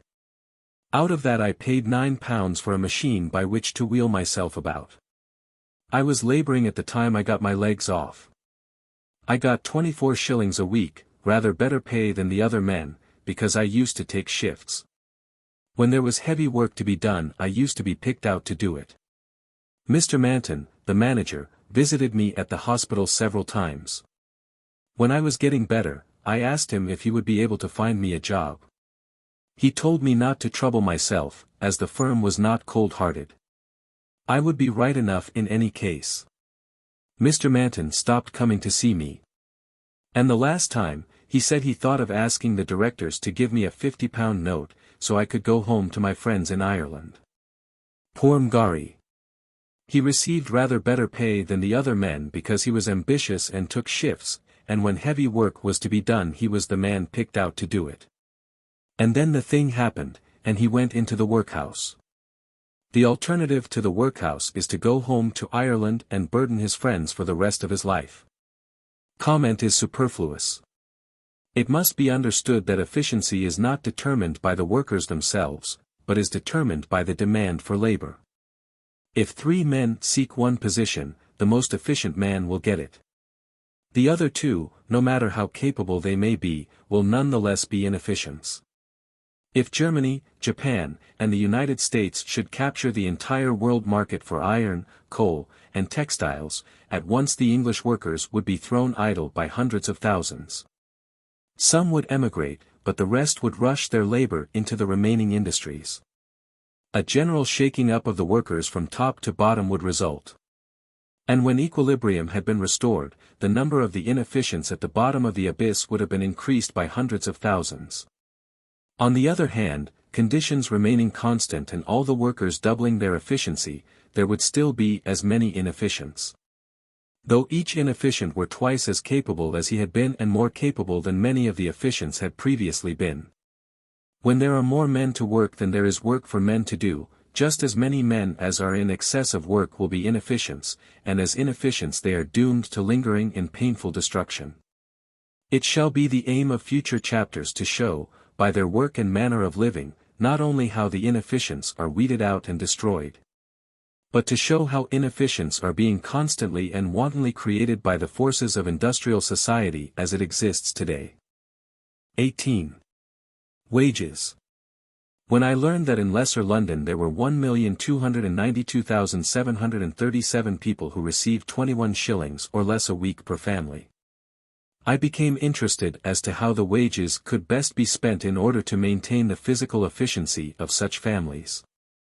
Families of 6, 7, 8 or 10 being beyond consideration, I have based the following table upon a family of 5, a father, mother, and 3 children, while I have made 21 shillings equivalent to $5. 25, though actually 21 shillings are equivalent to about $5.11. Rent, $1.50 or 6/0. Bread, 1.00 or 4/0. Meat, 0.87.5 or 3/6. Vegetables, 0.62.5 or 2/6. Coals, 0.25 or 1/0. Tea, 0.18 or 0/9. Oil, 0.16 or 0/8. Sugar, 0.18 or 0/9. Milk, 0.12 or 0/6. Soap, 0.08 or 0/4. Butter, 0.20 or 0/10. Firewood, 0.08 or 0/4. Total, $5.25 or 21 halves. An analysis of one item alone will show how little room there is for waste. Bread, $1, for a family of 5, for 7 days, $1 worth of bread will give each a daily ration of 2.8 cents, and if they eat 3 meals a day, each may consume per meal 9.5 mils worth of bread, a little less than 1 halfpennyworth. Now bread is the heaviest item. They will get less of meat per mouth each meal, and still less of vegetables, while the smaller items become too microscopic for consideration. On the other hand, these food articles are all bought at small retail, the most expensive and wasteful method of purchasing. While the table given above will permit no extravagance, no overloading of stomachs, it will be noticed that there is no surplus. The whole guinea is spent for food and rent. There is no pocket money left over.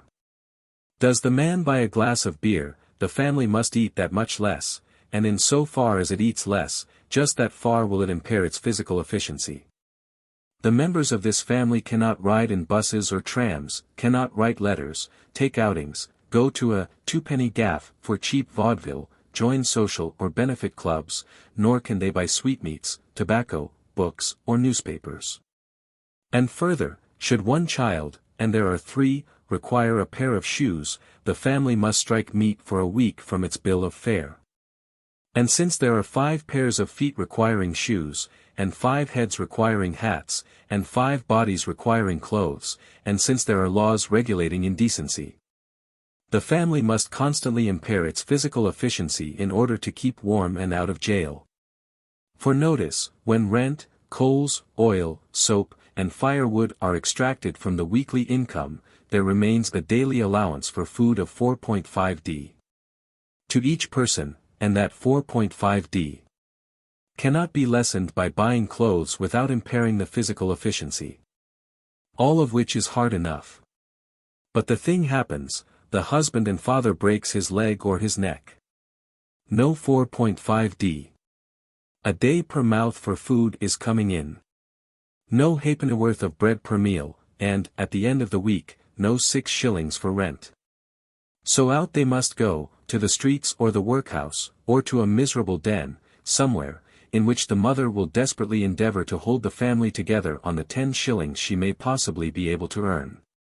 While in London there are 1,292,737 people who receive 21 shillings or less a week per family, it must be remembered that we have investigated a family of 5 living on a 21 shilling basis. There are larger families, there are many families that live on less than 21 shillings, and there is much irregular employment. The question naturally arises, how do they live? The answer is that they do not live. They do not know what life is. They drag out a subbestial existence until mercifully released by death. Before descending to the fouler depths, let the case of the telephone girls be cited. Here are clean, fresh English maids, for whom a higher standard of living than that of the beasts is absolutely necessary. Otherwise they cannot remain clean, fresh English maids. On entering the service, a telephone girl receives a weekly wage of 11 shillings. If she be quick and clever, she may, at the end of 5 years, attain a minimum wage of £1. Recently a table of such a girl's weekly expenditure was furnished to Lord Londonderry. Here it is. S.D. Rent, fire, and light 7/6. Board at home 3/6. Board at the office 4/6. Street car fare 1/6. Laundry 10.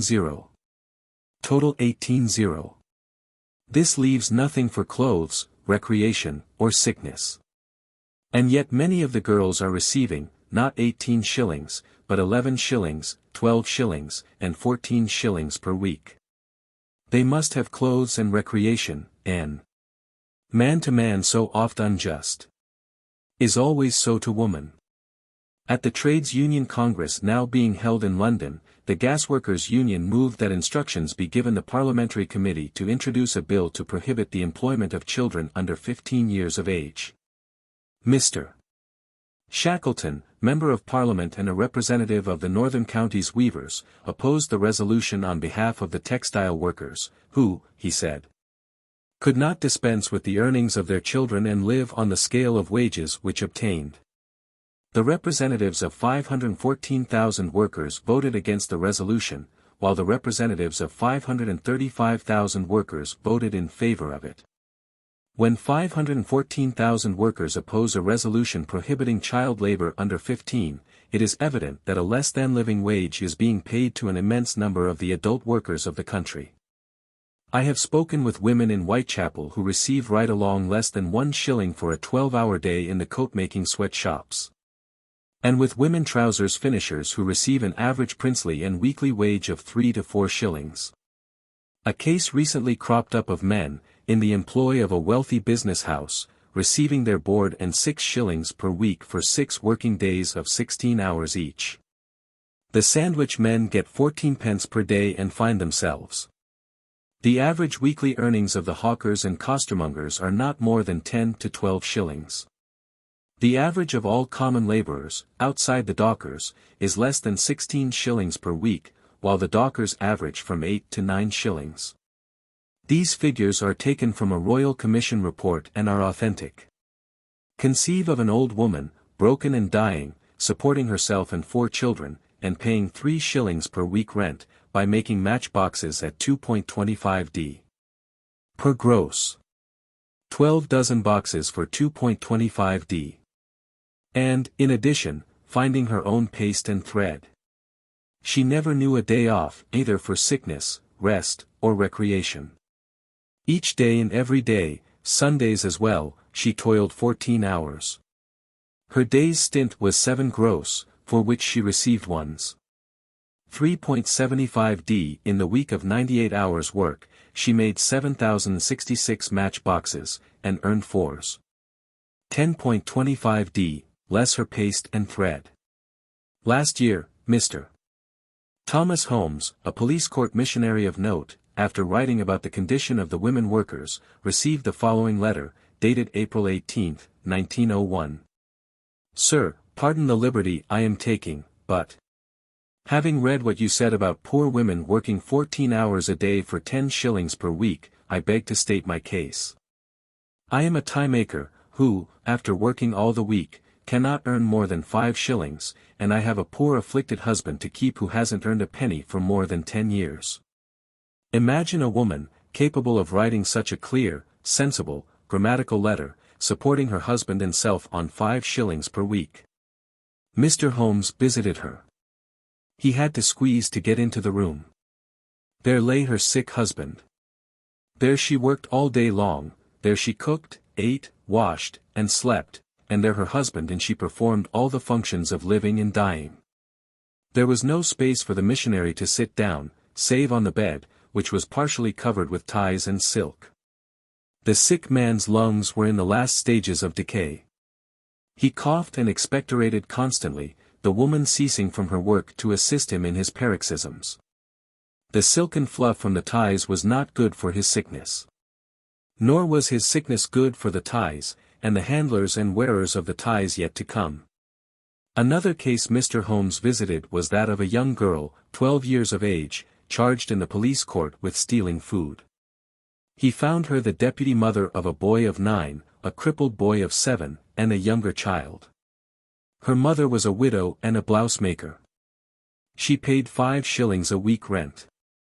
Here are the last items in her housekeeping account: tea 0.5d, sugar 0.5d, bread 0.25d, margarine 1d, oil 1.5d, and firewood 1d. Good housewives of the soft and tender folk, imagine yourselves marketing and keeping house on such a scale, setting a table for 5. And keeping an eye on your deputy mother of 12 to see that she did not steal food for her little brothers and sisters, the while you stitched at a nightmare line of blouses, which stretched away into the gloom and down to the pauper's coffin aeon for you. 19. The Ghetto.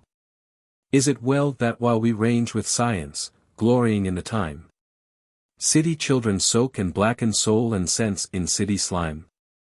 There among the gloomy alleys progress halts on palsied feet. Crime and hunger cast out maidens by the thousand on the street. There the master scrimps his haggard seamstress of her daily bread. There the single-sworded attic holds the living and the dead. There the smoldering fire of fever creeps across the rotted floor. And the crowded couch of incest, in the warrens of the poor.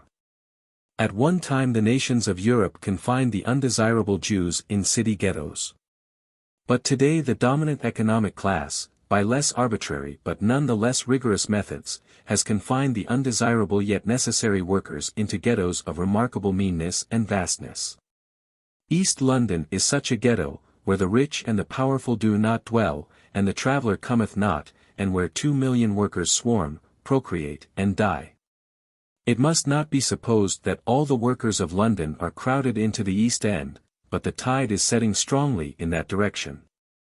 The poor quarters of the city proper are constantly being destroyed, and the main stream of the unhoused is toward the east.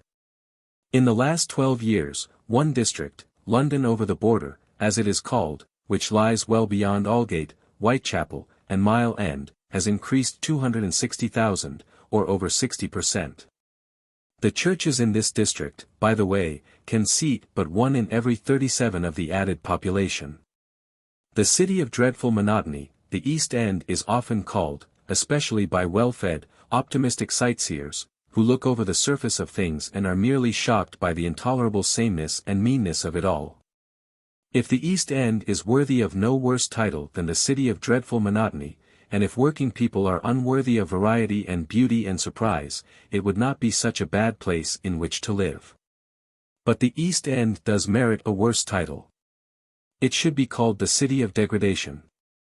While it is not a city of slums, as some people imagine, it may well be said to be one gigantic slum. From the standpoint of simple decency and clean manhood and womanhood, any mean street, of all its mean streets, is a slum. Where sights and sounds abound which neither you nor I would care to have our children see and hear is a place where no man's children should live, and see, and hear. Where you and I would not care to have our wives pass their lives is a place where no other man's wife should have to pass her life. For here, in the East End, the obscenities and brute vulgarities of life are rampant. There is no privacy. The bad corrupts the good, and all fester together. Innocent childhood is sweet and beautiful, but in East London innocence is a fleeting thing, and you must catch them before they crawl out of the cradle, or you will find the very babes as unholily wise as you. The application of the Golden Rule determines that East London is an unfit place in which to live. Where you would not have your own babe live, and develop, and gather to itself knowledge of life and the things of life, is not a fit place for the babes of other men to live, and develop, and gather to themselves knowledge of life and the things of life. It is a simple thing, this Golden Rule, and all that is required. Political economy and the survival of the fittest can go hang if they say otherwise. What is not good enough for you is not good enough for other men, and there's no more to be said. There are 300,000 people in London, divided into families, that live in one-room tenements. Far more live in 2 and 3 rooms and are as badly crowded, regardless of sex, as those that live in one room. The law demands 400 cubic feet of space for each person. In army barracks each soldier is allowed 600 cubic feet. Professor Huxley, at one time himself a medical officer in East London, always held that each person should have 800 cubic feet of space, and that it should be well ventilated with pure air. Yet in London there are 900,000 people living in less than the 400 cubic feet prescribed by the law. Mr. Charles Booth, who engaged in a systematic work of years in charting and classifying the toiling city population, estimates that there are 1,800,000 people in London who are poor and very poor. It is of interest to mark what he terms poor. By poor he means families which have a total weekly income of from 18 to 21 shillings. The very poor fall greatly below this standard. The workers, as a class, are being more and more segregated by their economic masters. And this process, with its jamming and overcrowding, tends not so much toward immorality as unmorality. Here is an extract from a recent meeting of the London County Council, terse and bald, but with a wealth of horror to be read between the lines.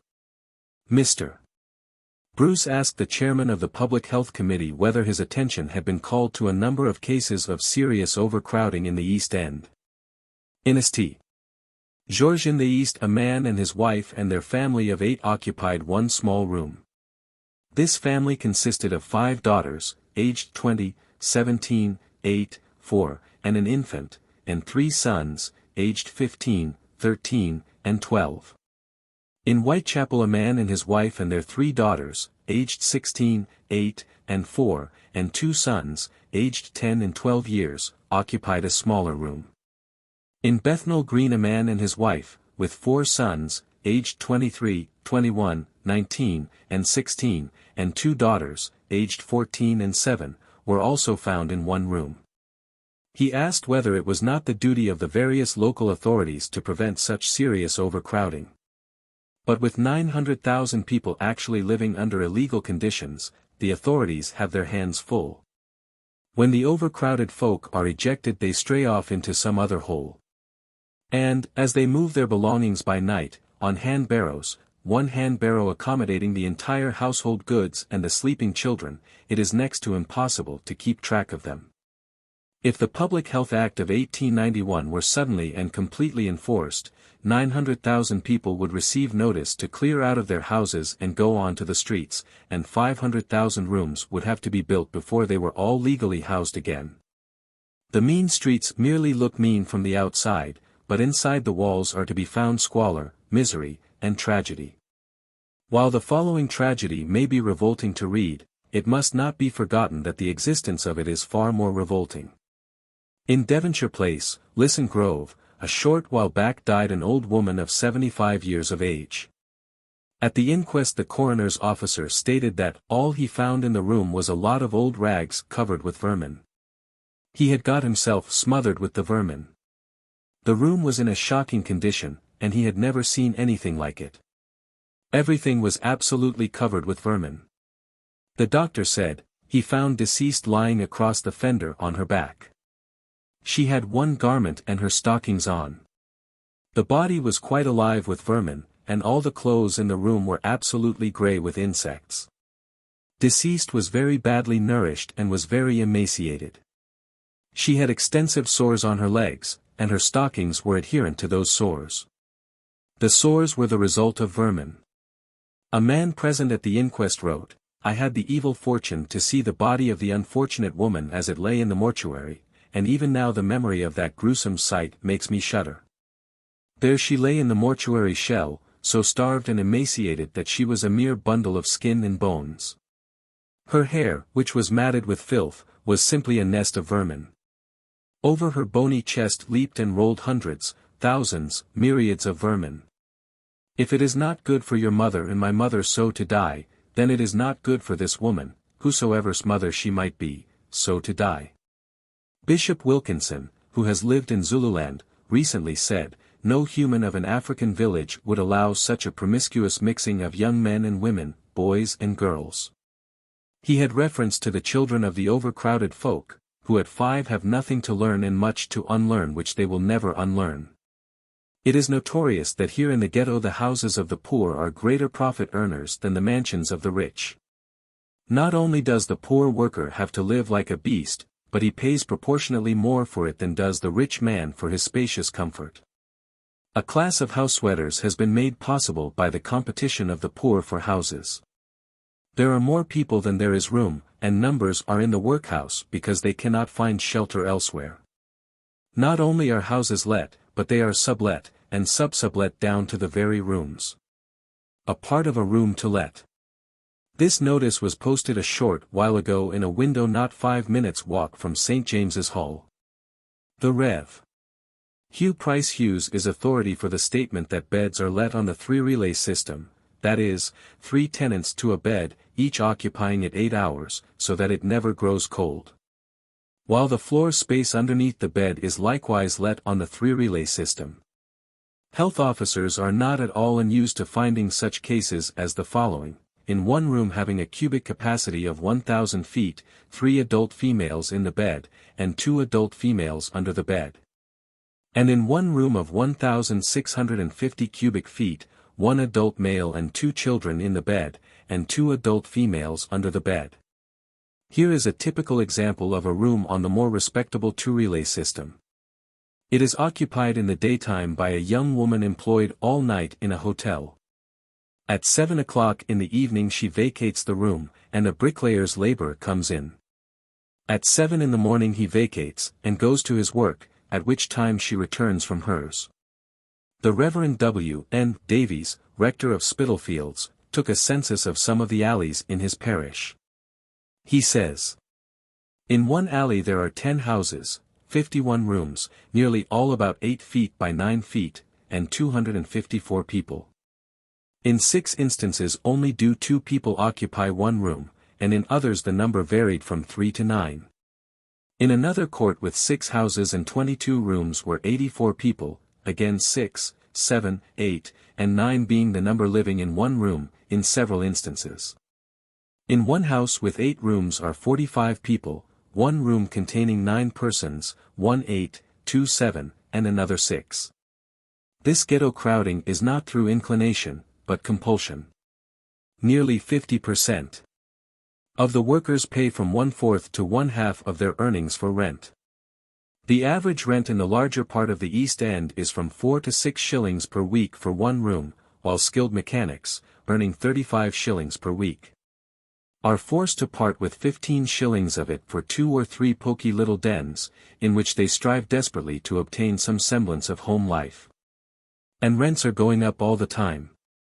In one street in Stepney the increase in only 2 years has been from 13 to 18 shillings, in another street from 11 to 16 shillings, and in another street, from 11 to 15 shillings. While in Whitechapel, 2-room houses that recently rented for 10 shillings are now costing 21 shillings. East, west, north, and south the rents are going up. When land is worth from £20,000 to £30,000 an acre, someone must pay the landlord. Mr. W. C. Stedman, in the House of Commons, in a speech concerning his constituency in Stepney, related the following. "This morning, not 100 yards from where I am myself living, a widow stopped me. She has 6 children to support, and the rent of her house was 14 shillings per week. She gets her living by letting the house to lodgers and doing a day's washing or charring. That woman, with tears in her eyes, told me that the landlord had increased the rent from 14 shillings to 18 shillings. What could the woman do? There is no accommodation in Stepney. Every place is taken up and overcrowded. Class supremacy can rest only on class degradation, and when the workers are segregated in the ghetto, they cannot escape the consequent degradation. A short and stunted people is created, a breed strikingly differentiated from their master's breed, a pavement folk, as it were, lacking stamina and strength. The men become caricatures of what physical men ought to be, and their women and children are pale and anemic, with eyes ringed darkly, who stoop and slouch, and are early twisted out of all shapeliness and beauty. To make matters worse, the men of the ghetto are the men who are left, a deteriorated stock, left to undergo still further deterioration. For 150 years, at least, they have been drained of their best. The strong men, the men of pluck, initiative, and ambition, have been faring forth to the fresher and freer portions of the globe, to make new lands and nations. Those who are lacking, the weak of heart and head and hand, as well as the rotten and hopeless, have remained to carry on the breed. And year by year, in turn, the best they breed are taken from them. Wherever a man of vigor and stature manages to grow up, he is haled forthwith into the army. A soldier, as Bernard Shaw has said, ostensibly a heroic and patriotic defender of his country, is really an unfortunate man driven by destitution to offer himself as food for powder for the sake of regular rations, shelter, and clothing. This constant selection of the best from the workers has impoverished those who are left, a sadly degraded remainder, for the great part, which, in the ghetto, sinks to the deepest depths. The wine of life has been drawn off to spill itself in blood and progeny over the rest of the earth. Those that remain are the lees, and they are segregated and steeped in themselves. They become indecent and bestial. When they kill with their hands, and then stupidly surrender themselves to the executioners. There is no splendid audacity about their transgressions. They gouge a mate with a dull knife, or beat his head in with an iron pot, and then sit down and wait for the police. Wife-beating is the masculine prerogative of matrimony. They wear remarkable boots of brass and iron, and when they have polished off the mother of their children with a black eye or so, they knock her down and proceed to trample her very much as a Western stallion tramples a rattlesnake. A woman of the lower ghetto classes is as much the slave of her husband as is the Indian squaw. And I, for one, were I a woman and had but the two choices, should prefer being a squaw. The men are economically dependent on their masters, and the women are economically dependent on the men. The result is, the woman gets the beating the man should give his master, and she can do nothing. There are the kiddies, and he is the breadwinner, and she dare not send him to jail and leave herself and children to starve. Evidence to convict can rarely be obtained when such cases come into the courts. As a rule, the trampled wife and mother is weeping and hysterically beseeching the magistrate to let her husband off for the kiddies' sakes. The wives become screaming harridans or, broken-spirited and dog-like, lose what little decency and self-respect they have remaining over from their maiden days, and all sink together, unheeding, in their degradation and dirt. Sometimes I become afraid of my own generalizations upon the massed misery of this ghetto life, and feel that my impressions are exaggerated, that I am too close to the picture and lack perspective. At such moments I find it well to turn to the testimony of other men to prove to myself that I am not becoming overwrought and addle-pated. Frederick Harrison has always struck me as being a level-headed, well-controlled man, and he says, "To me, at least, it would be enough to condemn modern society as hardly an advance on slavery or serfdom. If the permanent condition of industry were to be that which we behold, that 90% of the actual producers of wealth have no home that they can call their own beyond the end of the week, have no bit of soil, or so much as a room that belongs to them, have nothing of value of any kind, except as much old furniture as will go into a cart, have the precarious chance of weekly wages, which barely suffice to keep them in health, are housed, for the most part, in places that no man thinks fit for his horse, are separated by so narrow a margin from destitution that a month of bad trade, sickness, or unexpected loss brings them face to face with hunger and pauperism. But below this normal state of the average workman in town and country, there is found the great band of destitute outcasts, the camp followers of the army of industry, at least 1/10 the whole proletarian population, whose normal condition is one of sickening wretchedness. If this is to be the permanent arrangement of modern society, civilization must be held to bring a curse on the great majority of mankind. 90%. The figures are appalling, yet Mr. Stopford Brooke, after drawing a frightful London picture, finds himself compelled to multiply it by 500,000. Here it is. I often used to meet, when I was curate at Kensington, families drifting into London along the Hammersmith Road. One day there came along a labourer and his wife, his son and 2 daughters. Their family had lived for a long time on an estate in the country, and managed, with the help of the common land and their labour, to get on. But the time came when the common was encroached upon, and their labour was not needed on the estate, and they were quietly turned out of their cottage. Where should they go? Of course to London, where work was thought to be plentiful.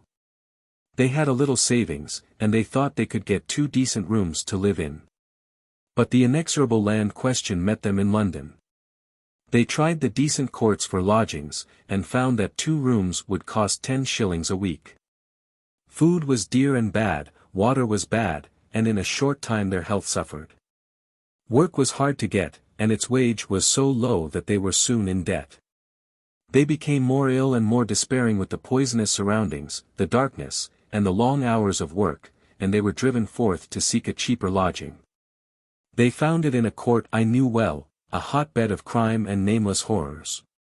In this they got a single room at a cruel rent, and work was more difficult for them to get now, as they came from a place of such bad repute, and they fell into the hands of those who sweat the last drop out of man and woman and child, for wages which are the food only of despair. And the darkness and the dirt, the bad food and the sickness, and the want of water was worse than before, and the crowd and the companionship of the court robbed them of the last shreds of self-respect. The drink demon seized upon them. Of course there was a public house at both ends of the court. There they fled, one and all, for shelter, and warmth, and society, and forgetfulness. And they came out in deeper debt, with inflamed senses and burning brains, and an unsatisfied craving for drink they would do anything to satiate. And in a few months the father was in prison, the wife dying, the son a criminal, and the daughters on the street. Multiply this by 500,000, and you will be beneath the truth. No more dreary spectacle can be found on this earth than the whole of the awful East, with its Whitechapel, Hoxton, Spitalfields, Bethnal Green, and Wapping to the East India Docks. The color of life is grey and drab. Everything is helpless, hopeless, unrelieved, and dirty. Bathtubs are a thing totally unknown, as mythical as the ambrosia of the gods. The people themselves are dirty, while any attempt at cleanliness becomes howling farce, when it is not pitiful and tragic. Strange, vagrant odors come drifting along the greasy wind, and the rain, when it falls, is more like grease than water from heaven. The very cobblestones are scummed with grease.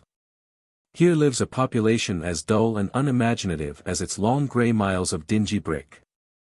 Religion has virtually passed it by, and a gross and stupid materialism reigns, fatal alike to the things of the spirit and the finer instincts of life. It used to be the proud boast that every Englishman's home was his castle. But today it is an anachronism. The ghetto folk have no homes. They do not know the significance and the sacredness of home life. Even the municipal dwellings, where live the better-class workers, are overcrowded barracks. They have no home life. The very language proves it. The father returning from work asks his child in the street where her mother is. And back the answer comes, in the buildings. A new race has sprung up, a street people. They pass their lives at work and in the streets. They have dens and lairs into which to crawl for sleeping purposes, and that is all. One cannot travesty the word by calling such dens and lairs homes. The traditional silent and reserved Englishman has passed away. The pavement folk are noisy, voluble, high-strung, excitable, when they are yet young. As they grow older they become steeped and stupefied in beer. When they have nothing else to do, they ruminate as a cow ruminates. They are to be met with everywhere, standing on curbs and corners, and staring into vacancy. Watch one of them. He will stand there, motionless, for hours, and when you go away you will leave him still staring into vacancy. It is most absorbing. He has no money for beer, and his lair is only for sleeping purposes, so what else remains for him to do? He has already solved the mysteries of girl's love, and wife's love, and child's love, and found them delusions and shams, vain and fleeting as dewdrops, quick vanishing before the ferocious facts of life. As I say, the young are high-strung, nervous, excitable, the middle-aged are empty-headed, stolid, and stupid. It is absurd to think for an instant that they can compete with the workers of the New World. Brutalized, degraded, and dull, the ghetto folk will be unable to render efficient service to England in the world struggle for industrial supremacy which economists declare has already begun. Neither as workers nor as soldiers can they come up to the mark when England, in her need, calls upon them, her forgotten ones, and if England be flung out of the world's industrial orbit, they will perish like flies at the end of summer. Or, with England critically situated, and with them made desperate as wild beasts are made desperate, they may become a menace and go, swelling, down to the West End to return the slumming the West End has done in the East. In which case, before rapid-fire guns and the modern machinery of warfare, they will perish the more swiftly and easily. XX coffee-houses and doss-houses. Another phrase gone glimmering, shorn of romance and tradition and all that goes to make phrases worth keeping. For me, henceforth, coffee-house will possess anything but an agreeable connotation. Over on the other side of the world, the mere mention of the word was sufficient to conjure up whole crowds of its historic frequenters, and to send trooping through my imagination endless groups of wits and dandies, pamphleteers and bravos, and bohemians of Grub Street. But here, on this side of the world, alas and alack, the very name is a misnomer. Coffee house, a place where people drink coffee. Not at all. You cannot obtain coffee in such a place for love or money. True, you may call for coffee, and you will have brought you something in a cup purporting to be coffee, and you will taste it and be disillusioned, for coffee it certainly is not.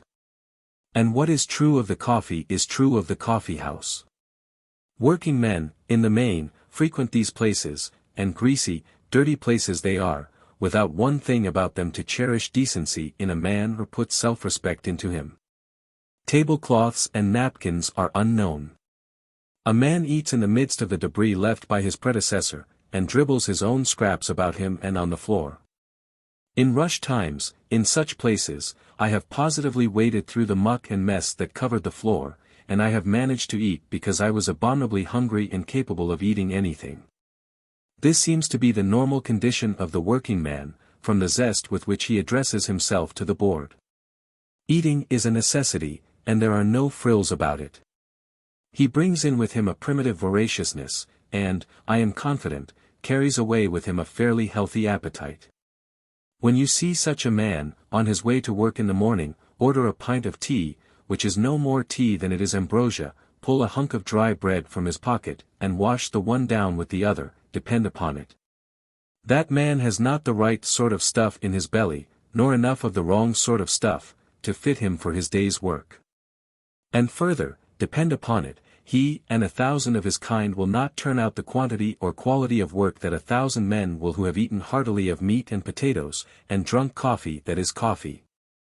As a vagrant in the hobo of a California jail, I have been served better food and drink than the London workman receives in his coffee houses. While as an American laborer I have eaten a breakfast for 12 pence such as the British laborer would not dream of eating. Of course, he will pay only 3 or 4 pence for his. Which is, however, as much as I paid, for I would be earning 6 shillings to his 2 or 2.5. On the other hand, though, and in return, I would turn out an amount of work in the course of the day that would put to shame the amount he turned out. So there are two sides to it. The man with the high standard of living will always do more work and better than the man with the low standard of living. There is a comparison which sailor men make between the English and American merchant services. In an English ship, they say, it is poor grub, poor pay, and easy work; in an American ship, good grub, good pay, and hard work. And this is applicable to the working populations of both countries. The ocean greyhounds have to pay for speed and steam, and so does the workman. But if the workman is not able to pay for it, he will not have the speed and steam, that is all. The proof of it is when the English workman comes to America. He will lay more bricks in New York than he will in London, still more bricks in St. Louis, and still more bricks when he gets to San Francisco. 3 His standard of living has been rising all the time. Early in the morning, along the streets frequented by workmen on the way to work, many women sit on the sidewalk with sacks of bread beside them. No end of workmen purchase these, and eat them as they walk along. They do not even wash the dry bread down with the tea to be obtained for a penny in the coffee houses. It is incontestable that a man is not fit to begin his day's work on a meal like that. And it is equally incontestable that the loss will fall upon his employer and upon the nation. For some time, now, statesmen have been crying, "Wake up, England." It would show more hard-headed common sense if they changed the tune to "Feed up, England." Not only is the worker poorly fed, but he is filthily fed. I have stood outside a butcher shop and watched a horde of speculative housewives turning over the trimmings and scraps and shreds of beef and mutton, dog meat in the States. I would not vouch for the clean fingers of these housewives, no more than I would vouch for the cleanliness of the single rooms in which many of them and their families lived. Yet they raked, and pawed, and scraped the mess about in their anxiety to get the worth of their coppers. I kept my eye on one particularly offensive-looking bit of meat, and followed it through the clutches of over 20 women, till it fell to the lot of a timid-appearing little woman whom the butcher bluffed into taking it. All day long this heap of scraps was added to and taken away from, the dust and dirt of the street falling upon it, flies settling on it, and the dirty fingers turning it over and over.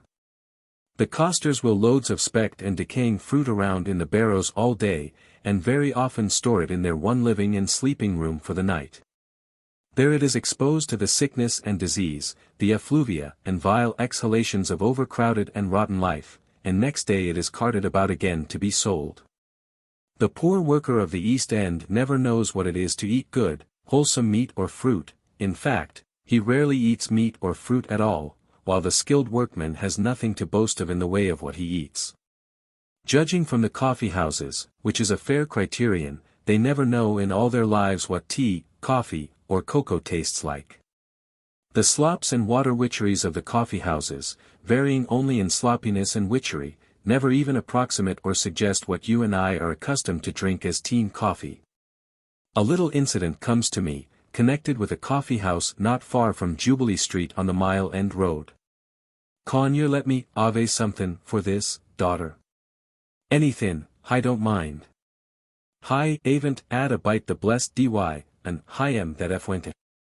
She was an old woman, clad in decent black rags, and in her hand she held a penny. The one she had addressed as daughter was a careworn woman of 40, proprietress and waitress of the house.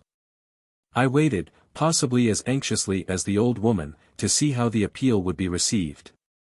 It was 4 in the afternoon, and she looked faint and sick. The woman hesitated an instant, then brought a large plate of stewed lamb and young peas. I was eating a plate of it myself, and it is my judgment that the lamb was mutton and that the peas might have been younger without being youthful. However, the point is, the dish was sold at 6 pence, and the proprietress gave it for a penny, demonstrating anew the old truth that the poor are the most charitable. The old woman, profuse in her gratitude, took a seat on the other side of the narrow table and ravenously attacked the smoking stew. We ate steadily and silently, the pair of us, when suddenly, explosively and most gleefully, she cried out to me. "Hi sold a box o' matches." Yes, she confirmed, if anything with greater and more explosive glee. "Hi sold a box o' matches.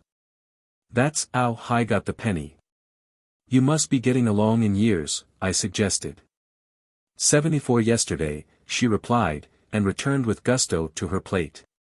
"Blimey, I'd like to do something for the old girl, that I would, but this is the first I've 'ad to dy," the young fellow alongside volunteered to me. "And I only ave this because I apeen to make an odd shilling washin' out, Lord Lummy. I don't know 'ow many pots.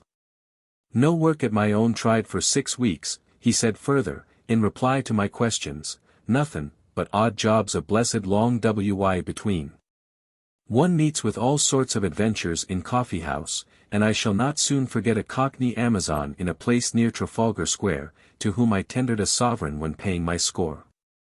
By the way, one is supposed to pay before he begins to eat, and if he be poorly dressed he is compelled to pay before he eats.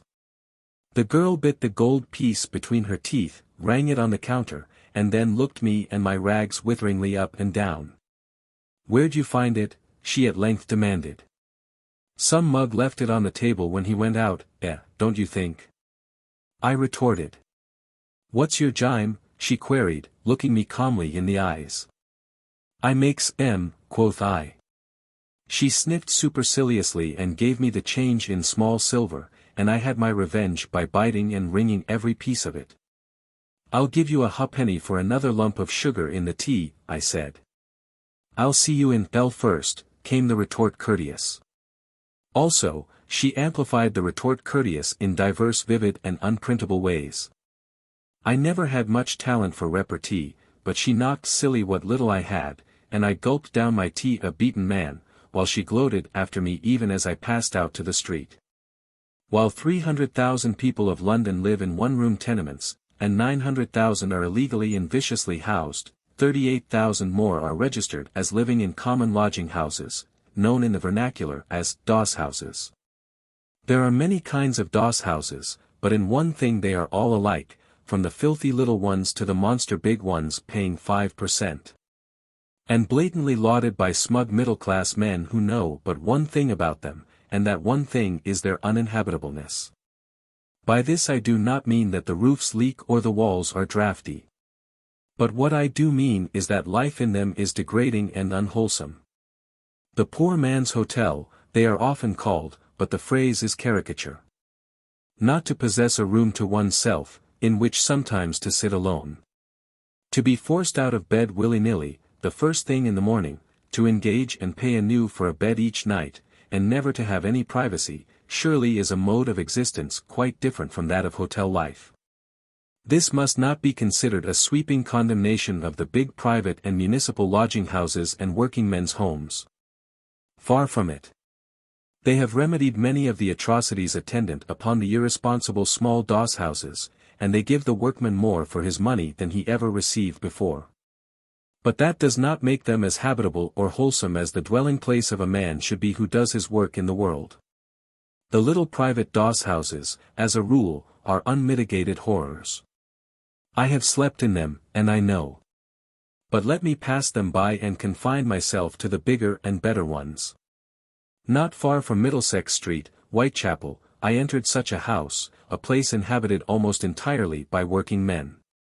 The entrance was by way of a flight of steps descending from the sidewalk to what was properly the cellar of the building. Here were two large and gloomily lighted rooms, in which men cooked and ate.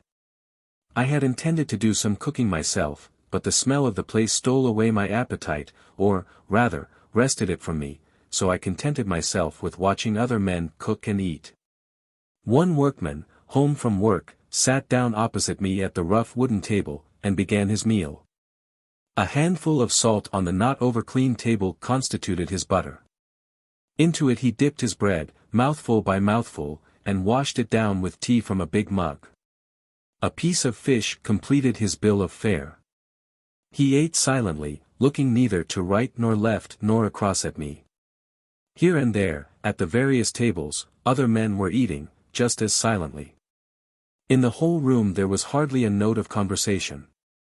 A feeling of gloom pervaded the ill-lighted place.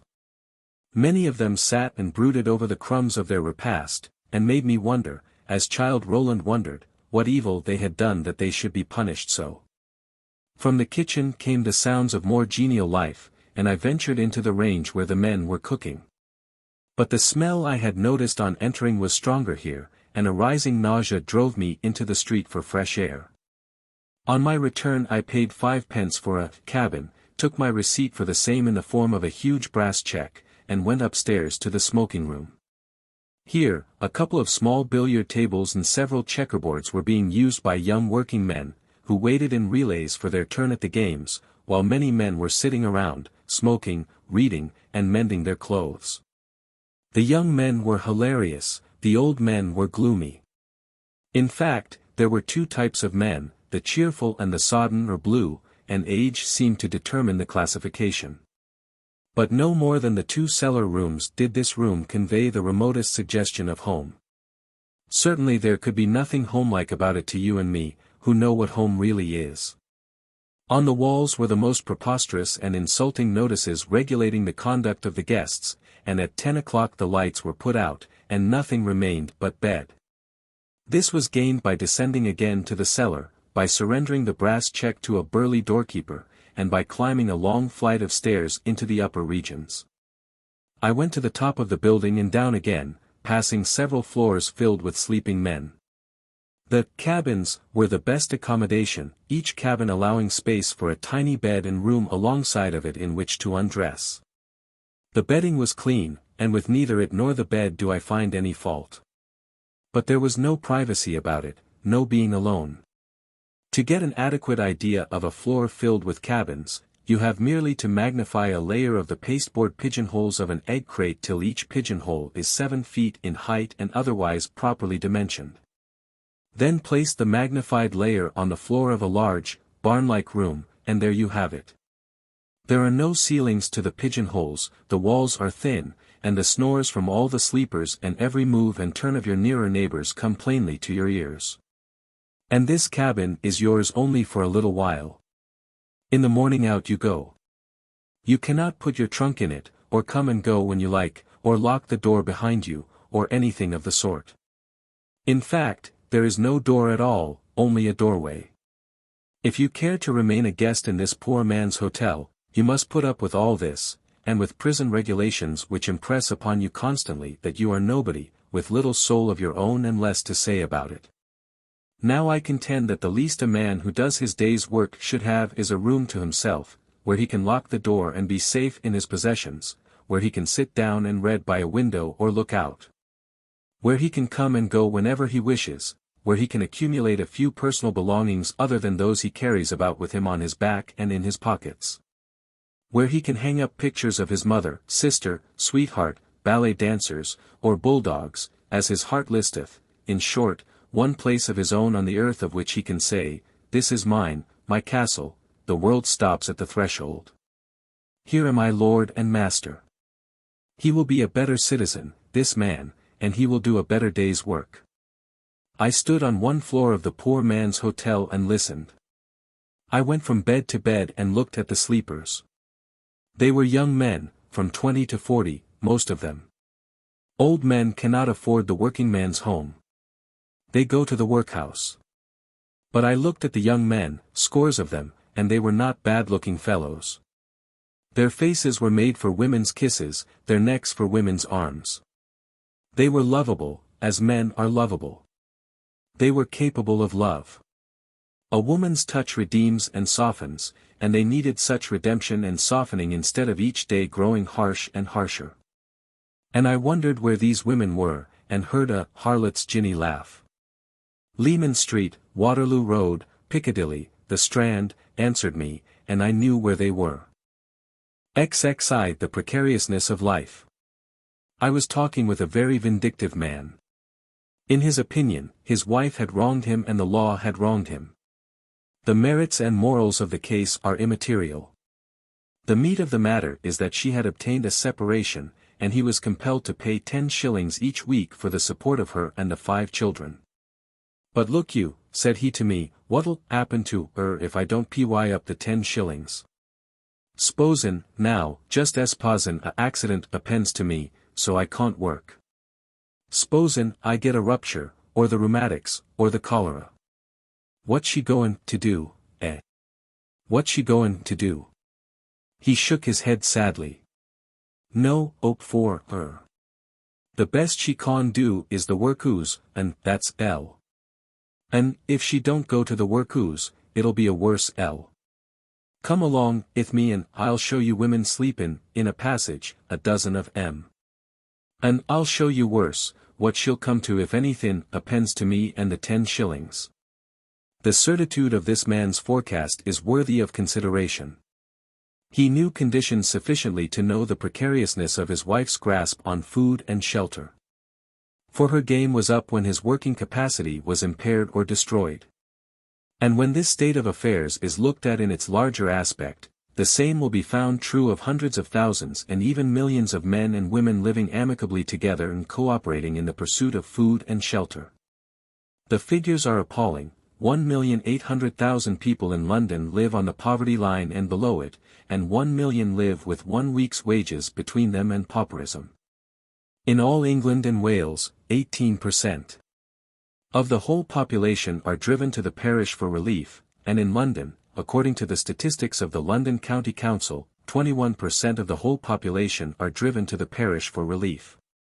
Between being driven to the parish for relief and being an out-and-out pauper there is a great difference, yet London supports 123,000 paupers, quite a city of folk in themselves. 1 in every 4 in London dies on public charity, while 939 out of every 1,000 in the United Kingdom die in poverty. 8 million simply struggle on the ragged edge of starvation, and 20 million more are not comfortable in the simple and clean sense of the word. It is interesting to go more into detail concerning the London people who die on charity. In 1886, and up to 1893, the percentage of pauperism to population was less in London than in all England, but since 1893, and for every succeeding year, the percentage of pauperism to population has been greater in London than in all England. Yet, from the Registrar General's report for 1886, the following figures are taken. Out of 81,951 deaths in London, 1884. In workhouses 9,909. In hospitals 6,559. In lunatic asylums 278. Total in public refuges 16,746. Commenting on these figures, a Fabian writer says, considering that comparatively few of these are children, it is probable that 1 in every 3 London adults will be driven into one of these refuges to die, and the proportion in the case of the manual labor class must of course be still larger. These figures serve somewhat to indicate the proximity of the average worker to pauperism. Various things make pauperism. An advertisement, for instance, such as this, appearing in yesterday morning's paper. Clerk wanted, with knowledge of shorthand, typewriting, and invoicing, wages 10 shillings, $2.50, a week.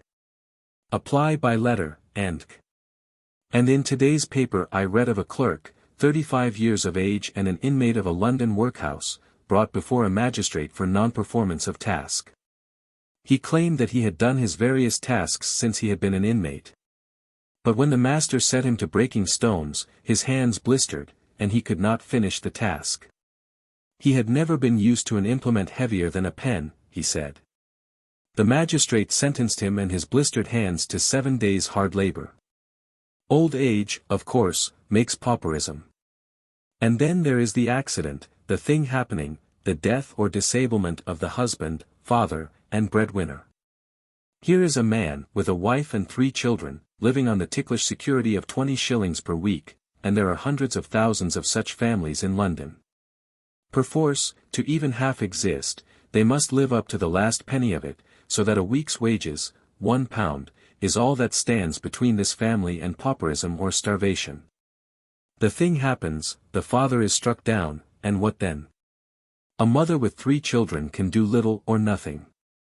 Either she must hand her children over to society as juvenile paupers, in order to be free to do something adequate for herself, or she must go to the sweatshops for work which she can perform in the vile den possible to her reduced income. But with the sweatshops, married women who eke out their husbands' earnings, and single women who have but themselves miserably to support, determine the scale of wages. And this scale of wages, so determined, is so low that the mother and her 3 children can live only in positive beastliness and semi-starvation, till decay and death end their suffering. To show that this mother, with her 3 children to support, cannot compete in the sweating industries, I instance from the current newspapers the 2 following cases. A father indignantly writes that his daughter and a girl companion receive 8.5d per gross for making boxes. They made each day 4 gross. Their expenses were 8d. For car fare, 2d. For stamps, 2.5d. For glue, and 1d. For string, so that all they earned between them was 1.9d, or a daily wage each of 10.5d. In the second case, before the Luton Guardians a few days ago, an old woman of 72 appeared, asking for relief. She was a straw hat maker, but had been compelled to give up the work owing to the price she obtained for them, namely, 2.25d each. For that price she had to provide plate trimmings and make and finish the hats. Yet this mother and her 3 children we are considering have done no wrong that they should be so punished. They have not sinned. The thing happened, that is all, the husband, father and breadwinner, was struck down. There is no guarding against it. It is fortuitous. A family stands so many chances of escaping the bottom of the abyss, and so many chances of falling plump down to it. The chance is reducible to cold, pitiless figures, and a few of these figures will not be out of place. Sir A. Forwood calculates that 1 of every 1,400 workmen is killed annually. 1 of every 2,500 workmen is totally disabled. 1 of every 300 workmen is permanently partially disabled. 1 of every 8 workmen is temporarily disabled 3 or 4 weeks. But these are only the accidents of industry. The high mortality of the people who live in the ghetto plays a terrible part. The average age at death among the people of the West End is 55 years. The average age at death among the people of the East End is 30 years. That is to say, the person in the West End has twice the chance for life that the person has in the East End. Talk of war. The mortality in South Africa and the Philippines fades away to insignificance. Here, in the heart of peace, is where the blood is being shed. And here not even the civilized rules of warfare obtain, for the women and children and babes in the arms are killed just as ferociously as the men are killed. War. In England, every year, 500,000 men, women, and children, engaged in the various industries, are killed and disabled, or are injured to disablement by disease. In the West End 18% of the children die before 5 years of age. In the East End 55% of the children die before 5 years of age. And there are streets in London where out of every 100 children born in a year, 50 die during the next year. And of the 50 that remain, 25 die before they are 5 years old. Slaughter. Herod did not do quite so badly. That industry causes greater havoc with human life than battle does. No better substantiation can be given than the following extract from a recent report of the Liverpool medical officer. Which is not applicable to Liverpool alone. In many instances little if any sunlight could get to the courts, and the atmosphere within the dwellings was always foul, owing largely to the saturated condition of the walls and ceilings, which for so many years had absorbed the exhalations of the occupants into their porous material. Singular testimony to the absence of sunlight in these courts was furnished by the action of the Parks and Gardens Committee, who desired to brighten the homes of the poorest class by gifts of growing flowers and window boxes. But these gifts could not be made in courts such as these, as flowers and plants were susceptible to the unwholesome surroundings, and would not live. Mr. George Haw has compiled the following table on the 3st. George's parishes, London parishes. Percentage of population. Overcrowded death rate per 1,000. St. George's West 1013.2. St. George's South 3523.7. St. George's East 4026. 4. Then there are the dangerous trades, in which countless workers are employed. Their hold on life is indeed precarious, far, far more precarious than the hold of the 20th century soldier on life. In the linen trade, in the preparation of the flax, wet feet and wet clothes cause an unusual amount of bronchitis, pneumonia, and severe rheumatism. While in the carding and spinning departments the fine dust produces lung disease in the majority of cases, and the woman who starts carding at 17 or 18 begins to break up and go to pieces at 30. The chemical laborers, picked from the strongest and most splendidly built men to be found, live, on an average, less than 48 years. Says Dar. Arledge, of the potter's trade, potter's dust does not kill suddenly, but settles, year after year, a little more firmly into the lungs, until at length a case of plaster is formed.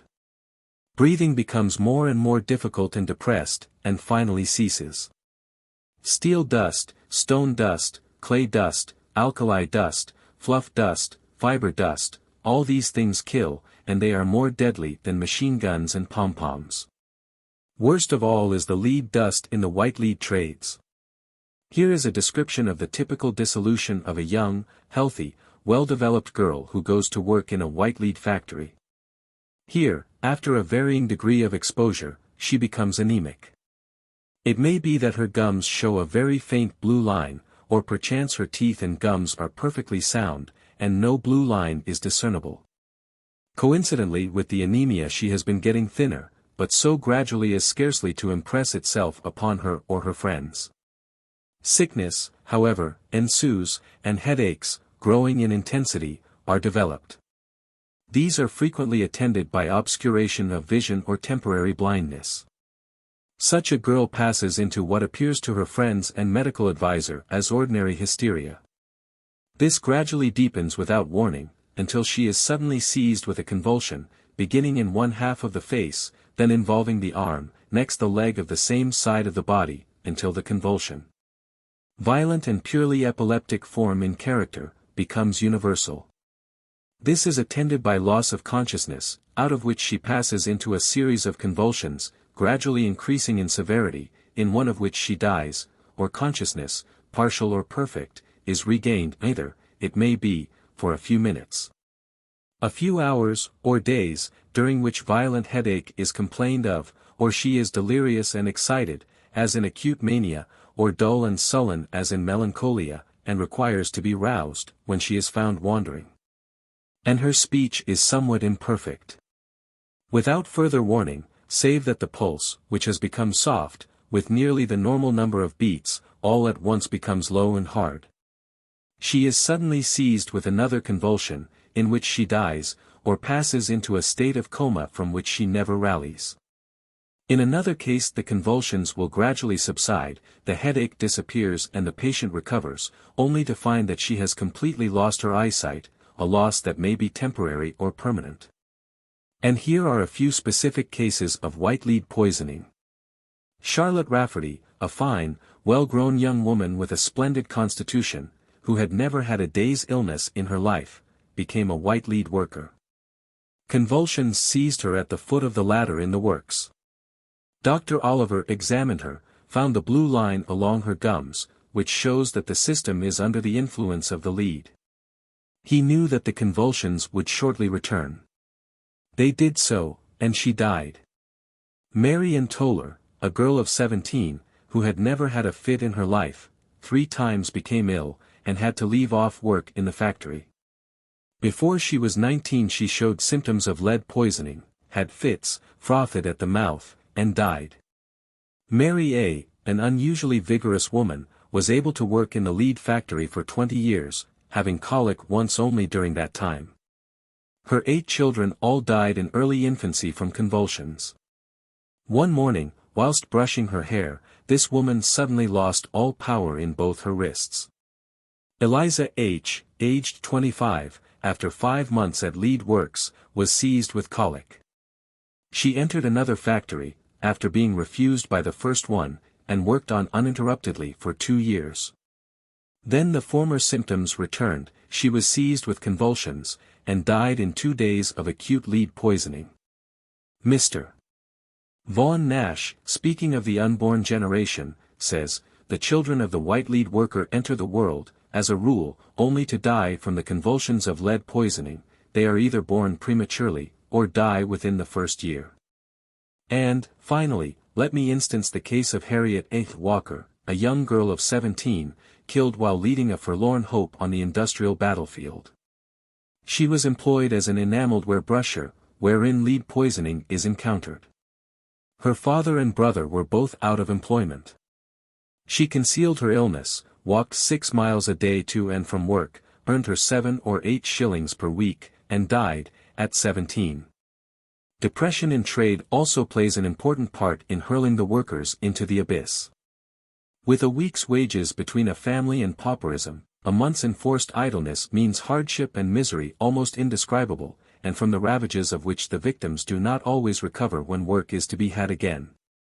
Just now the daily papers contain the report of a meeting of the Carlisle branch of the Dockers Union, wherein it is stated that many of the men, for months past, have not averaged a weekly income of more than from 4 to 5 shillings.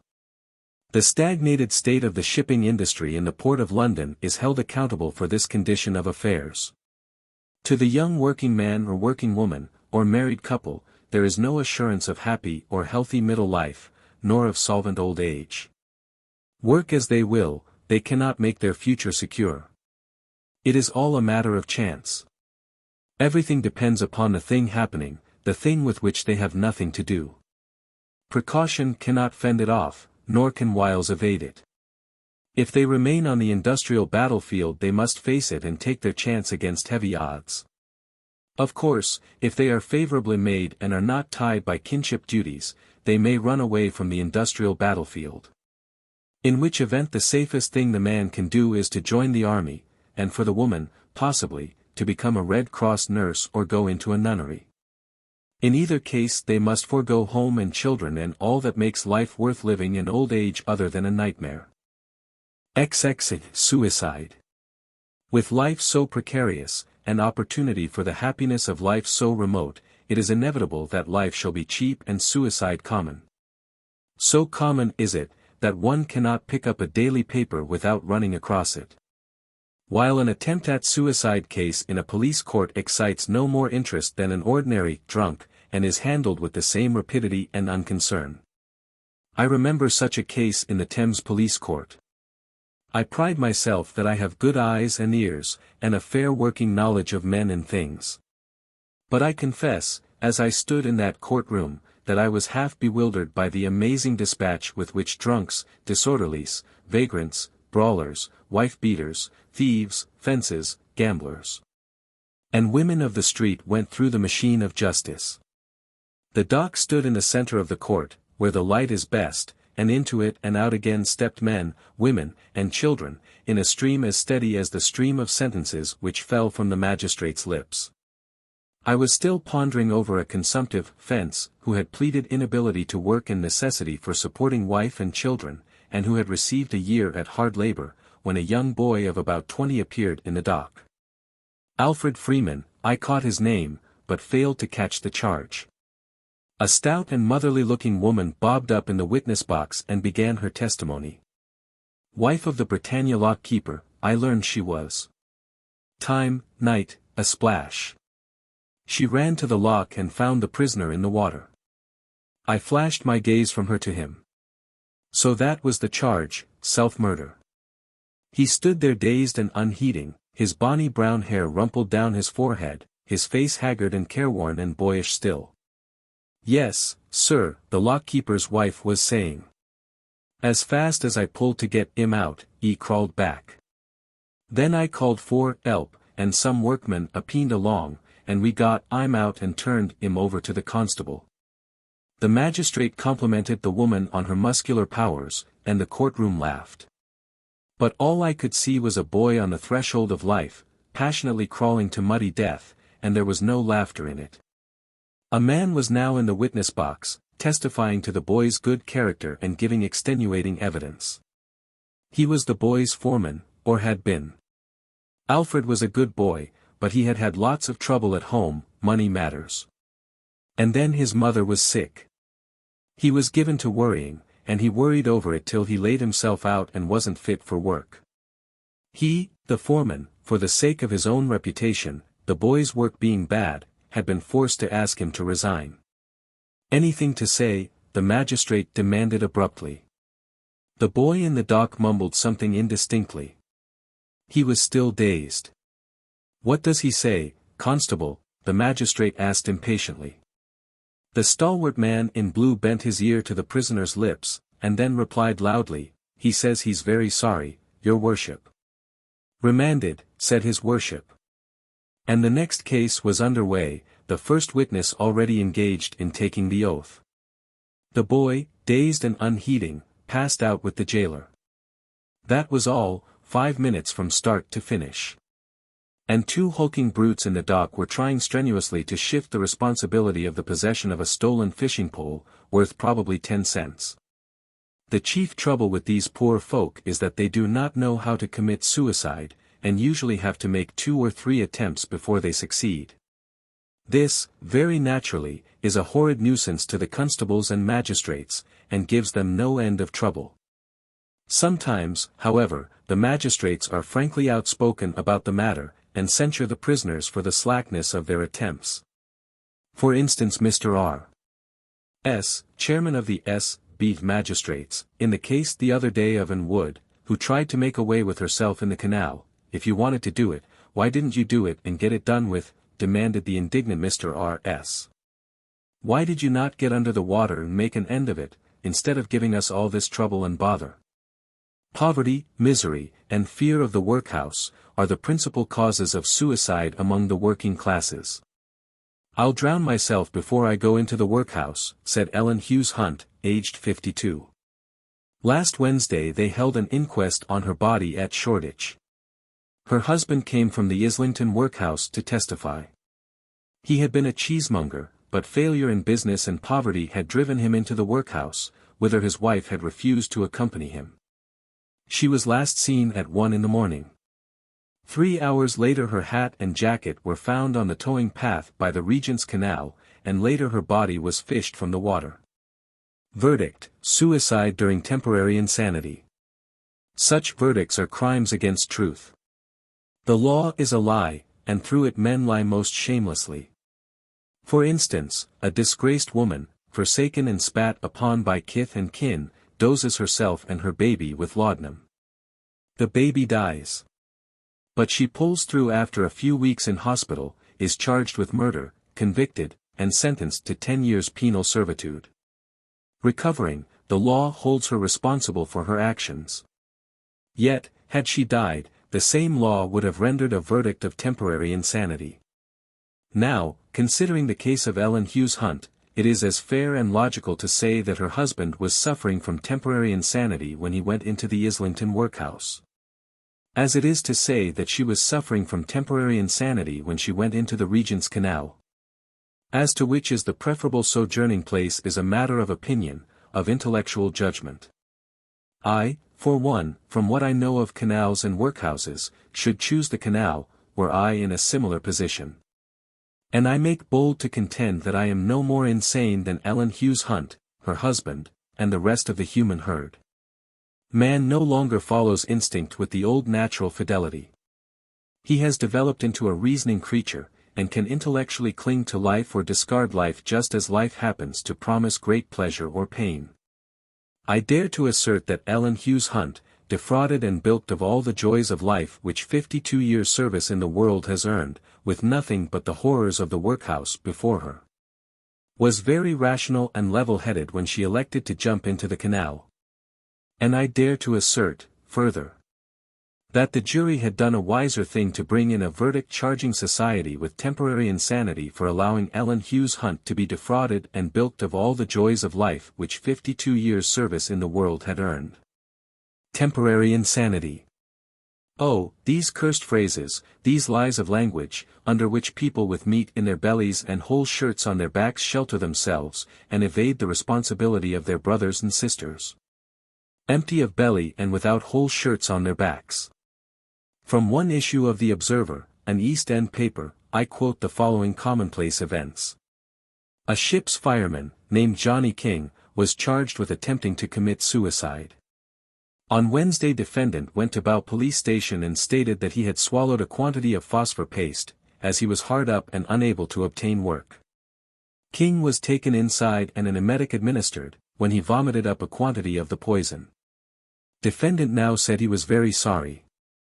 Although he had 16 years good character, he was unable to obtain work of any kind. Mr. Dickinson had defendant put back for the court missionary to see him. Timothy Warner, 32, was remanded for a similar offense. He jumped off Limehouse Pier, and when rescued, said, "I intended to do it."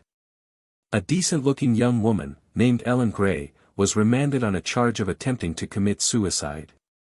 About 8:30 on Sunday morning, Constable 834K found defendant lying in a doorway in Benworth Street, and she was in a very drowsy condition.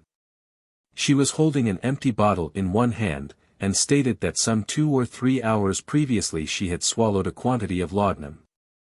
As she was evidently very ill, the divisional surgeon was sent for, and having administered some coffee, ordered that she was to be kept awake. When defendant was charged, she stated that the reason why she attempted to take her life was she had neither home nor friends. I do not say that all people who commit suicide are sane, no more than I say that all people who do not commit suicide are sane.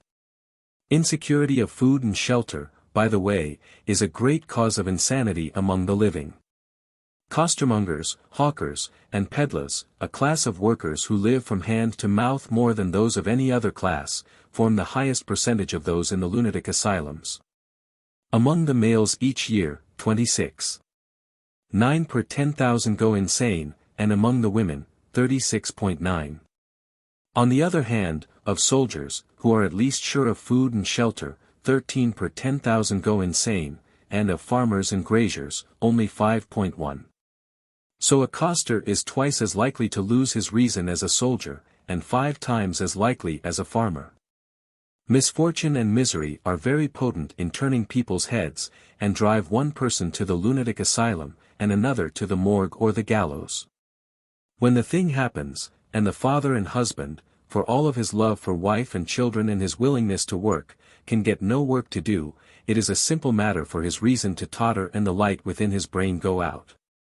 And it is especially simple when it is taken into consideration that his body is ravaged by innutrition and disease, in addition to his soul being torn by the sight of his suffering wife and little ones. He is a good-looking man, with a mass of black hair, dark, expressive eyes, delicately chiseled nose and chin, and wavy, fair mustache. This is the reporter's description of Frank Cavilla as he stood in court, this dreary month of September, dressed in a much-worn grey suit, and wearing no collar. Frank Cavilla lived and worked as a house decorator in London. He is described as a good workman, a steady fellow, and not given to drink, while all his neighbors unite in testifying that he was a gentle and affectionate husband and father. His wife, Hannah Cavilla, was a big, handsome, light-hearted woman. She saw to it that his children were sent neat and clean, the neighbors all remarked the fact, to the Childeric Road board school. And so, with such a man, so blessed, working steadily and living temperately, all went well, and the goose hung high. Then the thing happened. He worked for a Mr. Beck, builder, and lived in one of his master's houses in Trundley Road. Mr. Beck was thrown from his trap and killed. The thing was an unruly horse, and, as I say, it happened. Cavilla had to seek fresh employment and find another house. This occurred 18 months ago. For 18 months he fought the big fight. He got rooms in a little house in Batavia Road, but could not make both ends meet. Steady work could not be obtained. He struggled manfully at casual employment of all sorts, his wife and 4 children starving before his eyes. He starved himself, and grew weak, and fell ill. This was 3 months ago, and then there was absolutely no food at all. They made no complaint, spoke no word, but poor folk know. The housewives of Batavia Road sent them food, but so respectable were the Cavillas that the food was sent anonymously, mysteriously, so as not to hurt their pride. The thing had happened.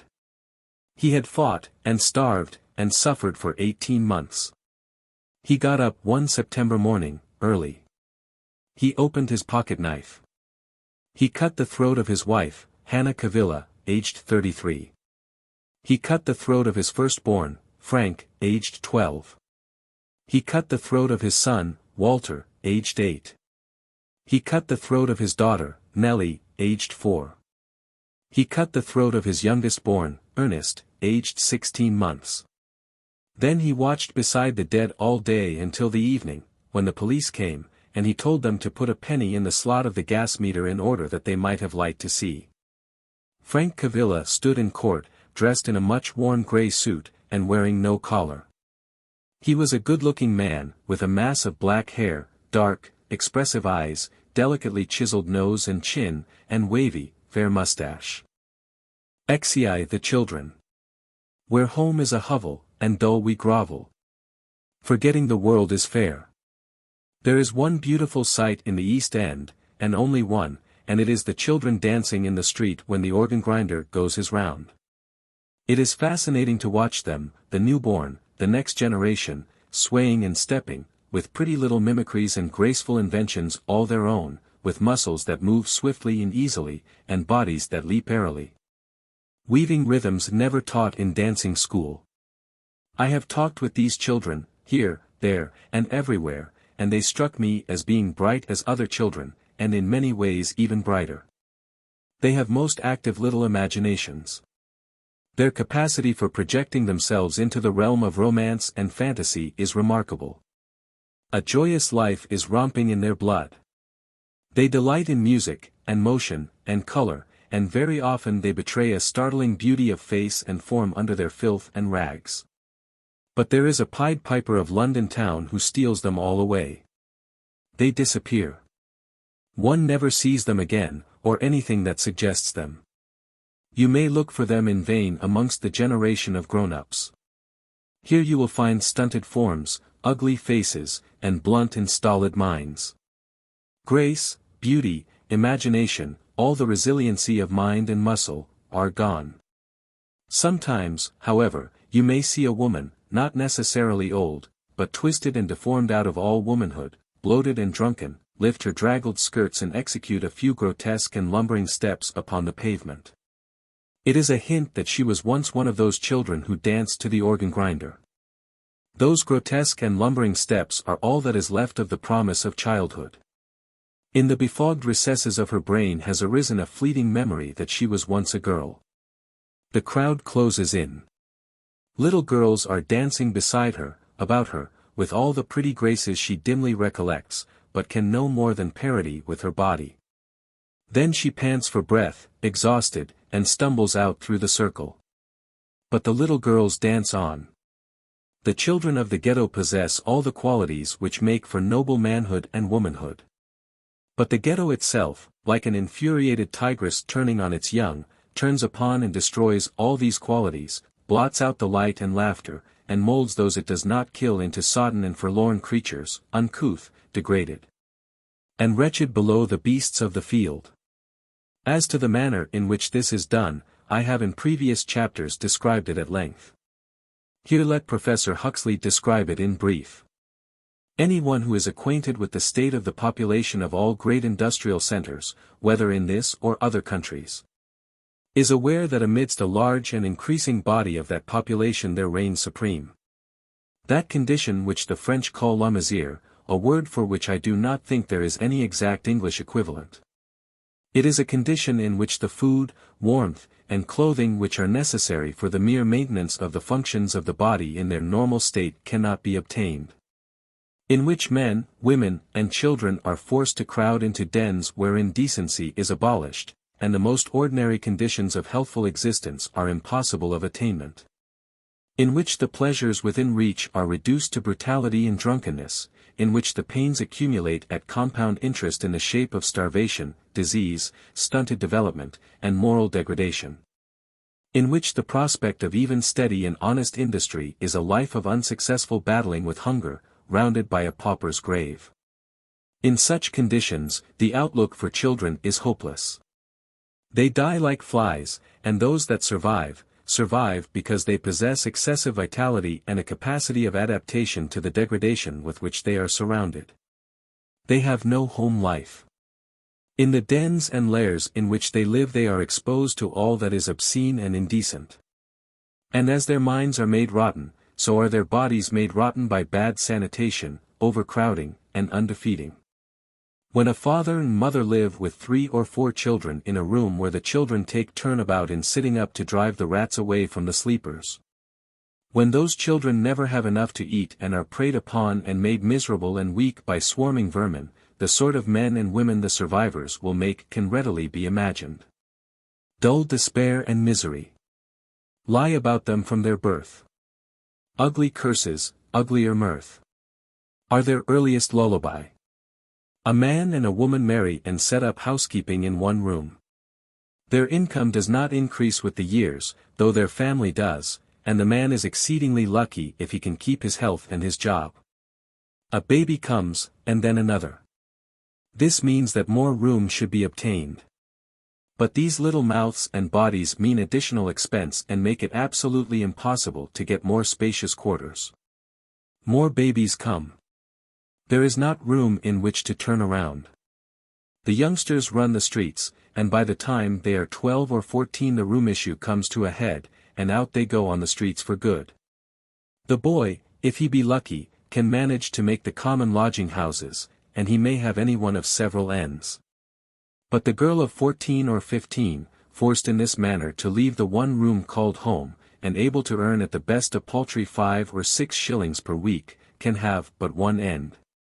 And the bitter end of that one end is such as that of the woman whose body the police found this morning in a doorway in Dorset Street, Whitechapel. Homeless, shelterless, sick, with no one with her in her last hour, she had died in the night of exposure. She was 62 years old and a match vendor. She died as a wild animal dies. Fresh in my mind is the picture of a boy in the dock of an East End police court. His head was barely visible above the railing. He was being proved guilty of stealing 2 shillings from a woman, which he had spent, not for candy and cakes and a good time, but for food.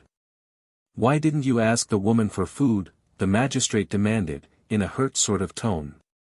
"She would surely have given you something to eat." "If I had asked her, "I'd got locked up for beggin'," was the boy's reply. The magistrate knitted his brows and accepted the rebuke. Nobody knew the boy, nor his father or mother. He was without beginning or antecedent, a waif, a stray, a young cub seeking his food in the jungle of empire, preying upon the weak and being preyed upon by the strong. The people who try to help, who gather up the ghetto children and send them away on a day's outing to the country, believe that not very many children reach the age of 10 without having had at least one day there. Of this, a writer says, "The mental change caused by one day so spent must not be undervalued." Whatever the circumstances, the children learn the meaning of fields and woods, so that descriptions of country scenery in the books they read, which before conveyed no impression, become now intelligible. One day in the fields and woods, if they are lucky enough to be picked up by the people who try to help. And they are being born faster every day than they can be carted off to the fields and woods for the one day in their lives. One day.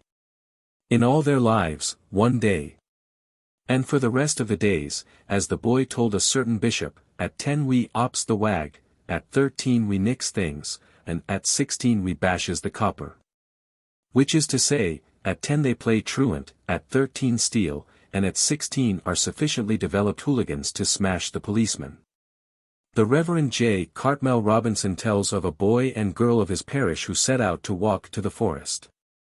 They walked and walked through the never-ending streets, expecting always to see it by and by, until they sat down at last, faint and despairing, and were rescued by a kind woman who brought them back. Evidently they had been overlooked by the people who try to help. The same gentleman is authority for the statement that in a street in Hoxton, a district of the vast East End, over 700 children, between 5 and 13 years, live in 80 small houses. And he adds, "It is because London has largely shut her children in a maze of streets and houses and robbed them of their rightful inheritance in sky and field and brook, that they grow up to be men and women physically unfit." He tells of a member of his congregation who let a basement room to a married couple. They said they had 2 children, when they got possession it turned out that they had 4. After a while a 5th appeared, and the landlord gave them notice to quit. They paid no attention to it. Then the sanitary inspector who has to wink at the law so often, came in and threatened my friend with legal proceedings. He pleaded that he could not get them out. They pleaded that nobody would have them with so many children at a rental within their means, which is one of the commonest complaints of the poor, by the by. What was to be done? The landlord was between 2 millstones. Finally he applied to the magistrate, who sent up an officer to inquire into the case. Since that time about 20 days have elapsed, and nothing has yet been done. Is this a singular case? By no means. It is quite common. Last week the police raided a disorderly house. In one room were found 2 young children. They were arrested and charged with being inmates the same as the women had been. Their father appeared at the trial. He stated that himself and wife and 2 older children, besides the 2 in the dock, occupied that room. He stated also that he occupied it because he could get no other room for the half-crown a week he paid for it. The magistrate discharged the 2 juvenile offenders and warned the father that he was bringing his children up unhealthily. But there is no need further to multiply instances. In London the slaughter of the innocents goes on a scale more stupendous than any before in the history of the world. And equally stupendous is the callousness of the people who believe in Christ, acknowledge God, and go to church regularly on Sunday. For the rest of the week they riot about on the rents and profits which come to them from the East End stained with the blood of the children. Also, at times, so peculiarly are they made, they will take 500,000 of these rents and profits and send it away to educate the black boys of the Sudan.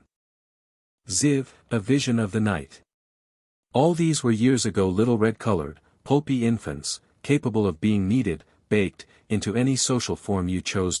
Carlyle. Late last night I walked along Commercial Street from Spitalfields to Whitechapel, and still continuing south, down Leman Street to the docks. And as I walked I smiled at the East End papers, which, filled with civic pride, boastfully proclaimed that there is nothing the matter with the East End as a living place for men and women. It is rather hard to tell a tithe of what I saw. Much of it is untenable.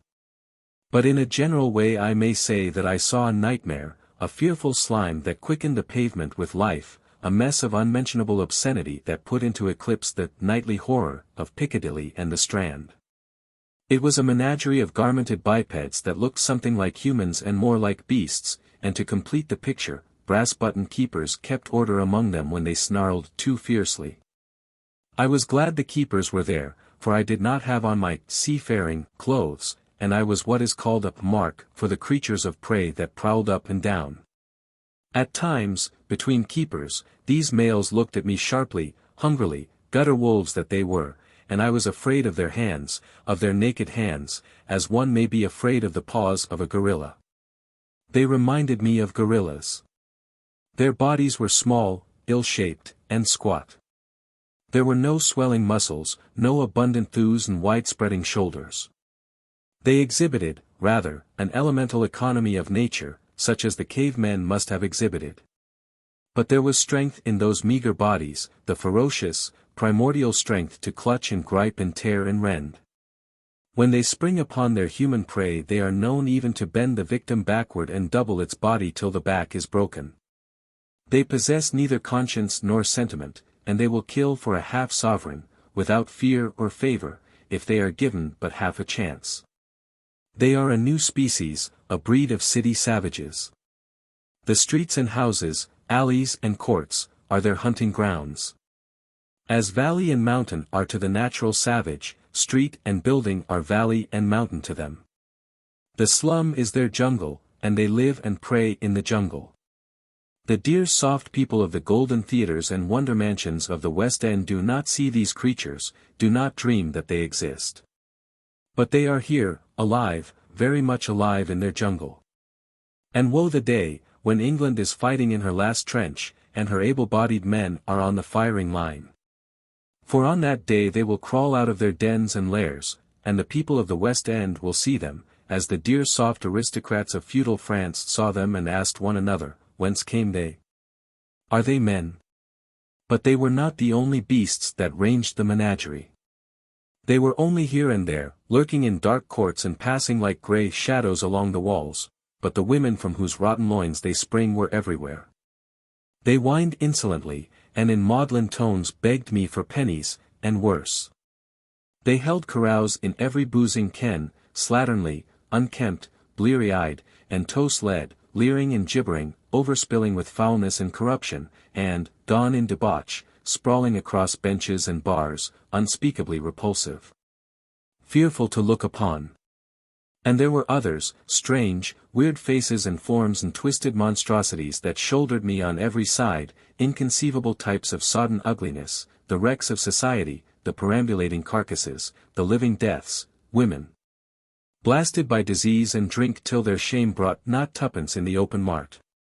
And men, in fantastic rags, wrenched by hardship and exposure out of all semblance of men, their faces in a perpetual writhe of pain, grinning idiotically, shambling like apes, dying with every step they took and each breath they drew.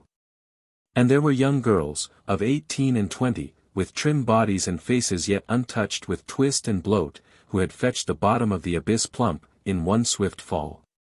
And I remember a lad of 14, and one of 6 or 7, white-faced and sickly, homeless, the pair of them, who sat upon the pavement with their backs against a railing and watched it all. The unfit and the unneeded. Industry does not clamor for them. There are no jobs going begging through lack of men and women. The dockers crowd at the entrance gate, and curse and turn away when the foreman does not give them a call.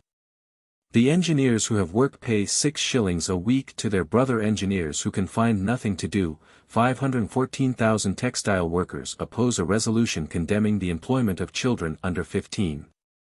Women, and plenty to spare, are found to toil under the sweatshop masters for 10 pence a day of 14 hours.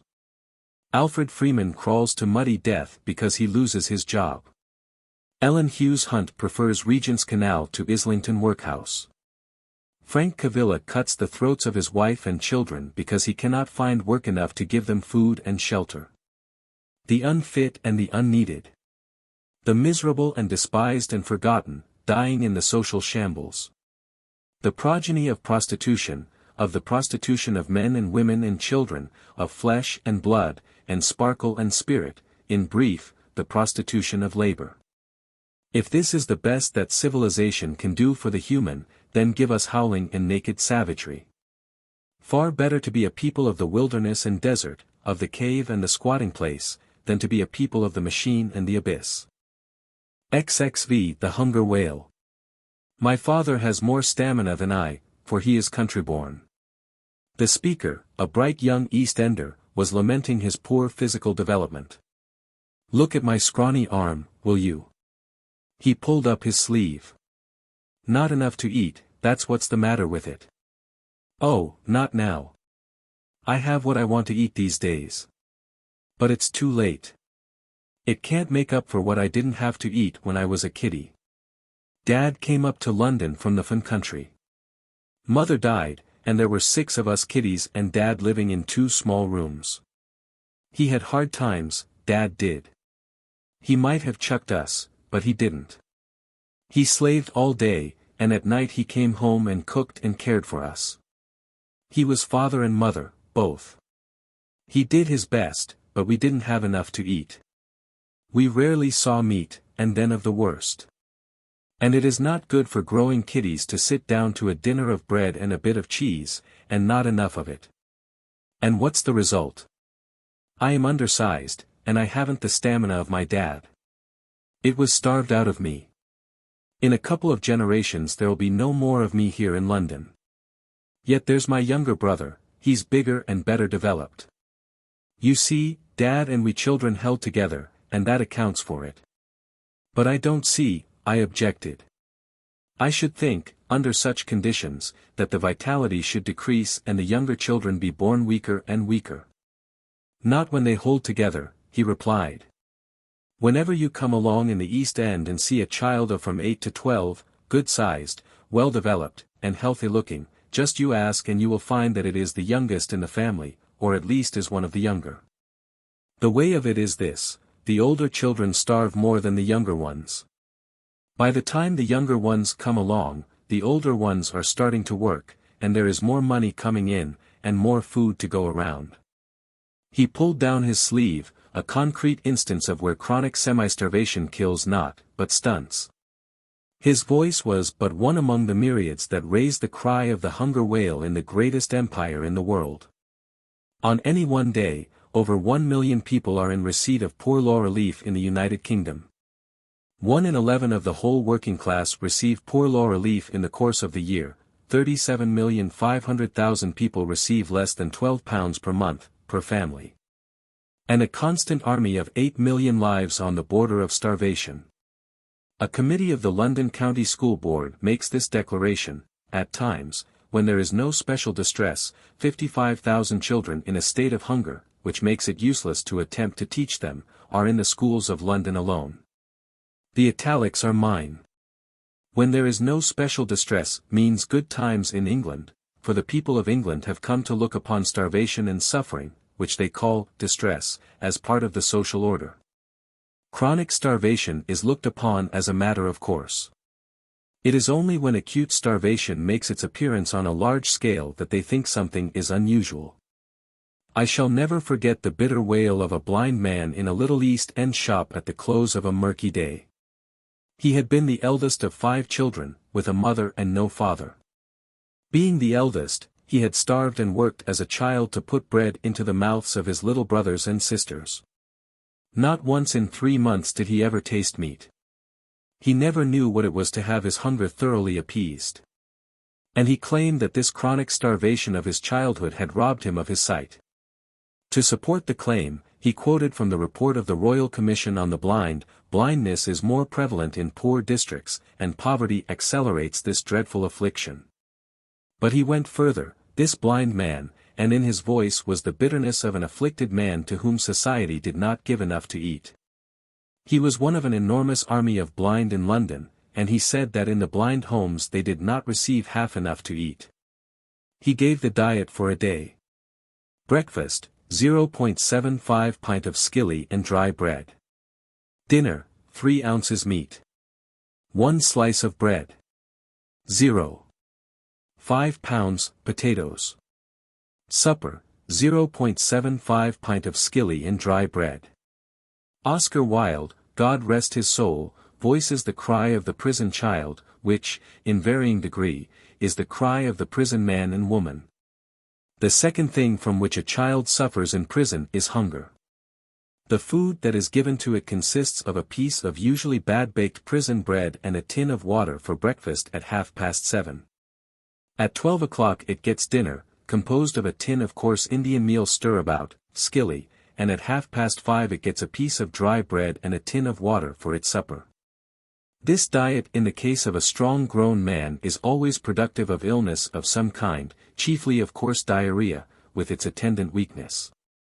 In fact, in a big prison astringent medicines are served out regularly by the warders as a matter of course. In the case of a child, the child is, as a rule, incapable of eating the food at all. Anyone who knows anything about children knows how easily a child's digestion is upset by a fit of crying, or trouble and mental distress of any kind. A child who has been crying all day long, and perhaps half the night, in a lonely dim-lit cell, and is preyed upon by terror, simply cannot eat food of this coarse, horrible kind. In the case of the little child to whom Warder Martin gave the biscuits, the child was crying with hunger on Tuesday morning, and utterly unable to eat the bread and water served to it for its breakfast. Martin went out after the breakfasts had been served and bought the few sweet biscuits for the child rather than see it starving.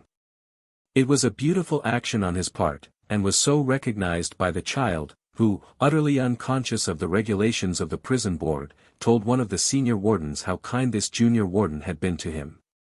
The result was, of course, a report and a dismissal. Robert Blatchford compares the workhouse pauper's daily diet with the soldier's, which, when he was a soldier, was not considered liberal enough, and yet is twice as liberal as the pauper's. Pauper diet soldier. 3.25 ounces. Meat 12 ounces. 15.5 ounces. Bread 24 ounces. 6 ounces. Vegetables 8 ounces. The adult male pauper gets meat, outside of soup, but once a week, and the paupers have nearly all that pallid, pasty complexion which is the sure mark of starvation. Here is a table, comparing the workhouse officer's weekly allowance. Officer diet pauper. 7 pounds. Bread 6.75 pounds. 5 pounds. Meat 1 pound 2 ounces. 12 ounces. Bacon 2.5 ounces. 8 ounces. Cheese 2 ounces. 7 pounds. Potatoes 1.5 pounds. 6 pounds. Vegetables none. 1 pound. Flour none. 2 ounces. Lard none. 12 ounces. Butter 7 ounces. None. Rice pudding 1 pound. And as the same writer remarks, the officer's diet is still more liberal than the pauper's. But evidently it is not considered liberal enough, for a footnote is added to the officer's table saying that a cash payment of 2 shillings and 6 pence a week is also made to each resident officer and servant. If the pauper has ample food, why does the officer have more? And if the officer has not too much, can the pauper be properly fed on less than half the amount? But it is not alone the ghetto dweller, the prisoner, and the pauper that starve. Hodge, of the country, does not know what it is always to have a full belly.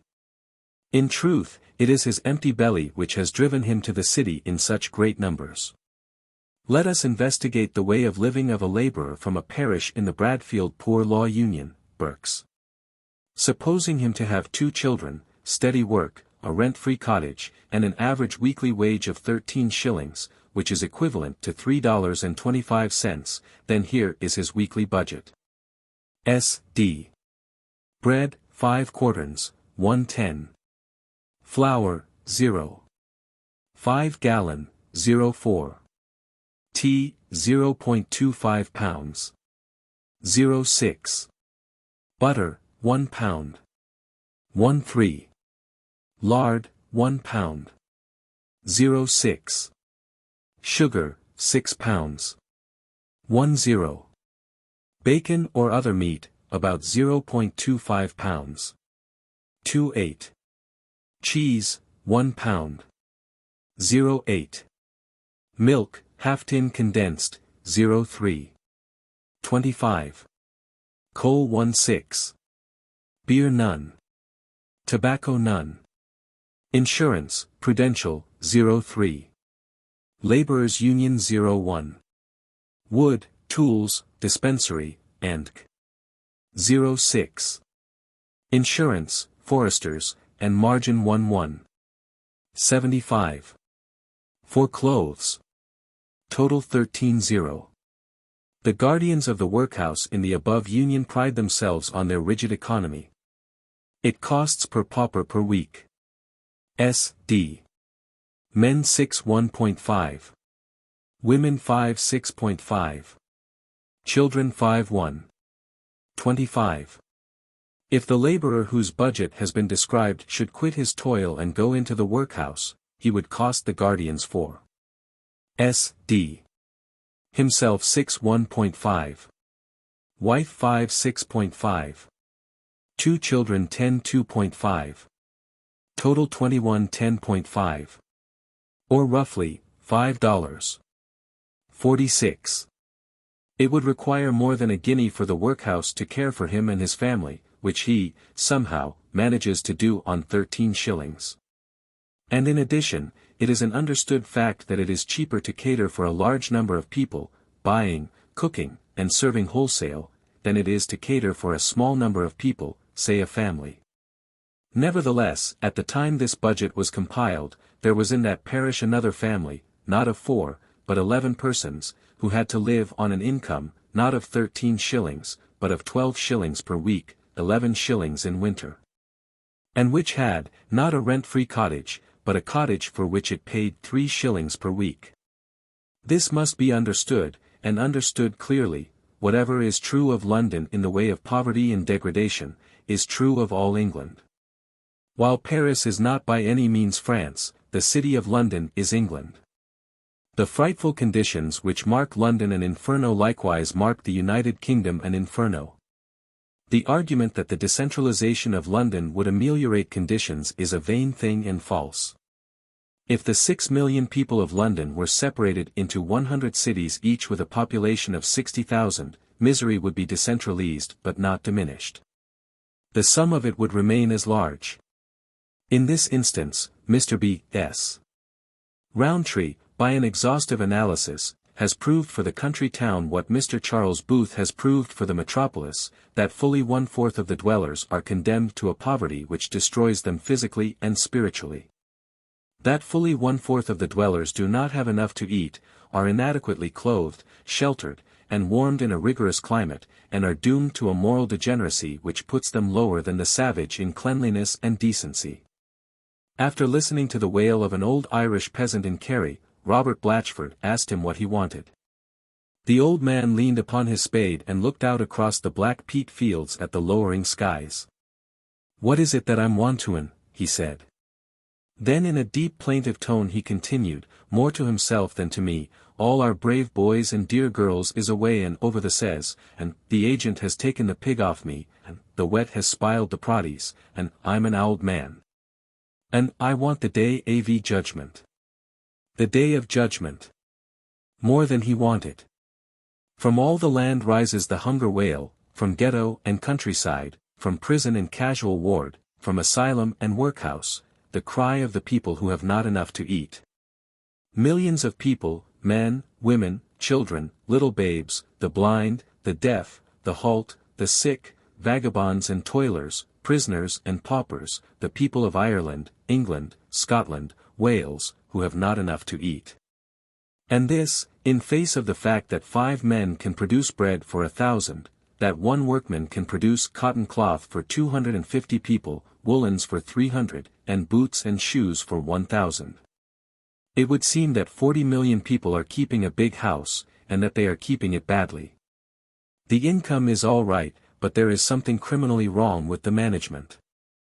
And who dares to say that it is not criminally mismanaged? this big house, when 5 men can produce bread for 1,000, and yet millions have not enough to eat?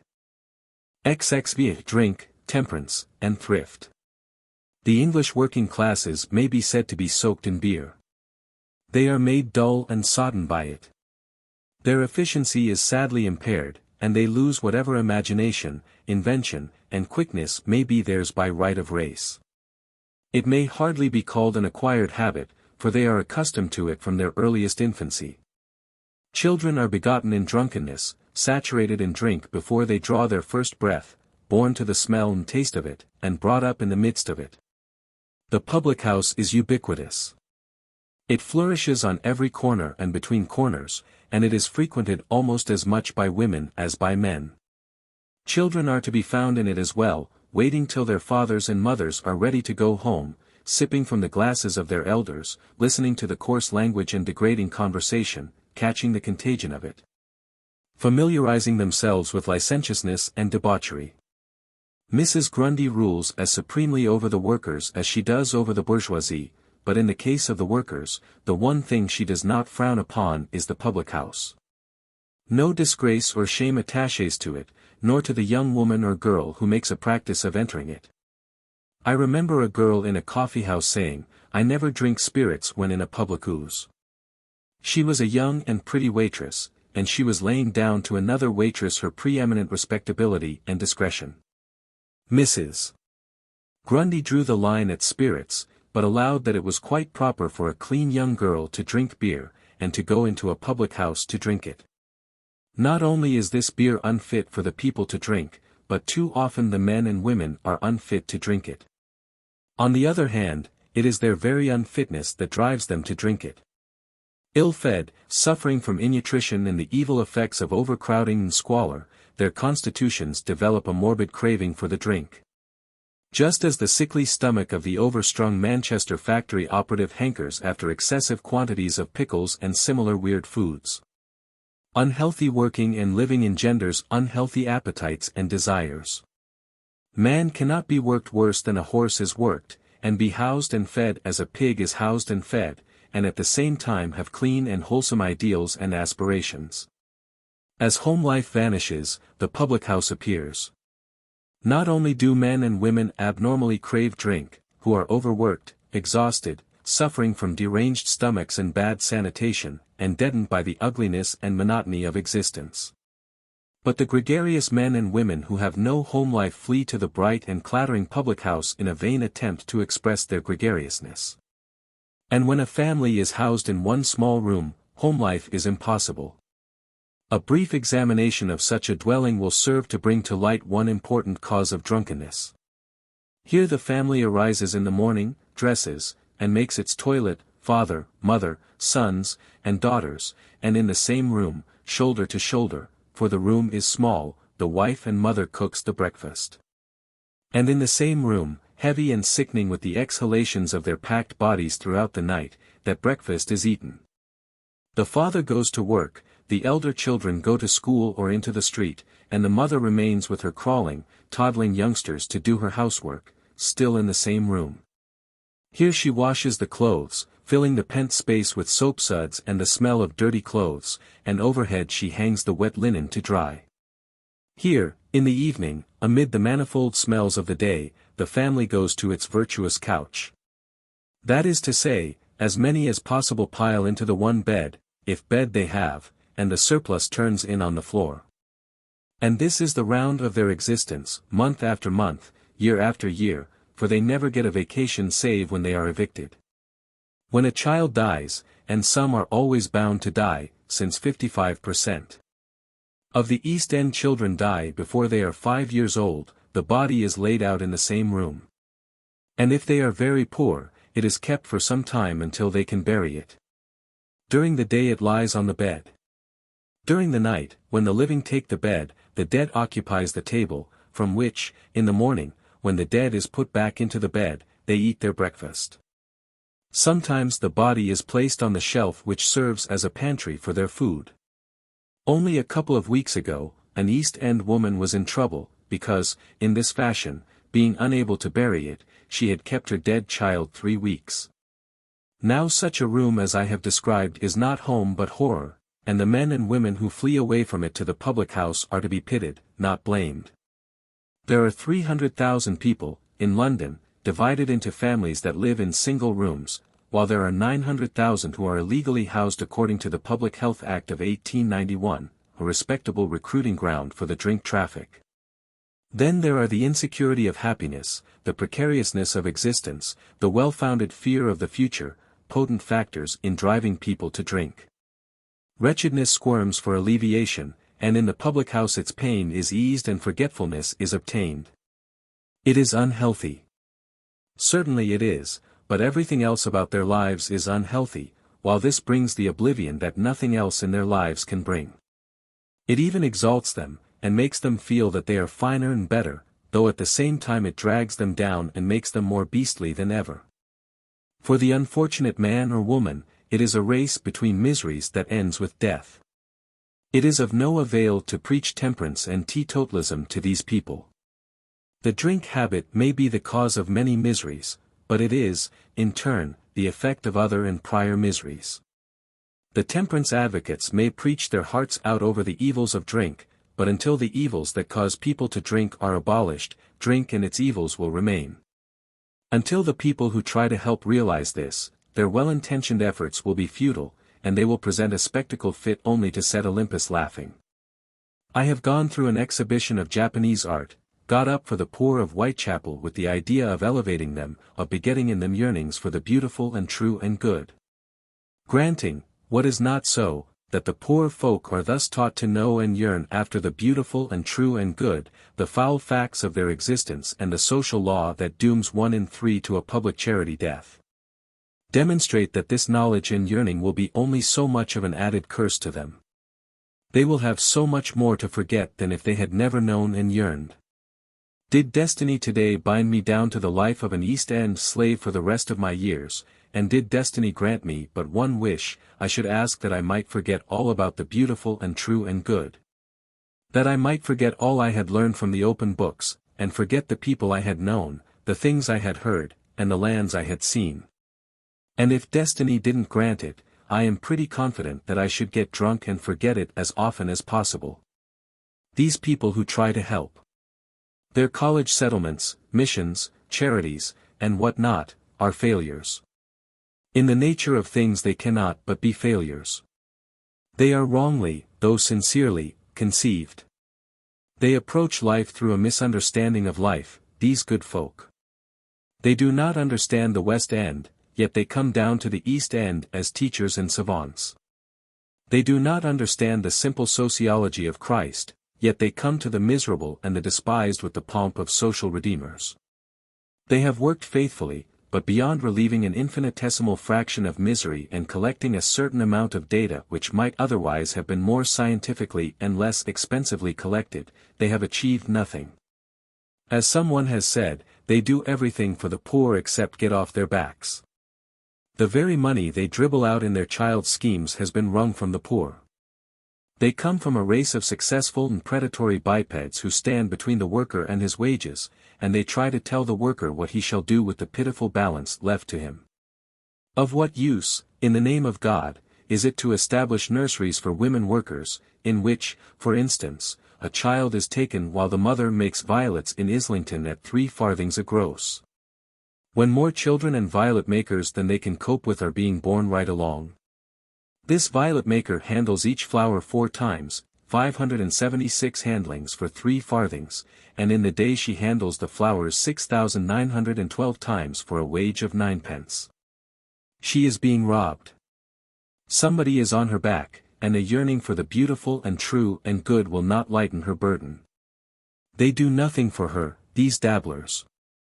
And what they do not do for the mother, undoes at night, when the child comes home, all that they have done for the child in the day. And one and all, they join in teaching a fundamental lie. They do not know it is a lie, but their ignorance does not make it more of a truth. And the lie they preach is thrift. An instant will demonstrate it. In overcrowded London, the struggle for a chance to work is keen, and because of this struggle wages sink to the lowest means of subsistence. To be thrifty means for a worker to spend less than his income, in other words, to live on less. This is equivalent to a lowering of the standard of living. In the competition for a chance to work, the man with a lower standard of living will underbid the man with a higher standard. And a small group of such thrifty workers in any overcrowded industry will permanently lower the wages of that industry. And the thrifty ones will no longer be thrifty, for their income will have been reduced till it balances their expenditure. In short, thrift negates thrift. If every worker in England should heed the preachers of thrift and cut expenditure in half, the condition of there being more men to work than there is work to do would swiftly cut wages in half.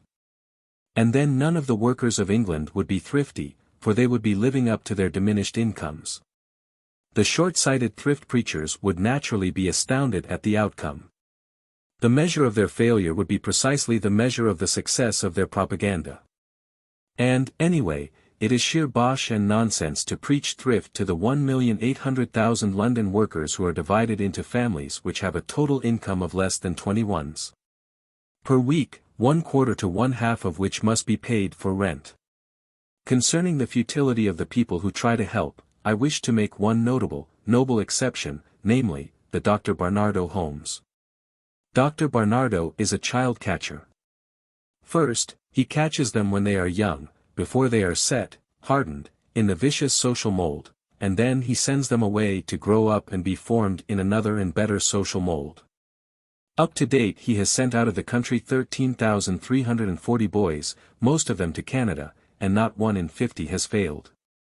A splendid record, when it is considered that these lads are waifs and strays, homeless and parentless, jerked out from the very bottom of the abyss, and 49 out of 50 of them made into men. Every 24 hours in the year Dr. Barnardo snatches 9 waifs from the streets, so the enormous field he has to work in may be comprehended. The people who try to help have something to learn from him. He does not play with palliatives. He traces social viciousness and misery to their sources. He removes the progeny of the gutter folk from their pestilential environment, and gives them a healthy, wholesome environment in which to be pressed and prodded and molded into men. When the people who try to help cease their playing and dabbling with day nurseries and Japanese art exhibits and go back and learn their West End and the sociology of Christ, they will be in better shape to buckle down to the work they ought to be doing in the world. And if they do buckle down to the work, they will follow Dr. Barnardo's lead, only on a scale as large as the nation is large. They won't cram yearnings for the beautiful, and true, and good down the throat of the woman making violets for 3 farthings a gross, but they will make somebody get off her back and quit cramming himself till, like the Romans, he must go to a bath and sweat it out. And to their consternation, they will find that they will have to get off that woman's back themselves, as well as the backs of a few other women and children they did not dream they were riding upon. XXVI The Management. In this final chapter it were well to look at the social abyss in its widest aspect, and to put certain questions to civilization, by the answers to which civilization must stand or fall. For instance, has civilization bettered the lot of man? Man, I use in its democratic sense, meaning the average man. So the question reshapes itself, has civilization bettered the lot of the average man? Let us see. In Alaska, along the banks of the Yukon River, near its mouth, live the Inuit folk. They are a very primitive people, manifesting but mere glimmering adumbrations of that tremendous artifice, civilization. Their capital amounts possibly to £2 per head. They hunt and fish for their food with bone-headed spears and arrows. They never suffer from lack of shelter. Their clothes, largely made from the skins of animals, are warm. They always have fuel for their fires, likewise timber for their houses, which they build partly underground, and in which they lie snugly during the periods of intense cold. In the summer they live in tents, open to every breeze and cool. They are healthy, and strong, and happy. Their one problem is food. They have their times of plenty and times of famine. In good times they feast, in bad times they die of starvation. But starvation, as a chronic condition, present with a large number of them all the time, is a thing unknown. Further, they have no debts.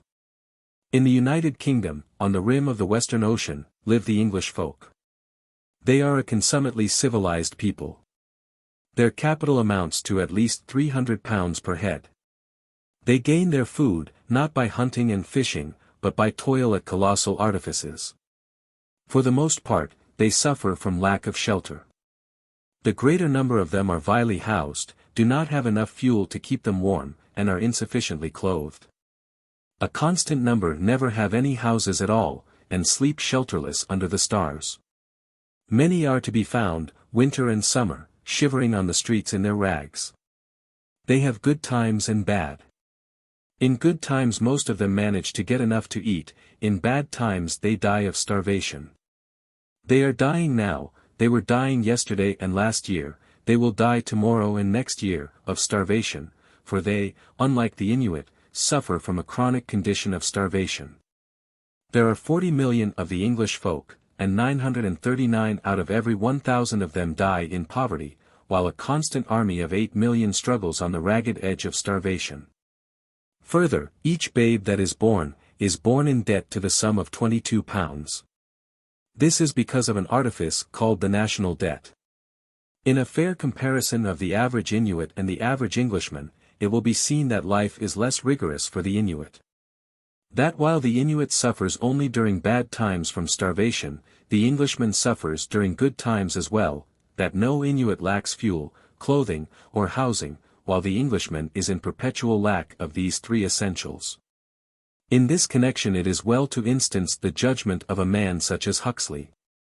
From the knowledge gained as a medical officer in the East End of London, and as a scientist pursuing investigations among the most elemental savages, he concludes, were the alternative presented to me, I would deliberately prefer the life of the savage to that of those people of Christian London. The creature comforts man enjoys are the products of man's labor. Since civilization has failed to give the average Englishman food and shelter equal to that enjoyed by the Inuit, the question arises, has civilization increased the producing power of the average man? If it has not increased man's producing power, then civilization cannot stand. But, it will be instantly admitted, civilization has increased man's producing power. 5 men can produce bread for 1,000. 1 man can produce cotton cloth for 250 people, woolens for 300, and boots and shoes for 1,000. Yet it has been shown throughout the pages of this book that English folk by the millions do not receive enough food, clothes, and boots. Then arises the third and inexorable question, if civilization has increased the producing power of the average man, why has it not bettered the lot of the average man? There can be one answer only, mismanagement. Civilization has made possible all manner of creature comforts and heart's delights. In these the average Englishman does not participate. If he shall be forever unable to participate, then civilization falls. There is no reason for the continued existence of an artifice so avowed a failure. But it is impossible that men should have reared this tremendous artifice in vain. It stuns the intellect. To acknowledge so crushing a defeat is to give the death blow to striving and progress. One other alternative, and one other only, presents itself. Civilization must be compelled to better the lot of the average man. This accepted, it becomes at once a question of business management. Things profitable must be continued, things unprofitable must be eliminated. Either the empire is a profit to England, or it is a loss. If it is a loss, it must be done away with. If it is a profit, it must be managed so that the average man comes in for a share of the profit. If the struggle for commercial supremacy is profitable, continue it. If it is not, if it hurts the worker and makes his lot worse than the lot of a savage, then fling foreign markets and industrial empire overboard. For it is a patent fact that if 40 million people, aided by civilization, possess a greater individual producing power than the Inuit, then those 40 million people should enjoy more creature comforts and heart's delights than the Inuits enjoy. If the 400,000 English gentlemen, of no occupation, according to their own statement in the census of 1881, are unprofitable, do away with them. Set them to work ploughing game preserves and planting potatoes. If they are profitable, continue them by all means, but let it be seen to that the average Englishman shares somewhat in the profits they produce by working at no occupation. In short, society must be reorganized, and a capable management put at the head. That the present management is incapable, there can be no discussion. It has drained the United Kingdom of its lifeblood. It has enfeebled the stay-at-home folk till they are unable longer to struggle in the van of the competing nations. It has built up a West End and an East End as large as the kingdom is large, in which one end is riotous and rotten, the other end sickly and underfed. A vast empire is foundering on the hands of this incapable management. And by empire is meant the political machinery which holds together the English-speaking people of the world outside of the United States. Nor is this charged in a pessimistic spirit. Blood empire is greater than political empire, and the English of the New World and the antipodes are strong and vigorous as ever. But the political empire under which they are nominally assembled is perishing. The political machine known as the British Empire is running down. In the hands of its management it is losing momentum every day. It is inevitable that this management, which has grossly and criminally mismanaged, shall be swept away. Not only has it been wasteful and inefficient, but it has misappropriated the funds. Every worn-out, pasty-faced pauper, every blind man, every prison babe, every man, woman, and child whose belly is gnawing with hunger pangs, is hungry because the funds have been misappropriated by the management. Nor can one member of this managing class plead not guilty before the judgment bar of man. The living in their houses, and in their graves the dead, are challenged by every babe that dies of innutrition, by every girl that flees the sweater's den to the nightly promenade of Piccadilly. By every worked-out twaller that plunges into the canal. The food this managing class eats, the wine it drinks, the shows it makes, and the fine clothes it wears, are challenged by 8 million mouths which have never had enough to fill them.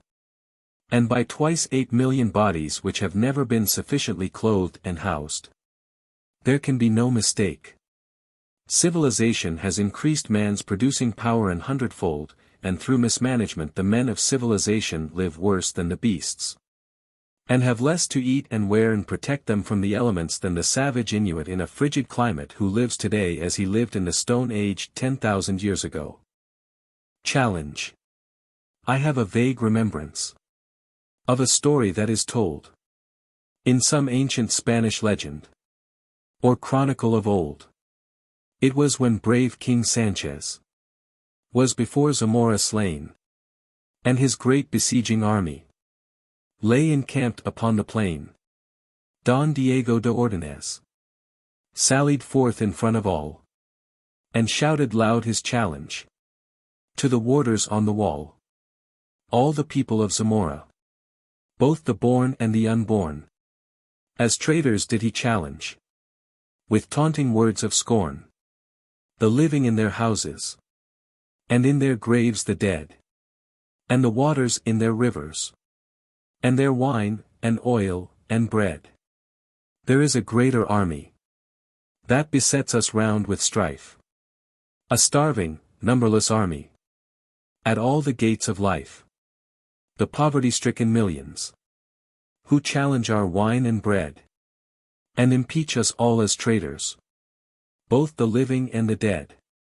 And whenever I sit at the banquet, where the feast and song are high, amid the mirth and music, I can hear that fearful cry. And hollow and haggard faces look into the lighted hall, and wasted hands are extended to catch the crumbs that fall. And within there is light and plenty, and odors fill the air. But without there is cold and darkness, and hunger and despair. And there in the camp of famine, in wind, and cold, and rain, Christ, the great Lord of the army, lies dead upon the plain. Longfellow the End.